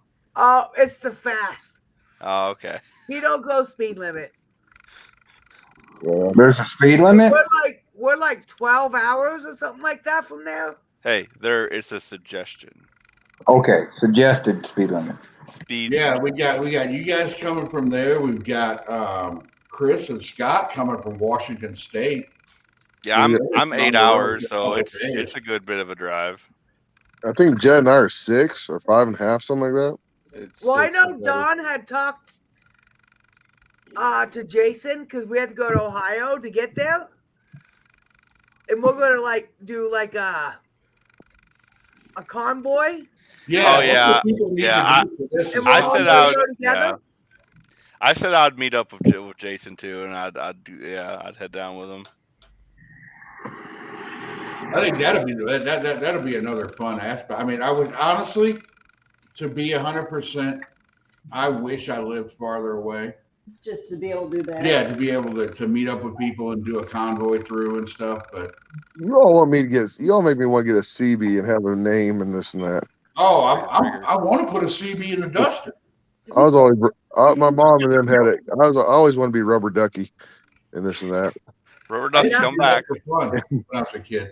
I'm gonna write on my van windows because that's what we're gonna sleep in, and we're gonna have I have that the paint that you can write on your windows that washes off. Yeah. It's gonna say name no nationals on it. That'd be the cool. back and the sides. Am I the only one hoping somebody blows up and we find another motor on Craigslist and put it in? Oh, that would be awesome. Am I the only one that wants to do that? Whatever you do, Red Bear, don't say that to Don because he has 3 motors out there and he'll probably put them in my van to take them down there. That's I've always thought that'd be fun. I mean, don't get me wrong. Like I was watching Roadkill the other day, like the old episodes and stuff when they used to have as much. The old episodes were so good. They were, and that's what I say. Like that, just like don't get me wrong. You have a budget so you actually could do that. Throw a freaking thing at a map and go wherever it lands. You go buy a car and drive it home. That just seems like a dream to me. I mean, I can't do that all the time. I buy cars and then drive them home. You need to make your videos on. I know. I need to make videos on them. I will soon because I'm going to get one in Kennett here in about 2 weeks. Hey man, people love them videos. Like Vice Grip Garage built his channel on getting it to run. On nothing but that. On nothing but that. I'm hoping this video that I'm just about to post goes good. It's my buddy's blown 70 Camaro. Well, what's funny, Travis, is I'm buying that. Did you see William? He had that motor running, that 440 he's got. He had it running. Yeah. I'm buying it. You're buying that old turbo motor. Yeah. But what I'm going to without the turbo. Bring it back here. I'm going to bring it back here and put it on my run stand, and I'm going to make a video. Will it run? Well, yeah. Well, it already ran on Williams stuff, but you know. Well, here's another thing. Not everybody knows that. Not everybody knows that. I still got to get 500 subscribers before I can even go. So how many you got, man? 239. Oh, you got plenty of time. You're going. You're getting there. You're getting there, bud. Where are you at? Where are you at, Ken? Well, I think I'm at 260 something. Let's check real quick. You're beating me. 261. All right. Must be nice. Yeah. Well, I had this video take off the other day. I got 2,600 views, which was like more views than every other video on my channel put together. So that was pretty neat. I give them my shorts and stuff like that, but I don't get them. Yeah, I get them on shorts too, but like that's the first non-short video that took off. It's done well. Yeah, so that was pretty neat.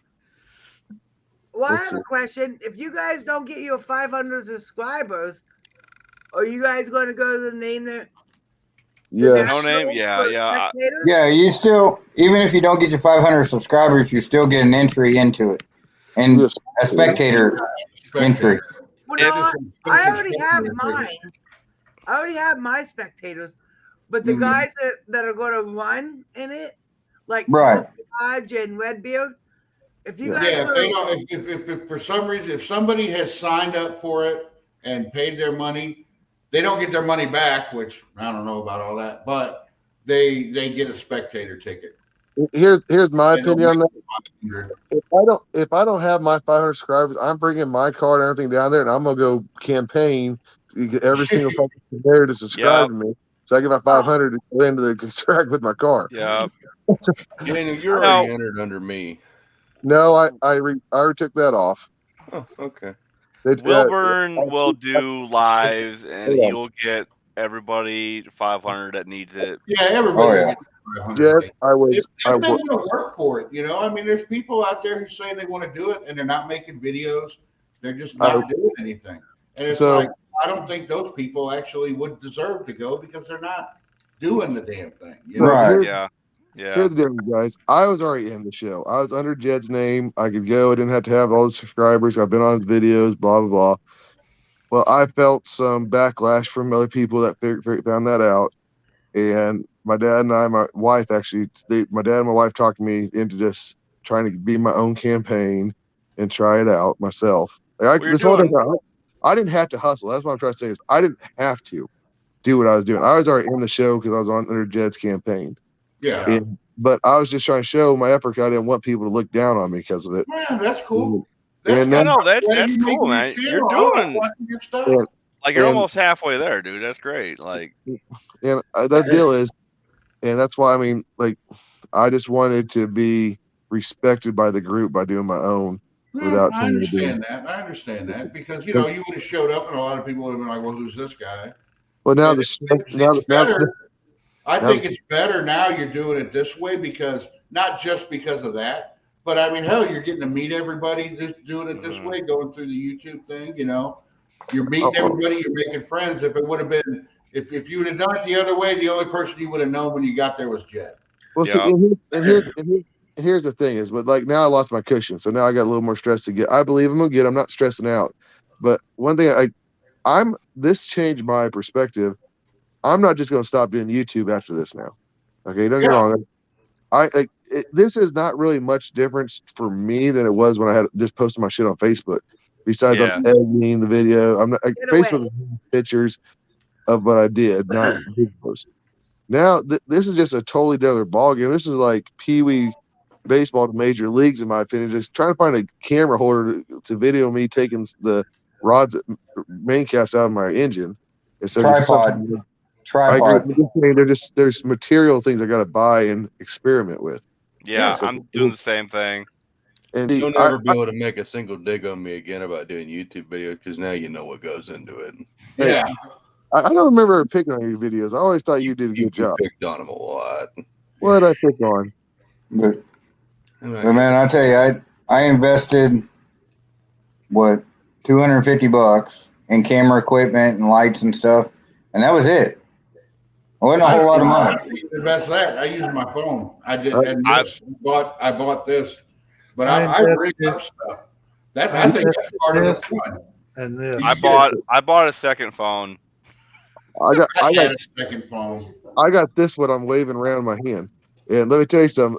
Trying a video camera under my car one time, the video camera, the lens part, it's cracked in half, so I can't zoom in no more. I dropped it trying to video and make a video. And so one of the best things you could get, I think, that anybody could get, it should be the first thing everybody buys if they're doing it with their phone or what, is this one of those selfie sticks at Walmart. You hold it with a stick. It's totally different than holding it with your hand. Oh, I bought one, and then the cocksuckers didn't put the thing to hold the phone in it. They had the stick and everything, but I forgot it had the thing missing. It's like, you son. Well, see, I bought a little $10 tripod for my phone. So when I want to use my phone, I got that. Can I show you what I got from Bill Rose? What's that? I was his 500 subscriber. Oh, that's cool. I can't see it. There it is. Oh, nice. Oh, cool. Yeah, that's pretty cool. Oh, that's cool. Yeah. I put on. So I need whoever I want to do that for the 250. I'm like 11 away. And I want to get them a T-shirt. Welding gloves. And on the back of it says, "What do I got?" It. Oh, that's cool. I like very that. cool. He has that riding. That's cool. Well, Daniel, if you're going to give us something cool, and Don don't want to use them. He wants to put them in a. Yeah, I wouldn't want to use them either. So if you're going to give something away, Daniel, I'm unsubscribing from you now so I can be the 250th one. You already subscribed me. I mean, I don't know who wrote that. No, I'm going to unsubscribe so I can resubscribe. Oh, you asshole. I don't know who wrote that, but that's nice handwriting. Yes, it is. Social. So you know what? I'm happy no one's alcoholics like him and I, but it'd be more fun. Literally, Don don't even want to take the tag off of it. What's in the cup? I'm not a big drinker, but I'll be tying them on when I'm down there. So You look like more a guy that has a glass bowl with something green that lights on fire to me. But I'm just occasionally, like not recently, like the last 6 months, but. Dude, just across the river, you can get it out of vending machines, and it'll. I haven't had it. I haven't had it in 6 years. I haven't had THC in 6 freaking years. The Michigan state line is like 6 miles north, so, and it's very legal there. So, but let me tell you something. Marijuana should be legal before this stuff is. That's all I'm going to say. I'm not going to get this whole conversation, but marijuana is way healthier and way better on your body than this alcohol. Yeah, I'll agree with you on that. And definitely agree with you on that. I'm only gonna agree that if I you mean, I'm a abuse drinker, this, if but you I'm not- abuse this, I then don't it's smoke Yeah, weed. if you abuse that, or if you abuse marijuana, it's one Yeah, it's all in moderation. Yeah. No. It's not even the same. Marijuana, I don't do it. I've done it 6 years. Don't get me wrong. Marijuana, and even not moderation, is still better than occasionally this.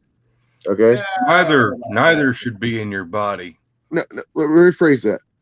Edibles are not. They're not. Show me one thing that edibles are bad for you in. Okay, you want me to tell you, Daniel? You want me to tell you? You want me to tell you? Okay. So I wouldn't be sitting here right now had I not realized what fucking marijuana can do to a person if they aren't smart about it.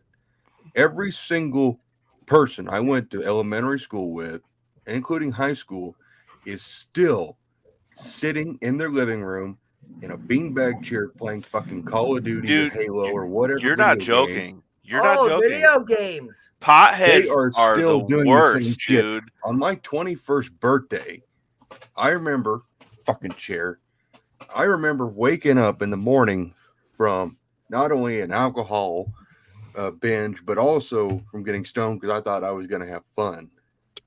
And I remember waking up and I saw my buddy Sean, Chris, Andy, all my friends, and they're all laying on dirty piles of clothes and just sleeping. And it's like freaking noon. And I looked at them all and I said, this is not what I want to fucking be. I hopped in my satellite. I came home, told Dad. He was disappointed, but I did the same shit. Time for you to learn to grow up. I grew up, and those people are still doing the same shit. I got a text from my best friend, Sean. I've known the guy my whole life. He is a bum. I am not kidding. He is a legitimate bum. Bouncing from house to house, and no one will take him in because he doesn't know how to work. He has no social skills because all he did his entire life growing up was smoking weed. That's abusing. I would agree with you 75%. That is a mentality of a person. My cousin and the guys I went to welding school with, I'm talking about every lunch break smoked. They went to Nebraska. And listen, I went to welding school. Let me finish what I'm saying. They all smoked, and my cousin and all of my friends, they went to college. Don't get me wrong, it made him lazy. He lost his scholarship over it, but he still graduated as an engineer, and he makes $200,000 a year, and he still did stuff. My point though is you can have a different mentality. You don't have to have that worthless mentality. Here's the thing: that worthless mentality is given to the person by the weed like 99% of the time. Like it becomes part of their personality. Like I remember back when I was 15 and I had these two buddies, and they sold everything they had.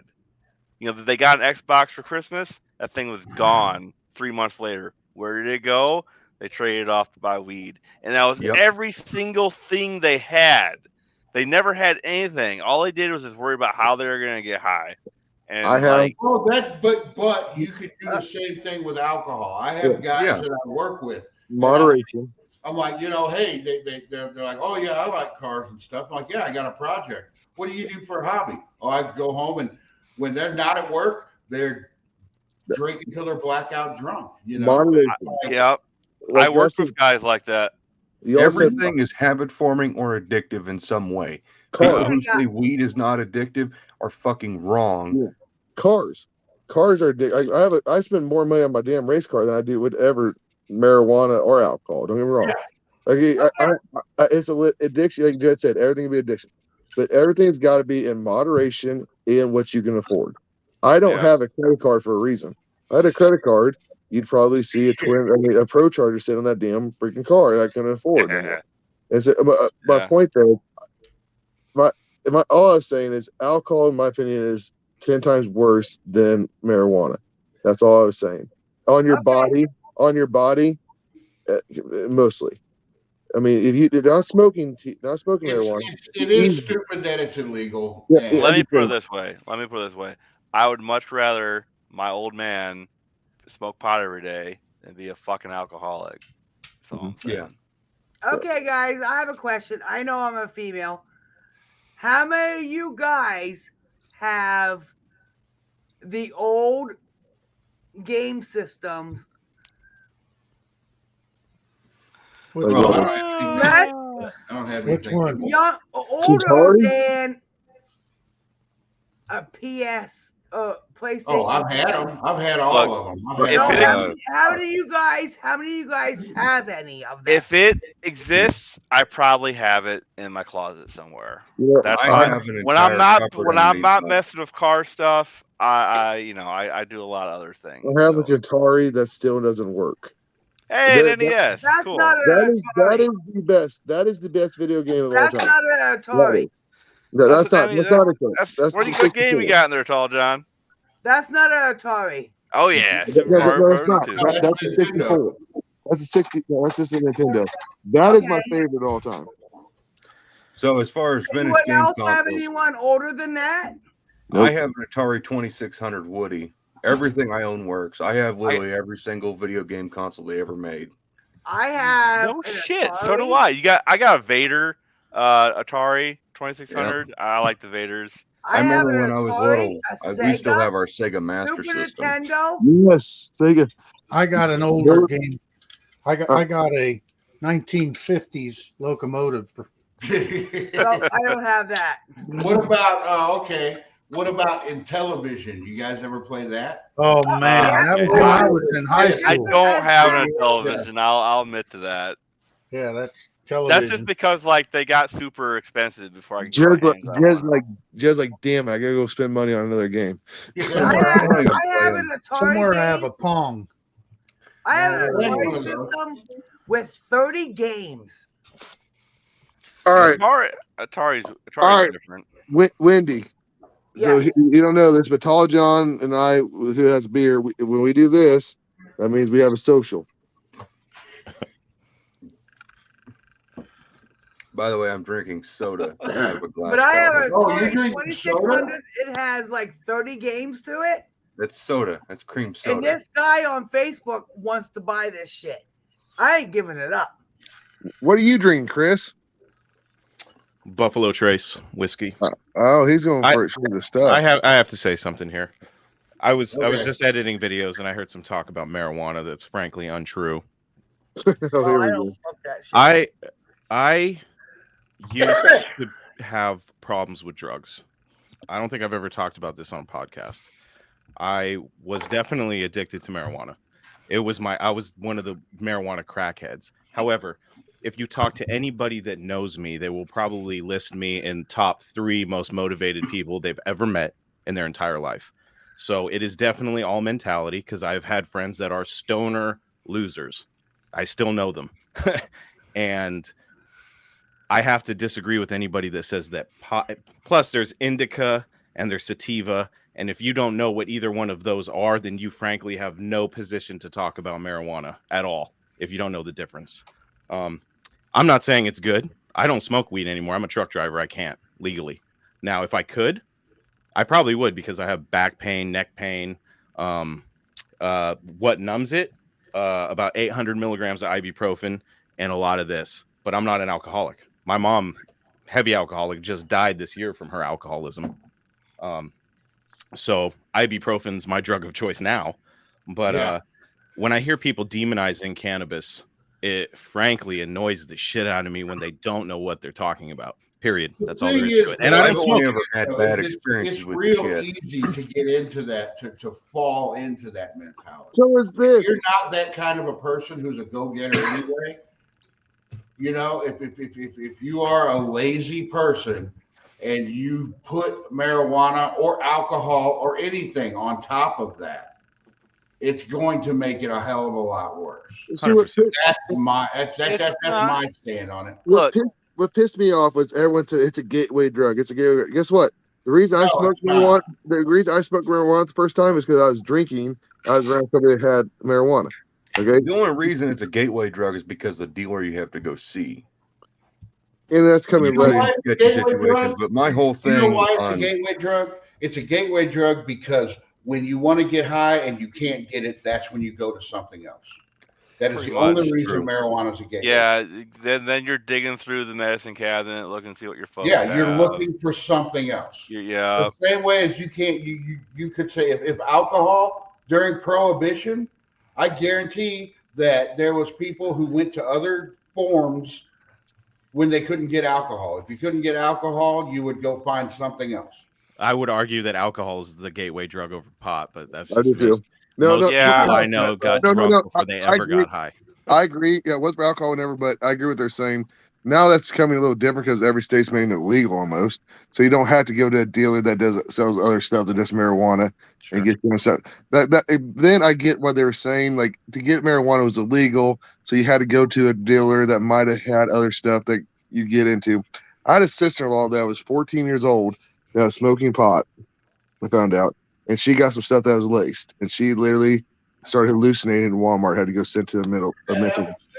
Okay, that's why I'm 100% for being legal and regulated, so that shit don't happen. Yeah, my sister got fried too. She hasn't been right since. Well, it's still, but making it legal doesn't make it to where that stuff doesn't happen because it's actually here in Illinois. It's been legal for a while, but it's still cheaper to go get it from a guy on a corner than it is to go. How do you afford property tax in Go to Illinois? a vending machine, huh? How do you afford the property tax in Illinois? I was talking to Two Hack, and he was talking about his was like $9,000 a year. It's awful. That's crazy. And he said he has friends that are paying $30,000 a year. I didn't pay $30,000 for my damn house. I just went and paid mine for like the first time in a while. Don't judge me. And it was only like $2,400 total, and I think that was like for 5 years. Oh my God, where do you guys live? The house next door to me is for sale for $705,000 right now. You're in California, aren't you? I'm in Washington State. Okay, well, same difference. Okay, that is like 10%. 10% is what property taxes are. My house, I got lucky. It was a drug house where I got it, and it looks bad. Don't get me wrong, but the appraiser was here when I was remodeling it. He said, "Yeah, this is unlivable, really." So I pay $280 a year for mine. Mine got hit by a semi, so my God, I got her cheap. Hey, here's the deal: is I have a lot of nice toys, but I don't have a very nice house. Okay, it's my house. Jerry's dad owns basic, I don't know what you call it, a ranch. It's a farm. It's a farm. It's like 30 acres, and he's got a bunch of cows on it and stuff. And his house and his son's house is on it, and they pay less taxes on all of that in Missouri. They pay less than half what I have to pay in Illinois. And Missouri's cheaper than Kansas too, so. I just paid, wrote 2 checks out today for property taxes. Here's one.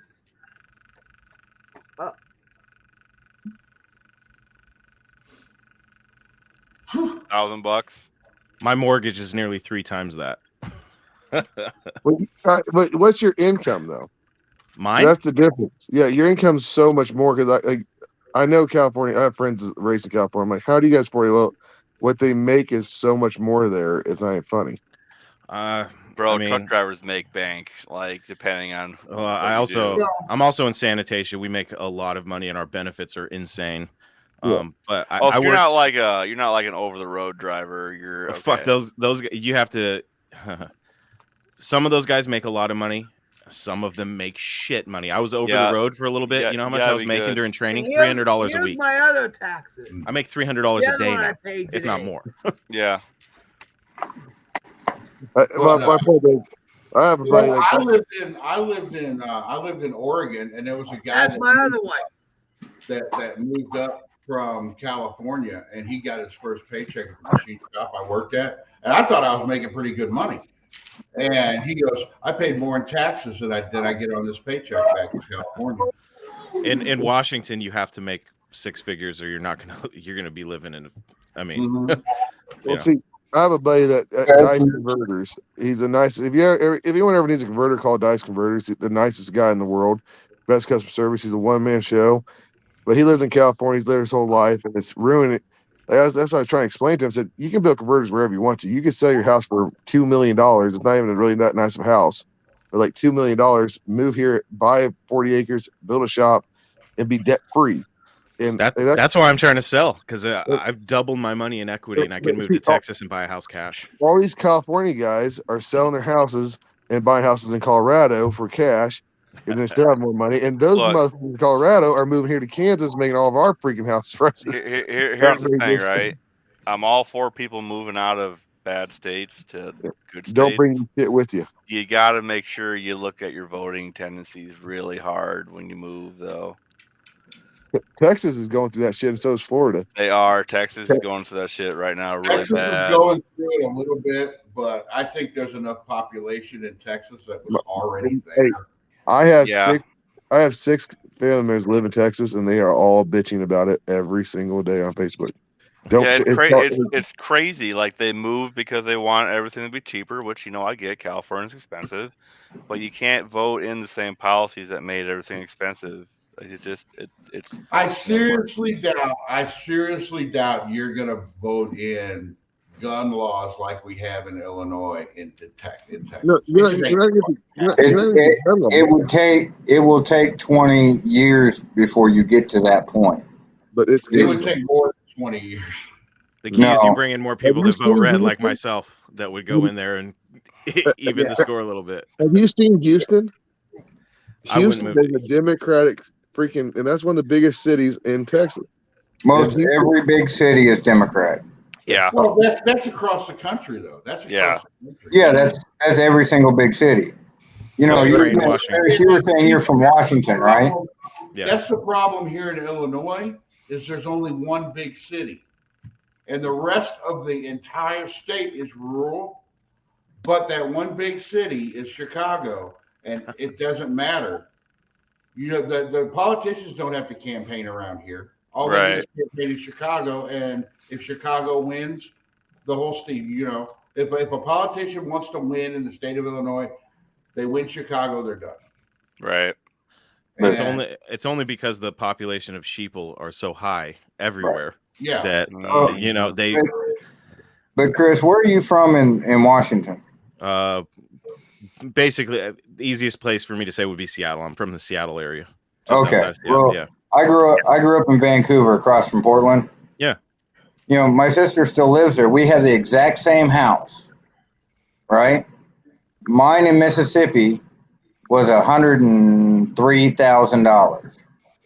Hers right now is appraised at $500,000. Exact same 1,000 square foot house. Sure. Yeah. Yeah. It's ridiculous. It's insane. Like we purchased this house for $360,000 around 7 years ago, and we've watched it. We've watched it fucking double. So for me to sit here and just wait for the bubble to burst and not take advantage of the equity that we've built, it would be ridiculous. And crazy. I don't care about the politics. I just like Texas. Out of all the places I've managed to travel in Texas, I love the Southern hospitality. I like that I don't have to be in a city, but that I'm still kind of close to cities. Because I really, I'm from the Seattle area. I'm not I would say that I'm liberal in the sense that I really don't care what other people fucking do. Just leave me alone. Leave me out. You're libertarian. Yeah. Yeah. But I hate even saying that kind of shit because people automatically get turned off. Like, oh, fuck. Yeah. I'm a freedom guy. A lot of people can't distinguish that between a libertarian and a liberal. it's hard. Yeah. You can't be a fucking liberal anymore unless you agree with everything. Yes, you can't be a conservative anymore unless you agree with everything. Yes. Well, nobody can like be in the middle anymore. Like you have Ben Shapiro, he's a Jew, and they're calling him a Nazi. It's like, okay. I've been called racist because I voted for Trump. Yeah, it's very odd. And like I'm hoping like every action has a equal and opposite reaction. So something eventually will come along, and it was already happening, and like we'll start to correct this nonsense. But it is starting to correct. I see a lot of it correcting. Like the whole Disney thing, right? Yeah. The whole Disney thing was a huge. Oh, John, I lost you, bud. I'm gonna get off. Cancel culture and all right, far left shit. You guys have a good one. Later, man. Hit me up on Instagram. Yeah, I do. Yeah, you hit me up, and actually, I'm bad with that whole Instagram thing. I told you, look me up on Facebook. I'm so freaking technology dumb. All right, what's your name on Facebook, real quick? Daniel Barber. All right. I mean, we bought our house. We bought our Barber. house. We paid $62 for it. $62,000. Jesus. Nowadays, we bought our house back in '96. You're not going to find a house. Night Mopar, Dan. This time of the year for this neighborhood. 2000. Back in 2007, when these houses were constructed, they sold for around $260,000. So Washington is just blown up. A lot of it is tech and shit. We get a lot of Indian people that work for like companies like Google and shit, and Amazon, of course. So, hey, you moved to Texas, you're gonna miss the rain. I've dealt with it for 37 years. I'm done with the fucking rain. I like a storm. I'll take a storm every once in a while. Right now, she's looking to buy a house, and it's just too expensive here in PA right now. Wow. Yeah. Well, you know what's funny is it'll rain here, and I'll just walk out in the rain, and everybody's like, "What are you doing?" I was like, "I grew up in this. It ain't no big deal. It's just rain." So some of my favorite things came out of Seattle, so I can't hate on it too much. I grew up in the best climate in the country, San Diego County. It's mild on humidity. It probably averages 70, 75 all year long. Yeah, it has its 100-degree days in the summer, and yeah, it does frost up once in a while. But the weather is absolutely perfect. And I'm going to tell you something. I will not trade that weather for where I'm at right now. I moved to Tennessee to get the hell away from that garbage, and there's nothing out there that I want to go back to. I like to visit my family. I like the Mexican food, and I'm here, and I'm staying here. Hey, Tom. Hey. I got 14 acres. I pay about $450 a year in property tax. And if I raise a couple of cows on it, it goes to 1%. Good God. I have no income tax here. I do like Tennessee. Tennessee's nice too. Hey, Tall John, you want a cat? I'll ship it to you. Yeah, I want a cat like I want a hole in the head. I like cats. You can keep it. She's fixed. That's all right. We got a bunch of kittens. If anybody wants them, I'll express ship them. Free of charge. I'll ship it. I'll even pay for the shipping. We got some Washington people in the house right now. Who's all from Washington? I see Diana's in Silverdale. I know some people in Silverdale. I don't get me wrong. I think Washington's a beautiful state. Oh, it is. I miss it so much. It's the politics that pisses me off. Right. I like that, jump over across the mountains and you got a nice, pretty dry climate. You got a beach, you've got the mountains, you've got snow. I'm over the politics. And as far as raising a family and doing what I want to do with the podcast and grow my brand, Texas being in a central location in the country will allow me to get to more events a lot easier. Oh yeah. But yeah, I'm with you. I love it. It's beautiful up there. I miss hiking in the mountains and going hunting and stuff like that. But I'm glad I moved away. I moved away in '96. Where do you live now, Travis? I live in right next to Memphis, Tennessee. Oh, okay. Yes. Mississippi. Yeah, Tennessee was my second choice. You're not far from Uncle Tony then, right? Right. I've actually went up there and hung out with those guys. Oh, I never seen you there. Well, Well, if you look at my page, there's a couple videos of me hanging out with the Junkyard Jet guys. Oh, I didn't see that. I need to move to Tennessee. Where are you at, Ken? Nice. I'm in Northwest Ohio. Okay. I got a bunch of family in Kentucky and Tennessee, so. Kentucky's pretty. Yeah, Kentucky's nice. I've gotten a couple cars out of Kentucky. Dude, there's so many great cars still in Kentucky. You just drive around the hills and the back roads, and you just see them everywhere.